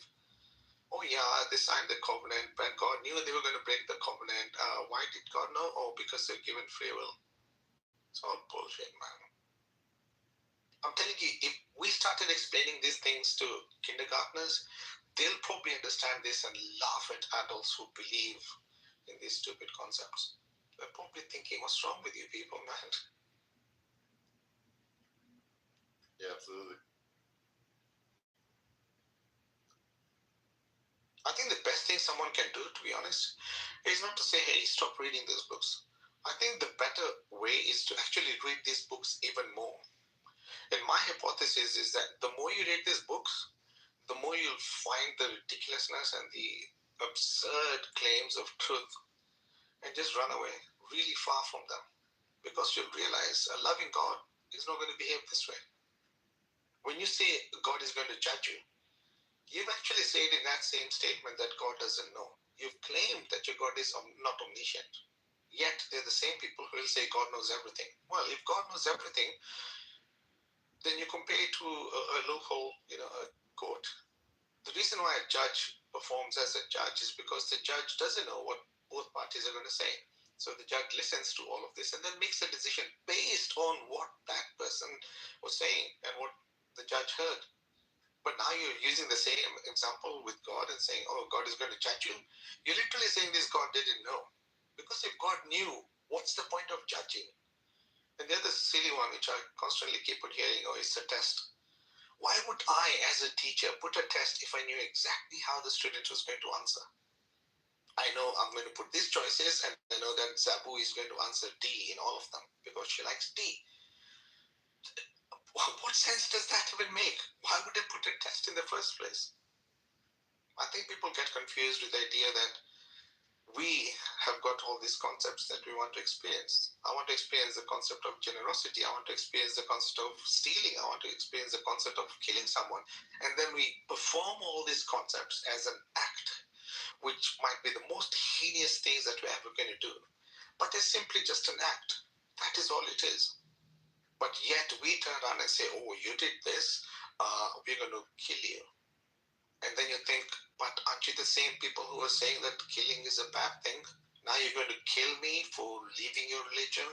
Like, how does that even fall into place? It's all... Do you know Muslims think that you agreed to be born?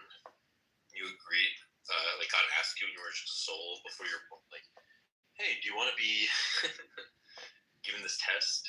And that's like trying to make it more fair. And I'm like, yeah, I would never accept a test where infinite torture is one of the options. Hey Sam, do you remember the time when I used to come into your room and then I used to play act and I used to say, hey Sam, I'm your father. What would you like? You remember those days? Yeah. So imagine, let's play that scenario out. So you are the dad and you tell me, hey, would you like to be born? And I'm like, yeah. And then you'd be like, would you like to do this test? And I'm going to say, yeah. But dad, am I going to fail this test? What do you think you're going to say? You're my dad now. You're the God. Go on. Tell me.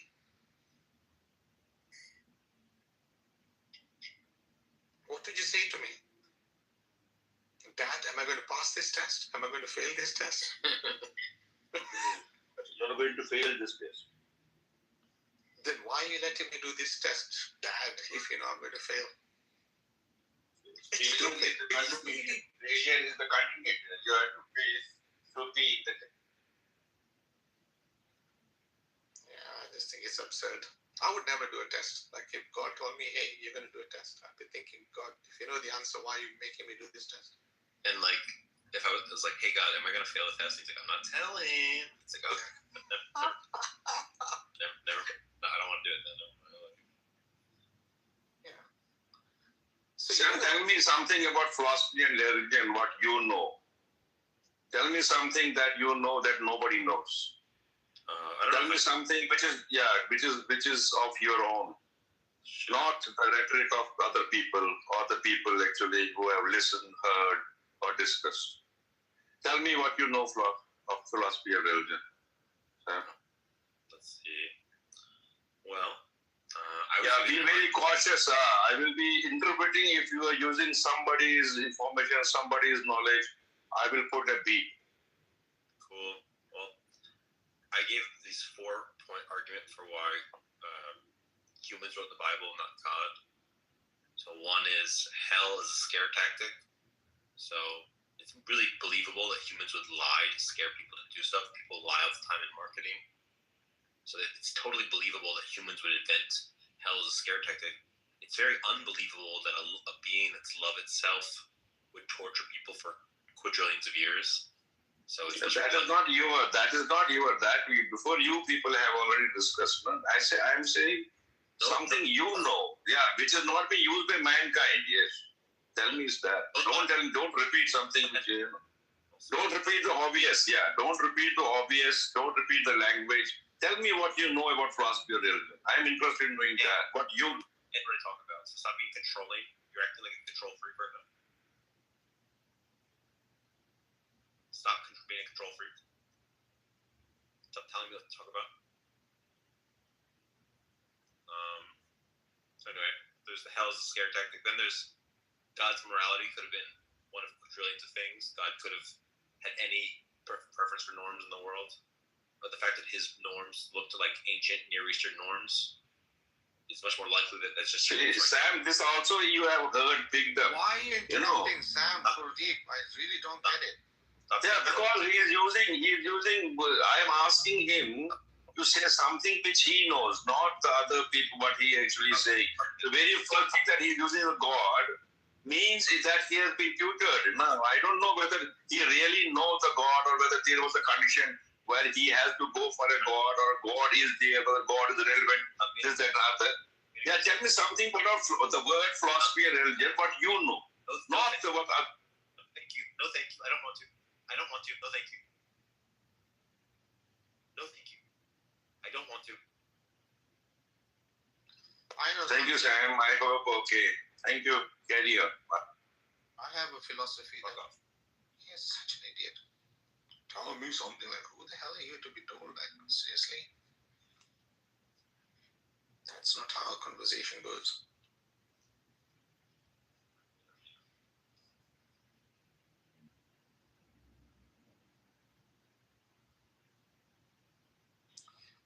I think he was trying to use the same argument that some of these people use. Oh, so whatever you're telling me, where is it grounded? Where is your morality grounded? Where is your philosophy grounded? And I'm always thinking, what the F do you mean grounded? It's grounded in my own beliefs as I stand on this earth speaking to you. That's my grounding.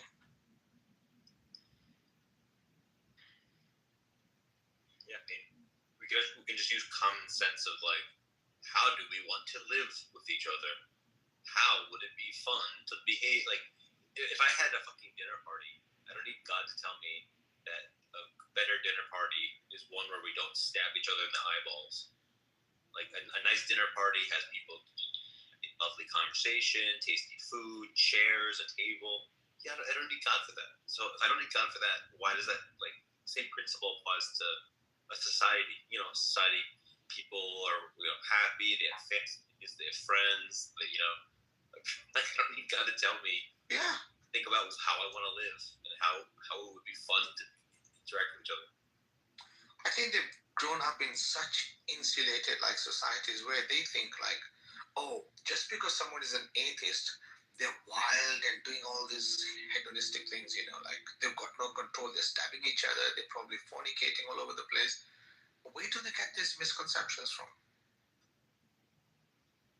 I think that in their churches and their mosques, they're telling each other that the atheists are all doing this crazy shit in order to feel smug that they're not doing this crazy shit. So they just lie about what the lives of atheists are like to feel smug and superior that they're not doing it. I mean, think about it, Sam, right?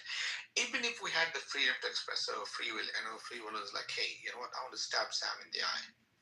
Like, number one, how many times am I going to stab you in the eye that is going to give me joy?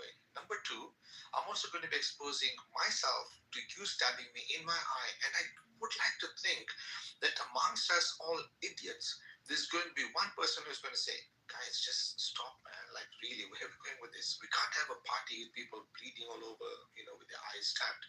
Stop. Yeah, exactly. And then we'll evolve from that point. We'll be like, yeah, that makes sense. We need someone to serve us the drinks. And if we don't have the eyes to look at the drinks, who's going to serve us? And we'll evolve. We'll just move on. Think about it. A long time ago, we were cannibals. You know, hey, look at Zabu. She's got a juicy thigh. We're going to cook her tonight. And then after a period of time, we decided, no, hang on. She's also a very good farmer. So we'd rather keep her alive because she's going to make food for us through her garden than us killing her. So we evolved from cannibals to people who started respecting each other. Yeah. Long time ago, we were a nudist society. People would walk around naked. If you're walking around with a leaf or a bark on yourself, people would think, hey, what's wrong with you? They're all naked. But then at some point, we decided, oh no, we need to cover up. And now if you walk naked in the street, people will think you're mad. So we evolved at some point and changed our morals.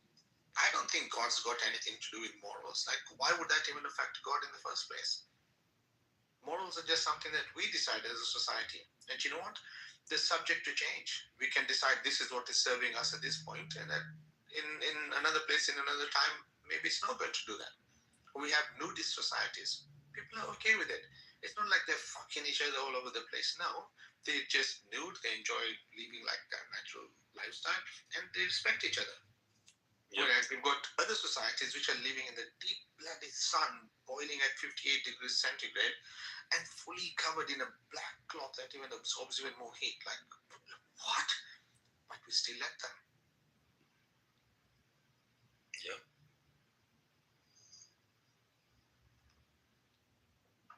Good afternoon, Sam. Welcome. Gil. That's it. Are you an economist? No, I'm still a student. Your profile says economist. Yeah, but I'm still a student.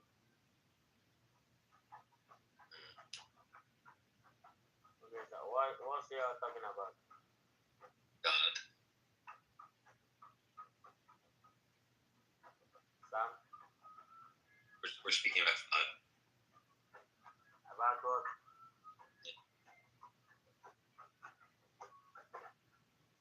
How will I back?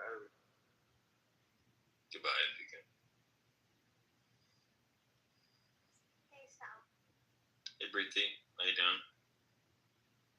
I'm doing well in God's holy name. Mm.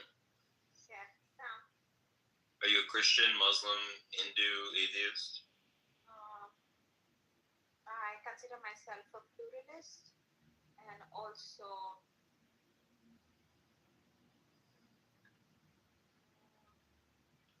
partly agnostic. I feel like religions make lots of contradictory claims with each other, so it's hard to reconcile them.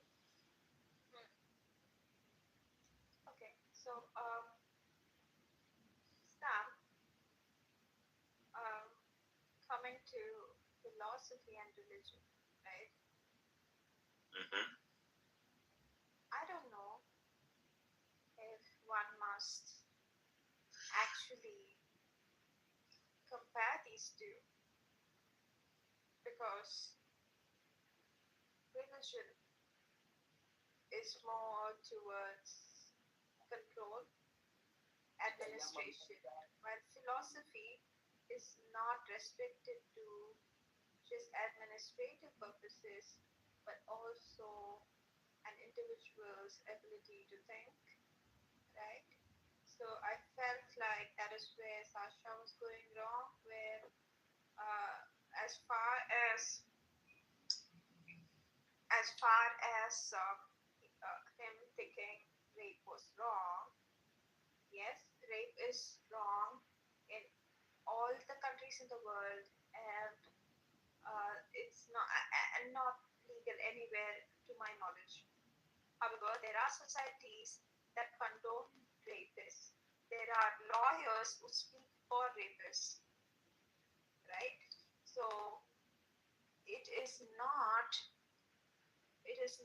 that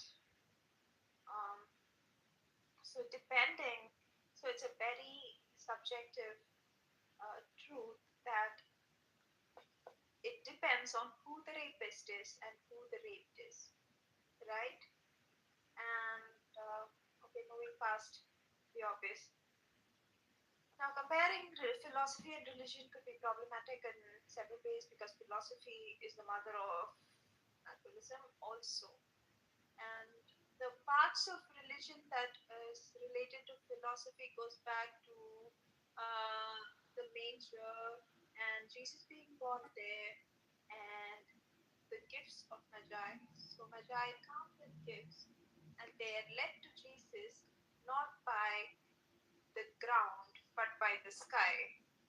So the whole concept of Can you just tell us if you're cooking cheese and toast potato or rice and beans? I'm fucking confused. What are we cooking today, please, darling? Tell me. You sound like Raj from Big Bang Theory. Maybe I'm him, but why are you all over the place? Where did we enter Jesus's, manger? All the way from flipping, rape and philosophy. Did you have breakfast this morning, Pretty? Let's talk about obvious things. Marcus? Yes, sir. Oh, yes, ma'am. Sorry. You see, you made the same mistake when you addressed Sasha, and I did as well. Yeah, not a problem. Not a problem. Yes, Pretty. Speak to Marcus, me. stop playing God in my life, okay? Right? Okay, fine. So I'll get the judgment in a later time. I'm not judging you, but I think people who believe in God, when they say to me don't judge me, I think that's being hypocritical. Because if you believe in a God that judges, then you should also allow me to express my judgment, because I'm just learning from the best example that exists. I did not say that I believe in God. Sam, can you mute him, please? I have the ability to mute myself. All I just want you to stick to is either we're having cheese on toast or we're having rice and beans. Just don't go all over the place. Thanks. Okay, fine. Yeah, exactly. That's what I meant. So philosophy gave rise to naturalism, and religion had very tiny little philosophy in it. Magi were led not by the ground but by the sky to God. And I think that is the core of religion, to look outwards and look at the possibility and be optimistic. And in those days, Preeti, can I ask you a question? Very little. Can I ask you a question, Preeti? Are you getting cheesed off the fact that I'm interrupting you at some point? No, Marcus. I'm not scared of a judgment. If I've done bad, I don't mind burning in hell. But I don't. I burnt in hell enough for me not to be. Do you know how to tell someone who knows their subject matter and someone who actually is just not fully aware?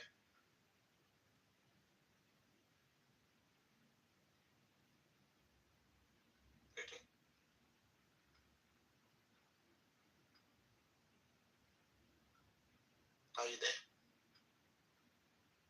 With all due respect, I'm not the one with the Kitover. Okay, so You're not the one with the what? with the Kitover.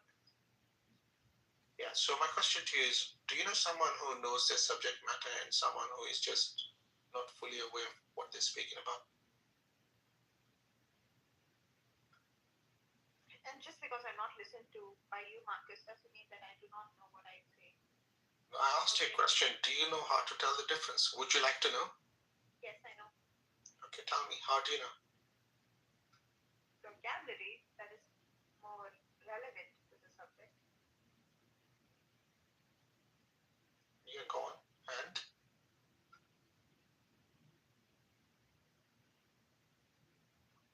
Yeah, I know. Yeah, keep doing it, Marcus. Would you like to know? No.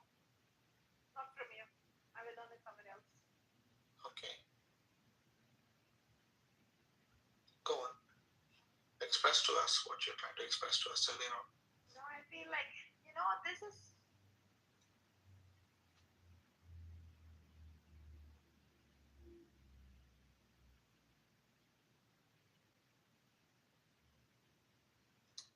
Mission accomplished.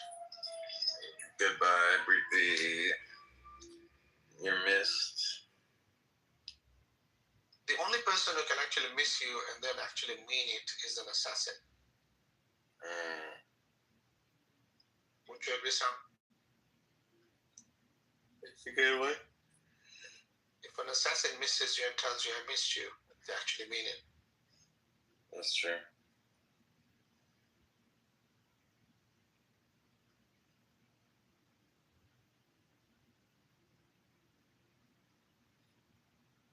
You there, Sam?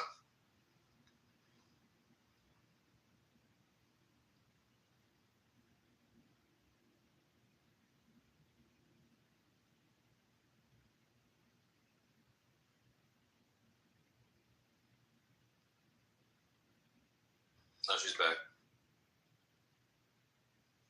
Hallelujah. Assalamu alaikum, Preeti.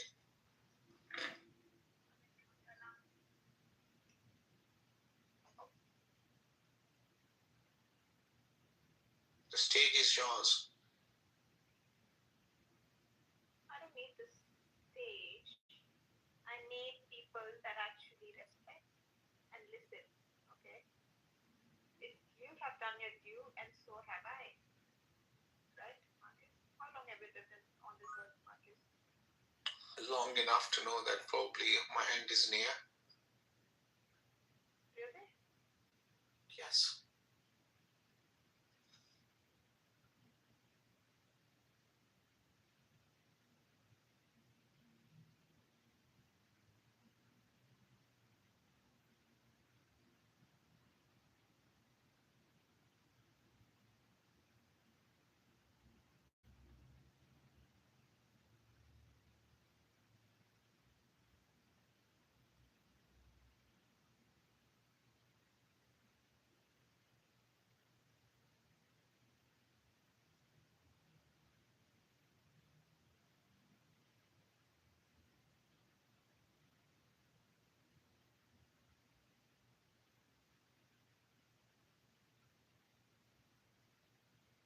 Has this turned into a silent meditation room?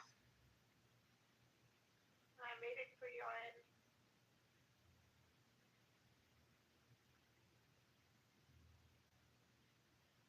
I understand you more when you're muted, by the way, Pretty.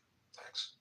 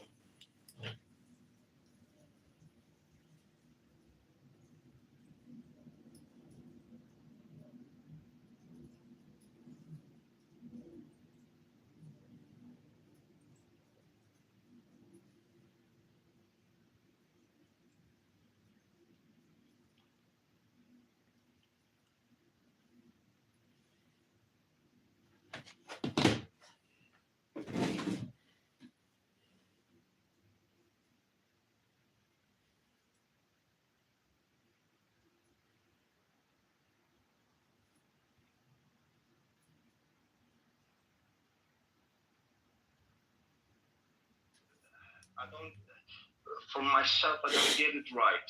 There is an irony in this subject, in this, let's say. Over 3 billion people are preaching this ideology, this way of thinking, and yet still you have seen a lot of. It really aches your heart.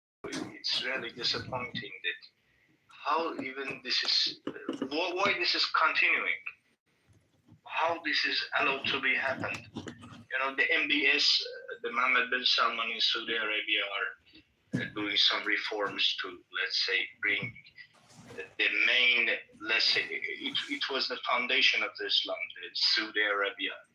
They want to make a reform, they want to change the culture, they want to change the society. They have come with a lot of, let's say, efforts, with a lot of problems. All this, I just don't get it, you know, what I'm trying to say.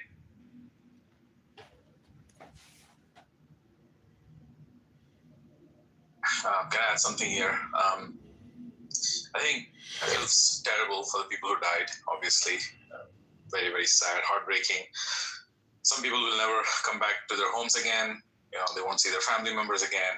This is so heartbreaking. Just a month ago in India, where I'm from, 22 doctors were arrested, Muslim doctors, all of them. Many of them with PhDs, some of them gynecologists from a university, from Islamic University, where they had stored 3,000 kilograms of excess. Okay, some of these Muslim doctors were women gynecologists, heart surgeons, things like that. And one of them blew themselves up and ended up killing 15 Indian citizens in Delhi last month. Okay, and there are other 20 or 30 doctors who are still on the run.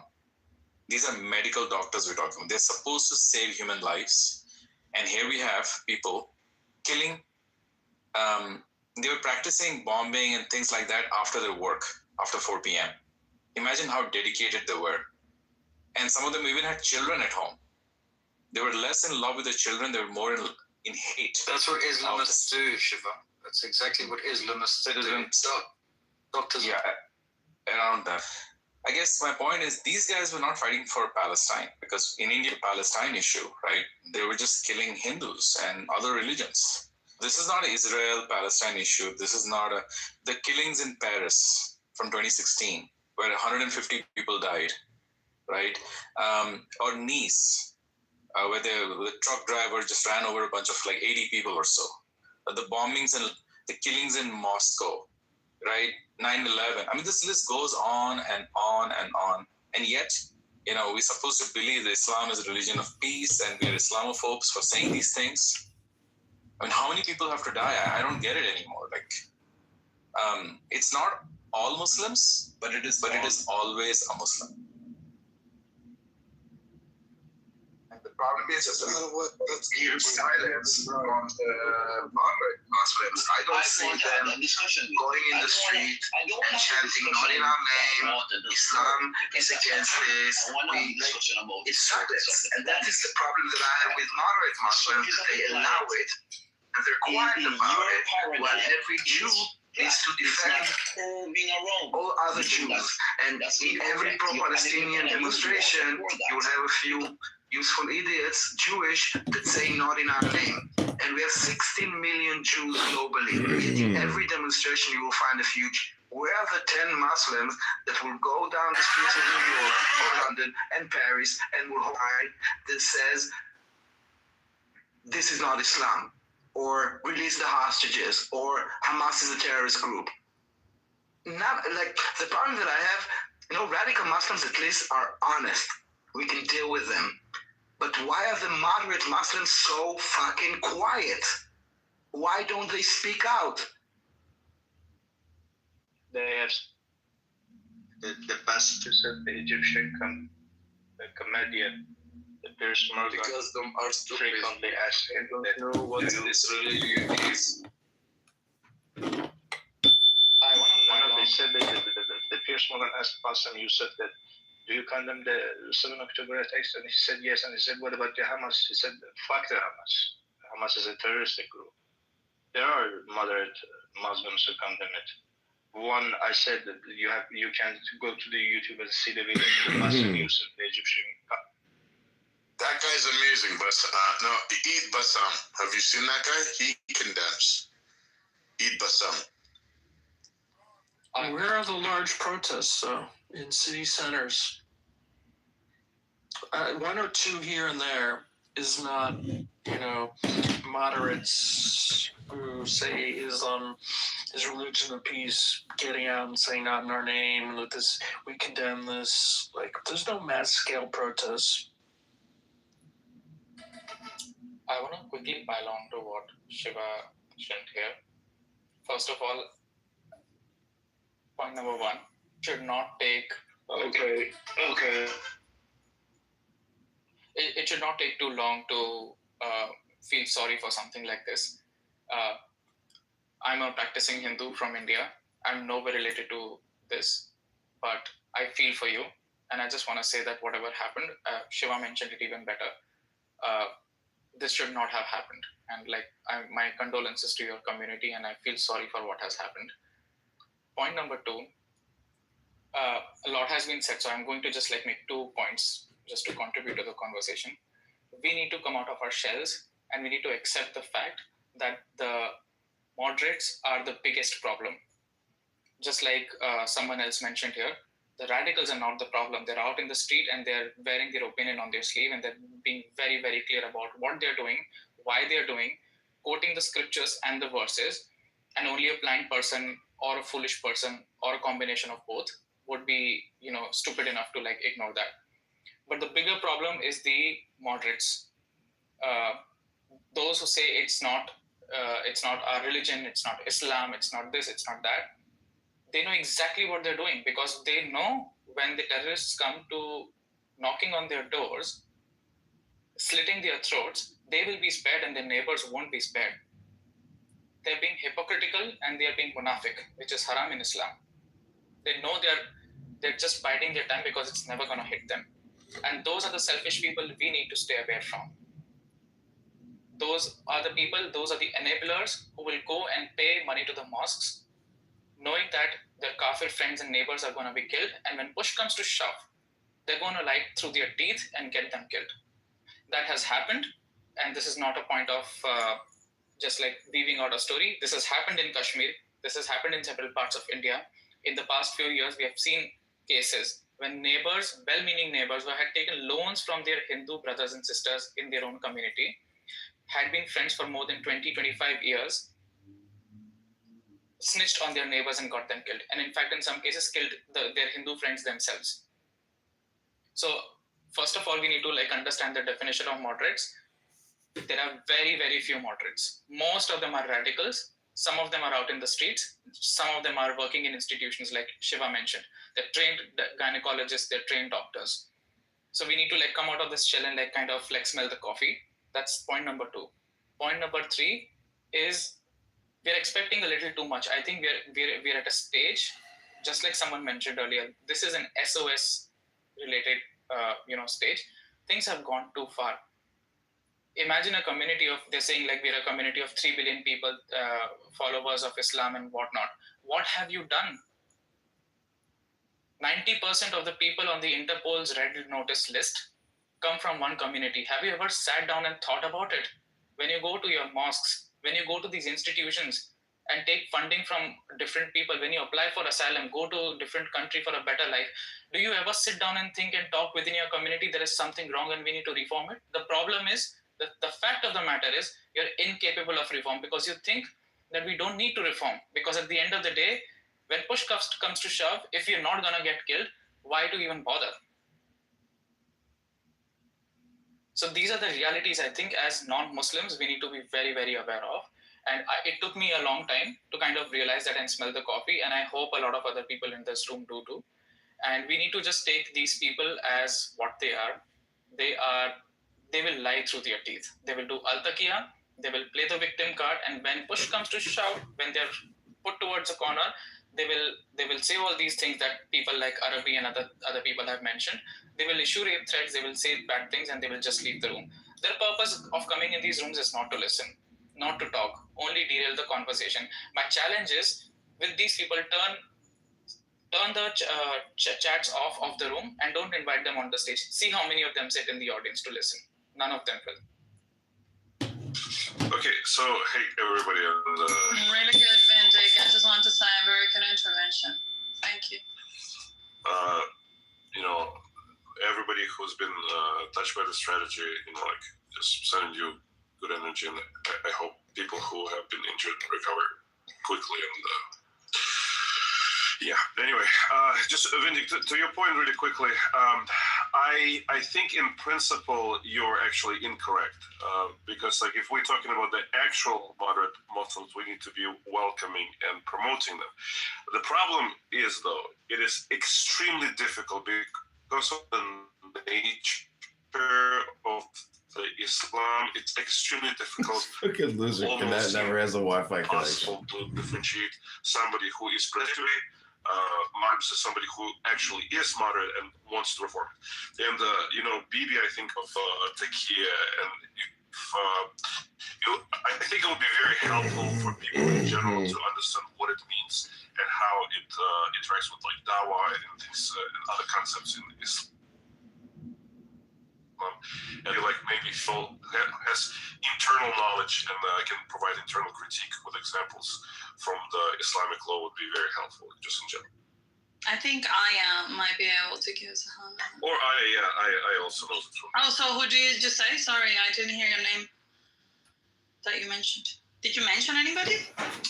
Phoenix. I think you know. Phoenix. Yeah, but Phoenix is not in the room. So yeah, but I'm just saying, just in general, like somebody, but educating people about that concept, what it represents, because it is a very murky concept. There's a lot of gray area and room for interpretation. So people, kind of massage the concept and say, well, no, it's not really. It's only like bodily harm. And I did an experiment fairly recently, a couple of weeks ago, when I kind of interacted with ChatGPT on the concept, and it was very quick. I was very general in my request. I was extremely quick to pinpoint certain aspects of it that I didn't even bring into the conversation, and trying to basically tell me, no, that doesn't exist in Islam and doesn't happen at all. But when was pressed a little bit and with some quotations from Quran, it started agreeing more and more with me. So I think it's important for people to understand what the concept means and how it interacts with the general ideology. And the specimen of moderate Muslim is only obtained under external westernized pressure. This is the only way you get moderate Muslims, because when Islam takes over, you automatically have a very rigorous, more to the letter kind of Islam, because that's the true nature of the religion. They're dragged easily into it and they don't have like any problem. But when you have like someone in a foreign country, westernized country, because they have to work, because they have to show a good face, because there's this external influence of Western values, then you get a non-reliable moderate Muslims, because they will not be there if there's suddenly a caliphate in France.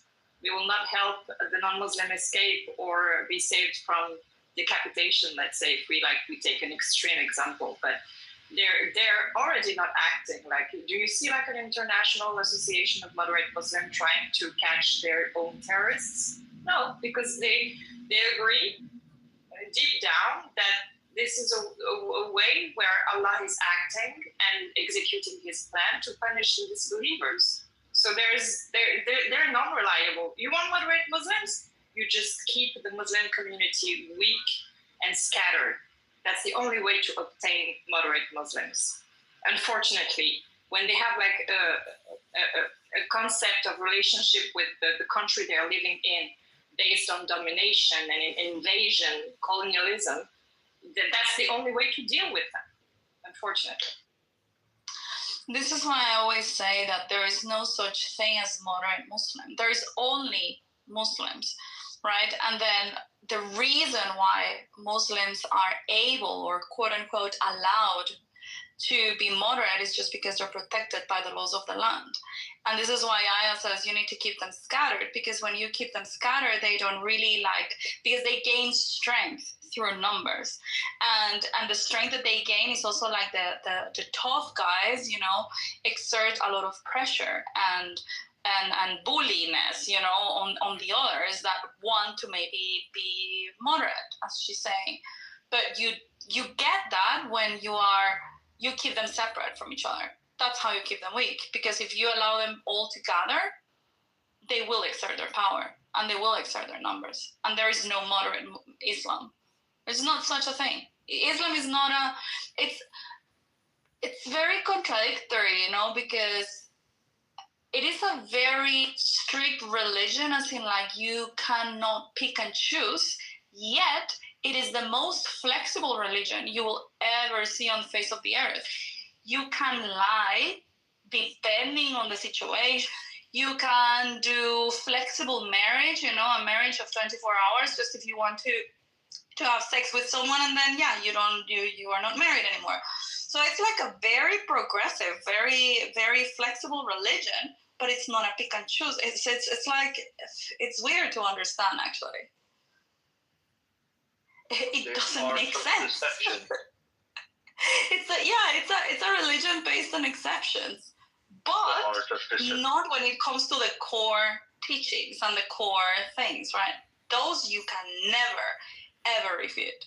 Yeah, when people stop seeing it as a monotheistic Abrahamic religion, see it for what it is, a group that is worshipping itself, because in the core of Islam, Allah gave them the divine power to execute His plan. Therefore, you have people thinking that there are two types of human beings on earth, the Muslims and the Dhimmis, and they are just a political ideology. They're not waiting for God to give a sign, or it's not in the hands of God. It's in the hands of the Ummah, the collective group of Muslims, to decide what's going to happen. So it's a very dangerous ideology. So when people when people will stop giving it the religion, spirituality free pass, we will make some improvements. In Australia, they just banned teenagers from using the internet, using social media rather, right? They can go as far as banning teenagers from using social media. But a few years ago, in the Sydney Opera House, when they were saying, fuck the Jews, right, these Muslims, in hundreds were chanting, fuck the Jews. What did the Australian government do against them? Did they deport them? Did they arrest them? Did they ban them? I didn't see any action come out of that. And this shooting is just an outcome of being liberal towards Muslims in that country. I don't know if it's